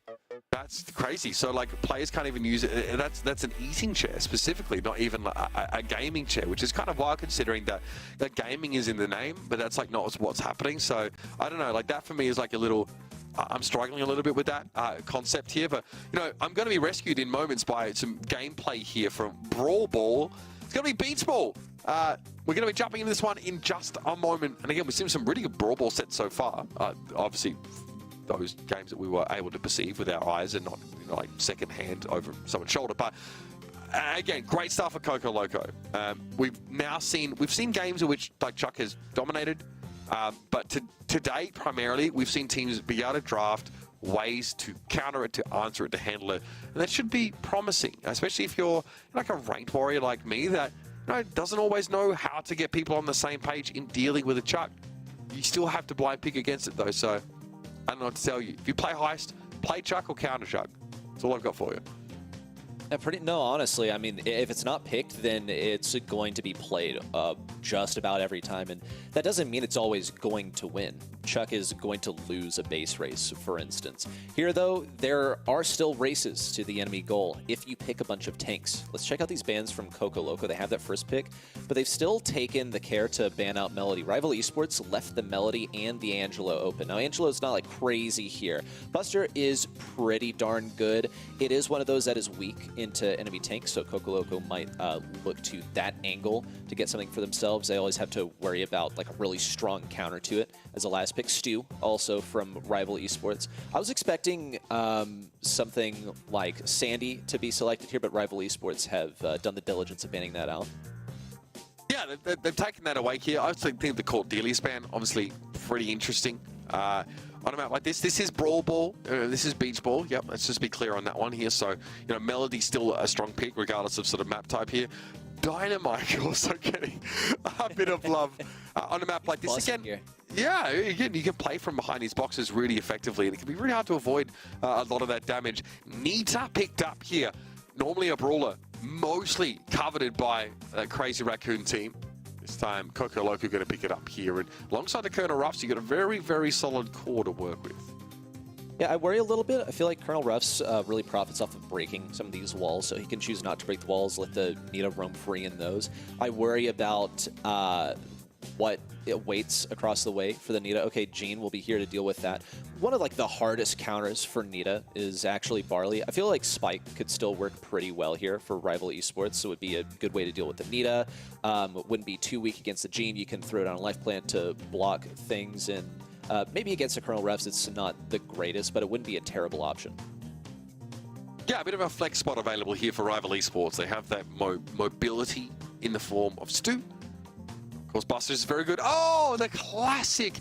We don't see this a whole lot in Brawl Ball, but the idea of taking your opponent over and making them walk the ball into their own goals, pretty powerful. No, Milkray, we can still see you, buddy. Don't worry. I do appreciate how often you're thinking of us, making sure that we can see you, but you focus on the game, buddy. You got that Willow locked in now. Let's see this. Let's see this really make waves. Milkrio's got to make sure that camera's focused on him when he imitates Emperor Palpatine with like the force lightning from his fingertips. That's kind of what I've. That's kind of what it was. I don't know if it's like, yeah. I'm like a human spider. Do you know what I mean? Oh, maybe like, he's Charlie. Yeah, maybe. I don't know if he was playing Charlie though. Also, like the vibration that he was sort of demonstrating, like he's stowed away on like a 1920s rail car or sitting on top of a washing machine. I can't really tell which one it is. Like that's like a little bit of added flair here, which honestly is just something you just can't replicate. You've just got to have that. You just got to have that pizzazz, that X factor that Milkrayo clearly does. Someone born for this stage, and he's definitely hoping he can stand on a real one in the Brawl world later on this year. They're in game right now. So are we. Let's get it. Coco Loco. Yeah, for now, I suppose. Coco Loco on the enemy side now. All the way pushed back. We've seen a few walls be broken open, predictably by Melty on the right. X9J still keeping him back there on the right. Those sandbags are going to be instrumental for keeping Stu back, which, of course, I guess begs the question of why Stu was selected into this. Perhaps Rival Esports anticipated that Coco Loco wanted the Stu for themselves, so they just had to go ahead and get it. I like the Willow. Also, I think it's going to be good into basically every one of these brawlers except for Jean, but with the walls being broken, she's losing a lot of that value. Yeah, we've lane swapped here, but she was really susceptible just to the normal damage here from Jay. Milkrayo goes aggressive, Hiroshi, and he trade the ball. Here's the Bruce, but Melty got behind enemy lines. Bruce, of course, doesn't quite have the opposable thumbs. Wait, it's soccer, never mind. Doesn't have the ball control to take possession there, and he gets shot straight past him. Opposable thumbs, come on. Yeah, you probably get a penalty called on you there if you hands it all. Oh, here's a magic hand, though, from Response, dragging Melty into his clutches and grabbing a kill. Milkro tries to approach from behind, gets met with the Vengeful Spirits, but still snags a kill. See, where are you going? On the right, forced into those bushes, but still probably going to be pinching Buster into that goal. But no, actually manages to escape. Now around the left side, Rival Esports lead with 1 goal. If they can defend for 25 seconds, they'll pick up a game win. Shu has super available, but gets caught by the magic hand here. That's the risk. Nice little double catch there. Beautiful work, but of course with so much of the map opened up and Melty getting flattened, Coco Loco can slot it through. Jay with the goal, and now we head into overtime. And again, pretty scary comms for both sides to see in overtime. Already most of the map blown up as it is, though.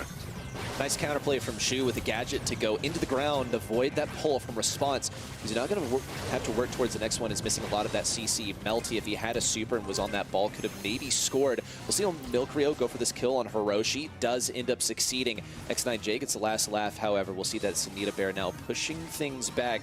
Rival Esports will have to fight for mid-control once again into a Response that has the Colonel Ref's power-up and possibly going to be getting a pull soon. It's about that time that he should be getting one. Coco Loco continue to encroach on Rival Esports' territory, though. 20 seconds left. Rival Esports try to set themselves up for a goal, a pull from Response, as Coco Loco is more likely to get a goal than Rival. 17 seconds left in the round. Coco Loco looking like they're putting the pressure down. Response needs a magic hand here. That damage no longer negligible with that supply drop boost. With only 4 seconds left in the round, the possibility of actually getting the ball here, it's real! And they get it through in the final seconds. Coco Loco take that game away just at the 11th hour. They managed to find a goal here. Definitely some discussion still to be had, but they play very well around that Willow, who again is frightening if she can hit you with a super when you have possession and you're close to your goals, but it never really played out that way. Well, this is what the Gene and the Colonel refs were for, I suppose, for the possibility of a thrower last pick, and that's why they felt confident playing the Nita, and that confidence has been certainly rewarded and also validated by the fact that the thrower has just not been that effective here. Shu did manage to dodge a Gene pull, but didn't really make any plays with the Willow super. Willow, I understand why it would be the throw that you want to play here on Brawl Ball. You can get a goal as a result. You have long range, you have good damage.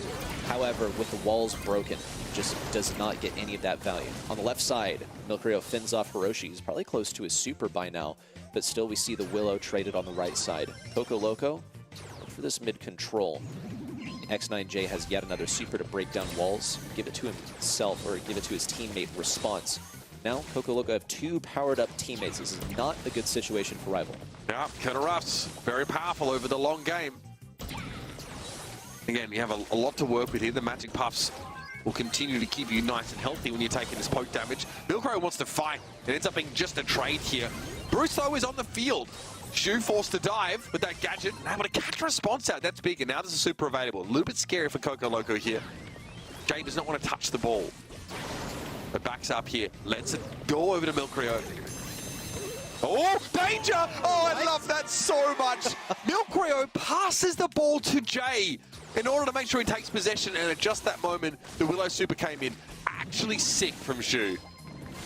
Oh, it's stellar stuff. I was so shocked because that was really at the edge of Willow's effective range where she can hit that super. Well done. And here comes Hiroshi, though. He has the super and he has the hybrid charge bear down. 10,000 health staring you down the barrel. Melty has the super away, chains those dashes over to the left. Response is the only one who can get this into the goal, and Hiroshi's just farming them, grinding them for XP. He's going to be able to walk this one in or just pass it in front of Melty. Coco Loco now tie the score with 25 on the clock. Yeah, you don't get slow-mo replay while you've got the ball there. That's yeah, not how you want that round to end. Bruce in again once more. Fofo doesn't do too much to stave the damage off. Here comes 3 magic hands potentially from Response, and well, yeah. That happens a lot with James and his hypercharge. Either way, missed magic hand from Response here. So we are going to be going to overtime, and it's another big Bruce again. Those hypercharges coming up awful quick for Hiroshi, though. This time Bruce gets focused down. Still, ball in a dangerous position for Rival now. Melty trying to move up and take a little bit of space here. Jay backing up. Magic pass, keep him standing. Another supply drop for Response. Willow damage also a bit of a threat. Don't want to get caught by that super if you can help it. Looks to be the end of days here for Rival Esports. Powered up enemies and just not that much pressure. So they're going to give it all they got. A pass up to Melty could secure it. Here it is. Super right side and in the right corner pocket. Rival Esports take game 2. That was pretty darn nice. A super shot into the corner of the goals to secure it. Just as a magic hand there was available for Coco Loco. Rival are well and truly still in this set. Now, evening things up game for game. Again, so many things went right for Rival there. Beautiful work with that Willow super, of course, to give them a crucial goal. They can't bank on that happening again. Coco Loco still need to get these walls broken in the early game. Otherwise, they're going to get sort of pushed back by Shu. Doesn't appear to be creating too much pressure so far. Really stalemate as it stands. You see Response now with the ball, trying to put in a more optimal position for Hiroshi to get this wood. Melty now has a super to break down the walls. That's going to diminish the value that Hiroshi has, but it also has the, I guess, negative side effect of diminishing the areas where Shu has any sort of effect. Nice slow-mo replay there for Milcrio to get a kill. Coco Loco now have to opt to play defense. Yeah, I mean, that's why I think Melty's only going to break walls on the periphery of the map and not in the middle here. You just don't want to deny Shu that advantage, you know, if you can help it. Now the wall gets broken down by the supply drop, but Jay gets caught out by Milcrio.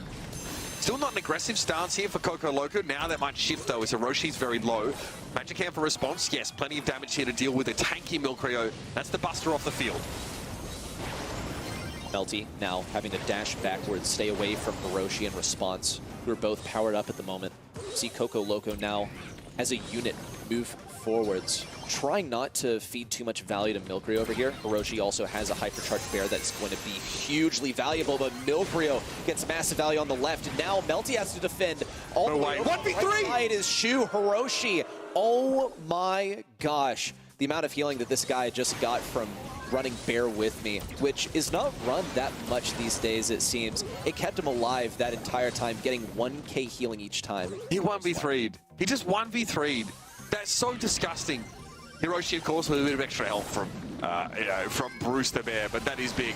Bear With Me is massive. When Bruce does damage, you heal. When you do damage, Bruce heals. It is a quid pro quo arrangement Now with 30 seconds left in the round, remember, Coco Loco, the only team with a goal thus far. This set could be over in a short amount of time if Rival can't do something about it. Melty's on barely any health, but he needs this kill on X9J. Has the supply drop to go for the response, or Hiroshi breaks down the wall too. Kill on a Milkrio, 10 seconds left. Coco Loco close in for the kill. Hiroshi can just walk this in, and it closes out the set with some of the largest text I've ever seen on a Brawl Stars screen. Very big text.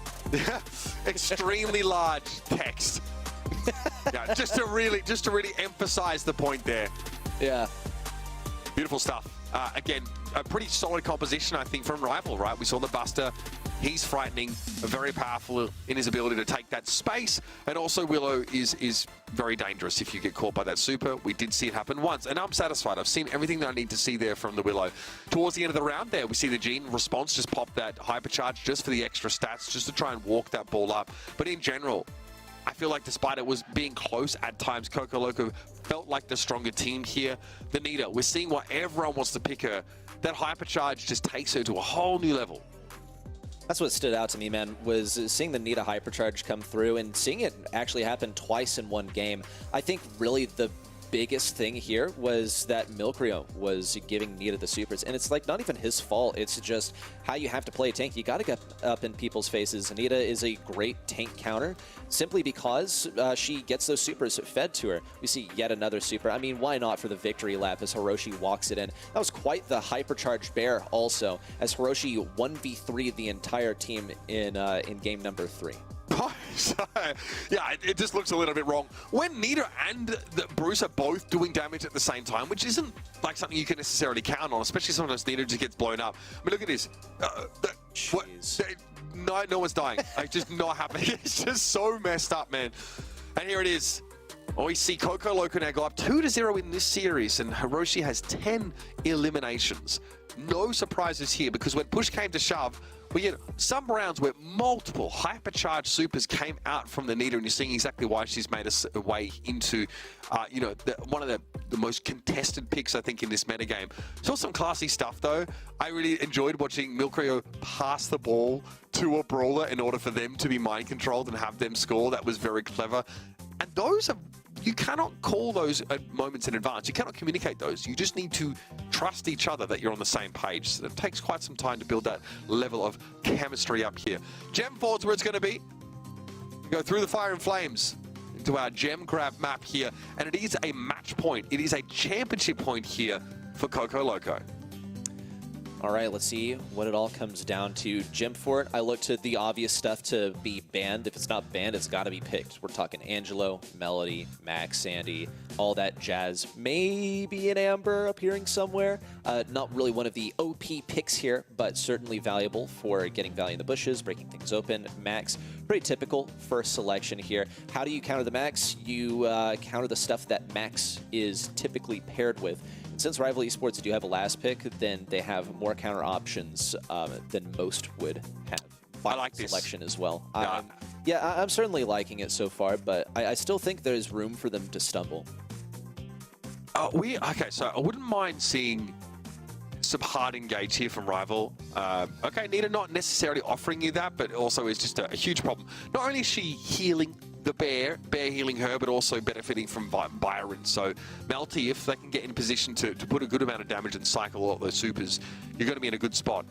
Okay, this is a little bit of a risky pick, but very powerful and potentially, you know, oppressive. If you can get set up. Gem 4's that kind of map here where it's such an enclosed space around where the gem spawned here that if you can get, you know, if you can get your M's into position, it's punishing. Rico's very good here.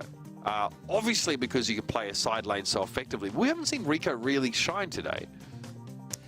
Yeah, I think you're spot on with like the primary objective of Rico here is to get value on the side lanes.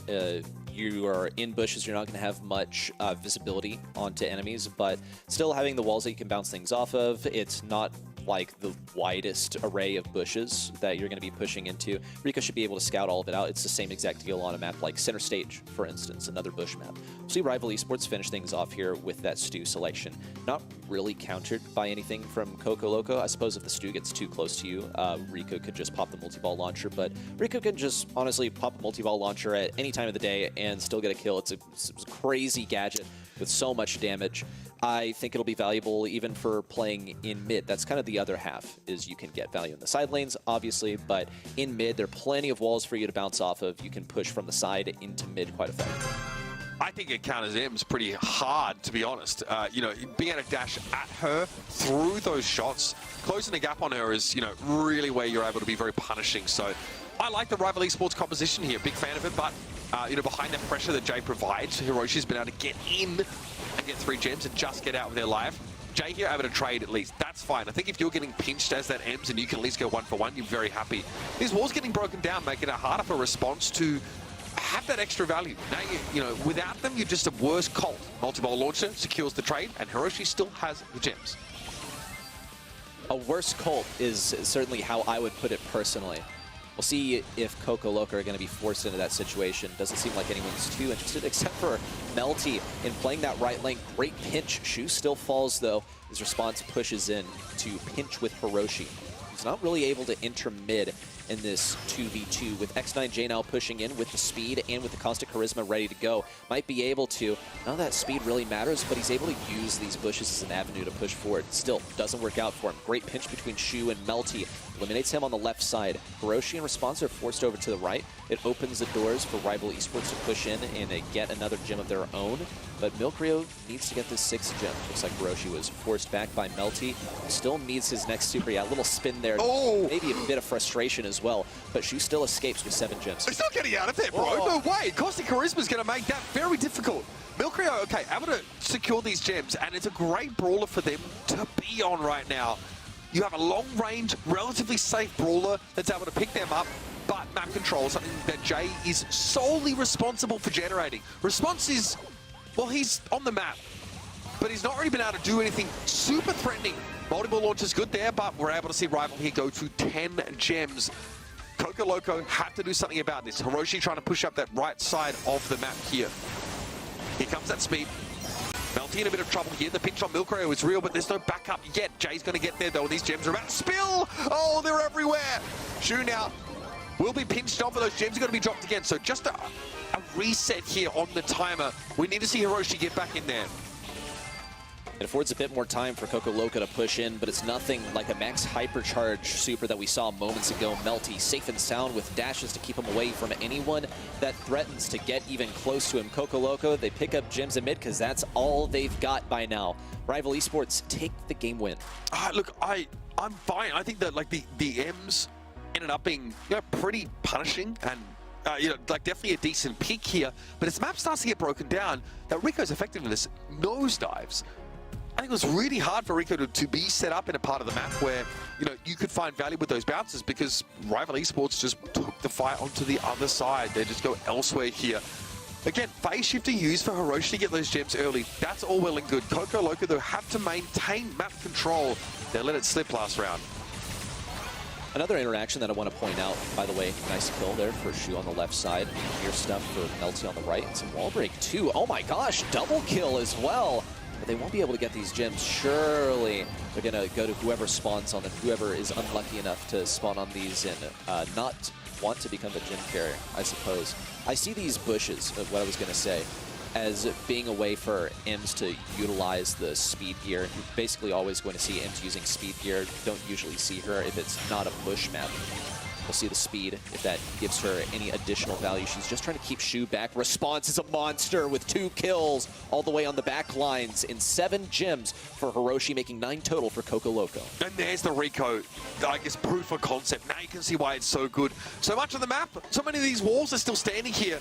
Melty not able to break many of them down. Multiple launcher, absolutely terrifying. Melty starting to break through some walls here and go after Response, but it is Hiroshi that they're looking for. He needs to protect Jay, who only has two gems, yes, but Hiroshi's standing at 8. You need to keep yourself with that 10, and they have done it. Nicely done here. Coco Loco, mere steps away from being your monthly champion here in the APAC region. It feels like if they can get that Rico going, they're golden. If the map gets broken up, the game goes too long, that's where it's an issue for them.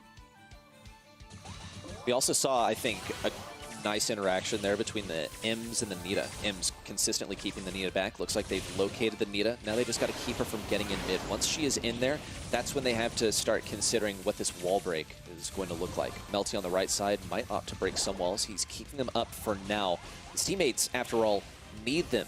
Nita needs them in order to stay in mid. So far, though, it's simply not working out. Jay with a surprise attack on a Byron shuts him down, and Coco Loco now are approaching 6 gems total. Love a bit of a friend zone, and Milcreo should have picked up the bill, bro. Jay going to use it again here behind the Caustic Charisma, but ends up being a trade. Now Response and Hiroshi looking dangerous in the middle of the map. The latter having picked up 7 gems already. Remember, a quick game is a good game for this Coco Loco composition. They need to keep these Ems well protected, and they need to find a way to regain that map control. It's going to have to come behind Jay and Response surging ahead. Expect Max to play much more safely from now on because she doesn't have any phase shifters left. No more get out of jail free cards. Only what she earns in terms of speed. Jay's going the long way around though. He's got super. Caustic Charisma ready to go all the way on enemy backlines. Milcreo and Shu keep their distance. Jay knows that Milcreo could just pop a super and kill him quite easily. We'll see Hiroshi also force back. And yes, he has to stay in these bushes. He has to stay very safely behind because he's out of gadgets. He's used them all in really only the first minute of the game. Could be dangerous. Jay needs a good super here. Or, yeah, we need some amazing Rico damage on this right side. Jay's going for it though, going aggressive. Shu.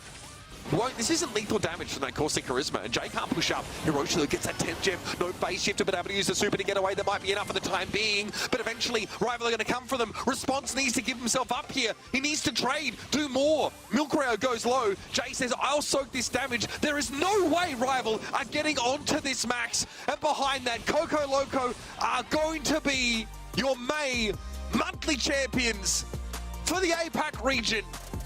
Literally rising from the ashes. Last month being eliminated in a 3-0. They take down that very team, Crazy Raccoon, in a reverse sweep semi-finals, and then it's a 3-0 in the grand final.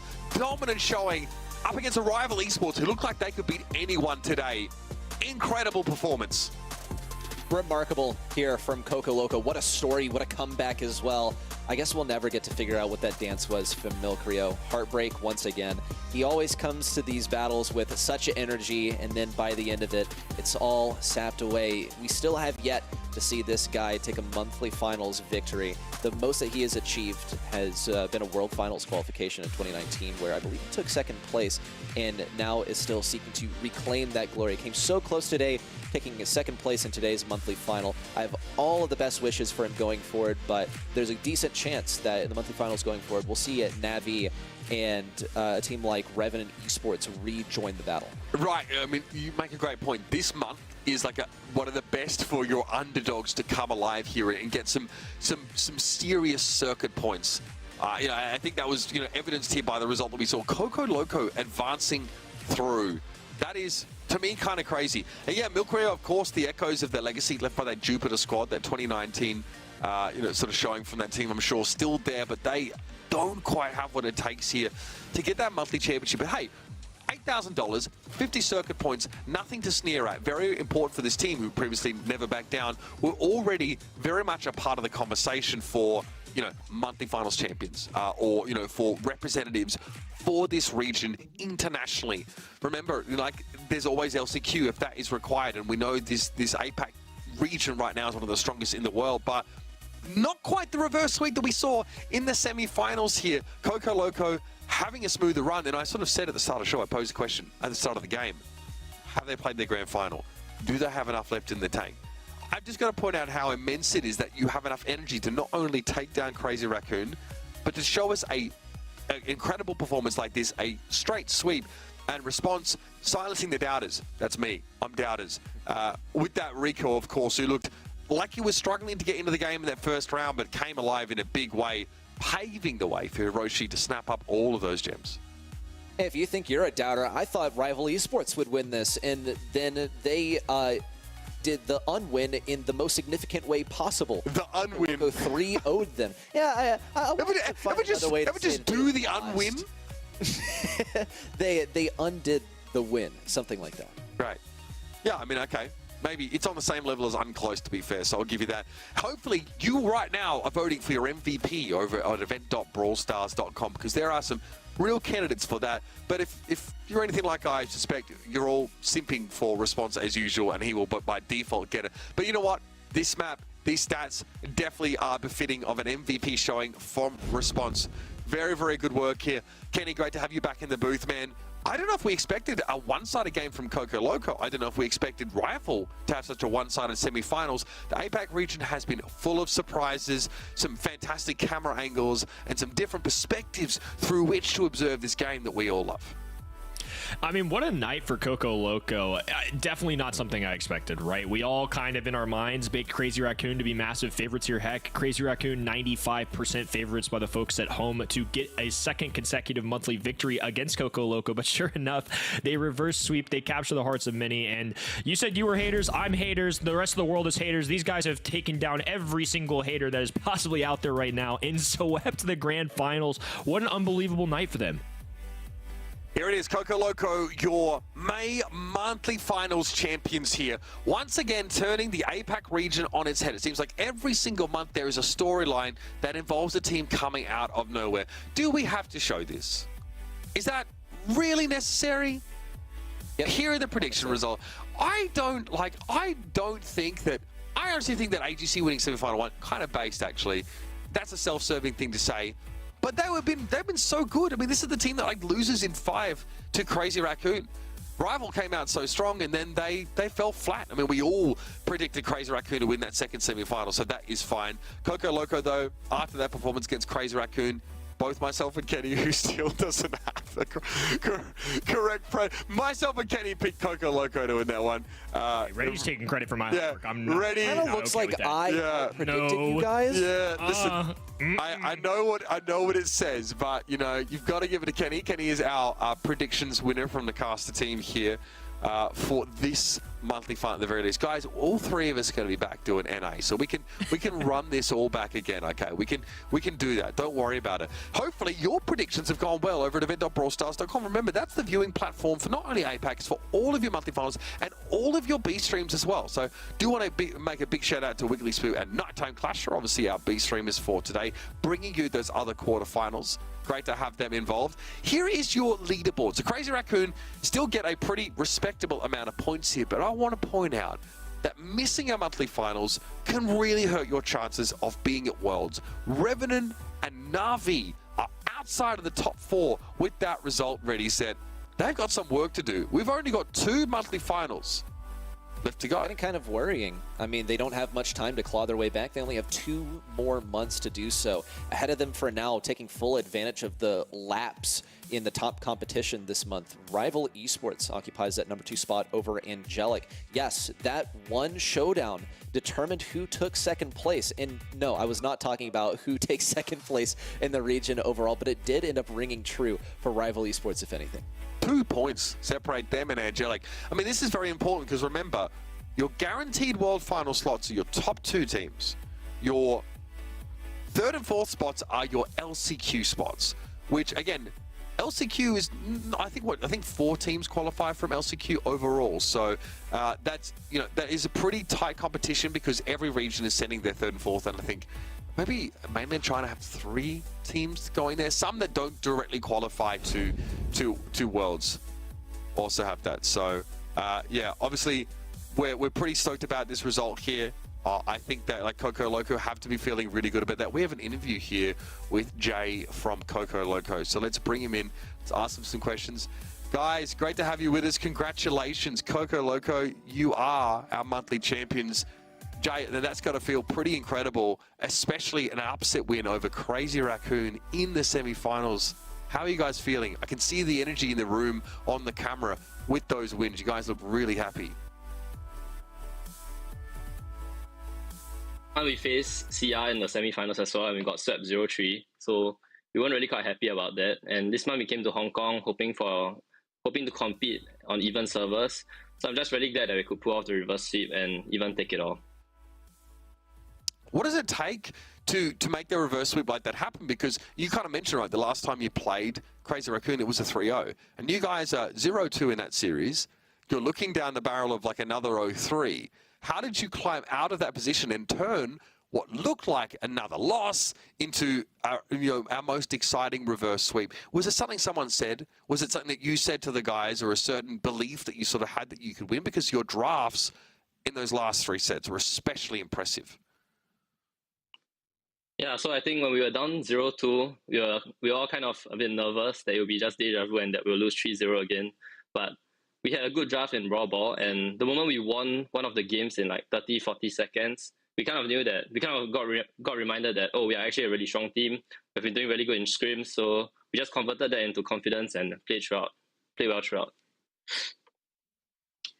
And this is such a big result for you, because now all of a sudden, in terms of those circuit points, you are like in a spot where you would, if you can keep yourself in second place here, right, or better, you're going to Worlds. That's probably going to feel an incredible feeling for you guys, because you come from the, there was an APAC region, or an SEA region, excuse me, and then there was East Asia. They were separate, right? And I'm sure a lot of people were like, oh, East Asia looks like the more powerful region, but you're showing that that SEA region can really compete on the world stage once again.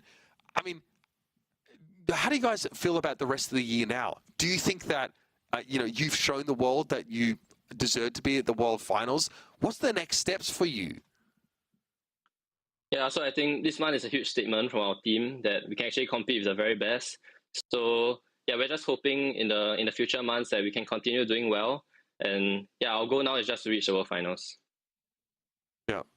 Jay, congratulations. You guys, you deserve it. You worked really hard this month. I could see the emotion on your faces when you had that win. So thanks so much for the time. Thank you for joining us, and we can't wait to see you in our next monthly finals. Yeah, thank you so much, Uber. And there it is, folks. Great words there from Jay. Coco Loco, man, I love this region. Any team, any given day can take it away. Coco Loco, I didn't even get to ask a question like, how do you just turn around and then just blow rival esports out of the water? You know what I mean? That's a whole conversation for another time here. But you saw the standings, right? You saw just how exciting things are in this region. And it's not the only region that is really sick right now. Because coming up next will be our EMEA monthly finals. Traditionally, the most competitive, the most hyped, the most trash-talked region coming up. So stick around for that one, 1:30 p.m. CEST. I'll be sleeping, guys. But for those degenerates out there that are watching, I hope you enjoy the show. It's been great to be here with you, myself, Ready, Set, Kenny in the booth for another Brawl Stars Championship monthly final for the APAC region. We'll see you very, very shortly for EMEA. A pretty brutal lane assignment, though. Slow-mo replay used to draw a response in, and that allows Mameshi to find the elimination. This is close, though. Coco Loco have now been able to surge back into control. Kornak needs some value here. Oh, Super on a 10 side, the stun, but no kill. 403 health left, and not a teammate in sight. Crazy Raccoon close things out, and they're going on to the semifinals. Like, look, bro. Oh, that's fair. Come on, man. Do that. That's pretty fair. Yeah, Possum's sick. Does throw his Milbrio? Milbrio is the king of the can. It's missing. Chitapo has super, but no hypercharge. Boya the other way around. No chance to build it up, though, as Coco Loco are going to bring Crazy Raccoon down, upsetting them and advancing to the grand final. Milkreo goes low. Jay says, I'll soak this damage. There is no way Rival are getting onto this max. And behind that, Coco Loco are going to be your May monthly champions for the APAC region.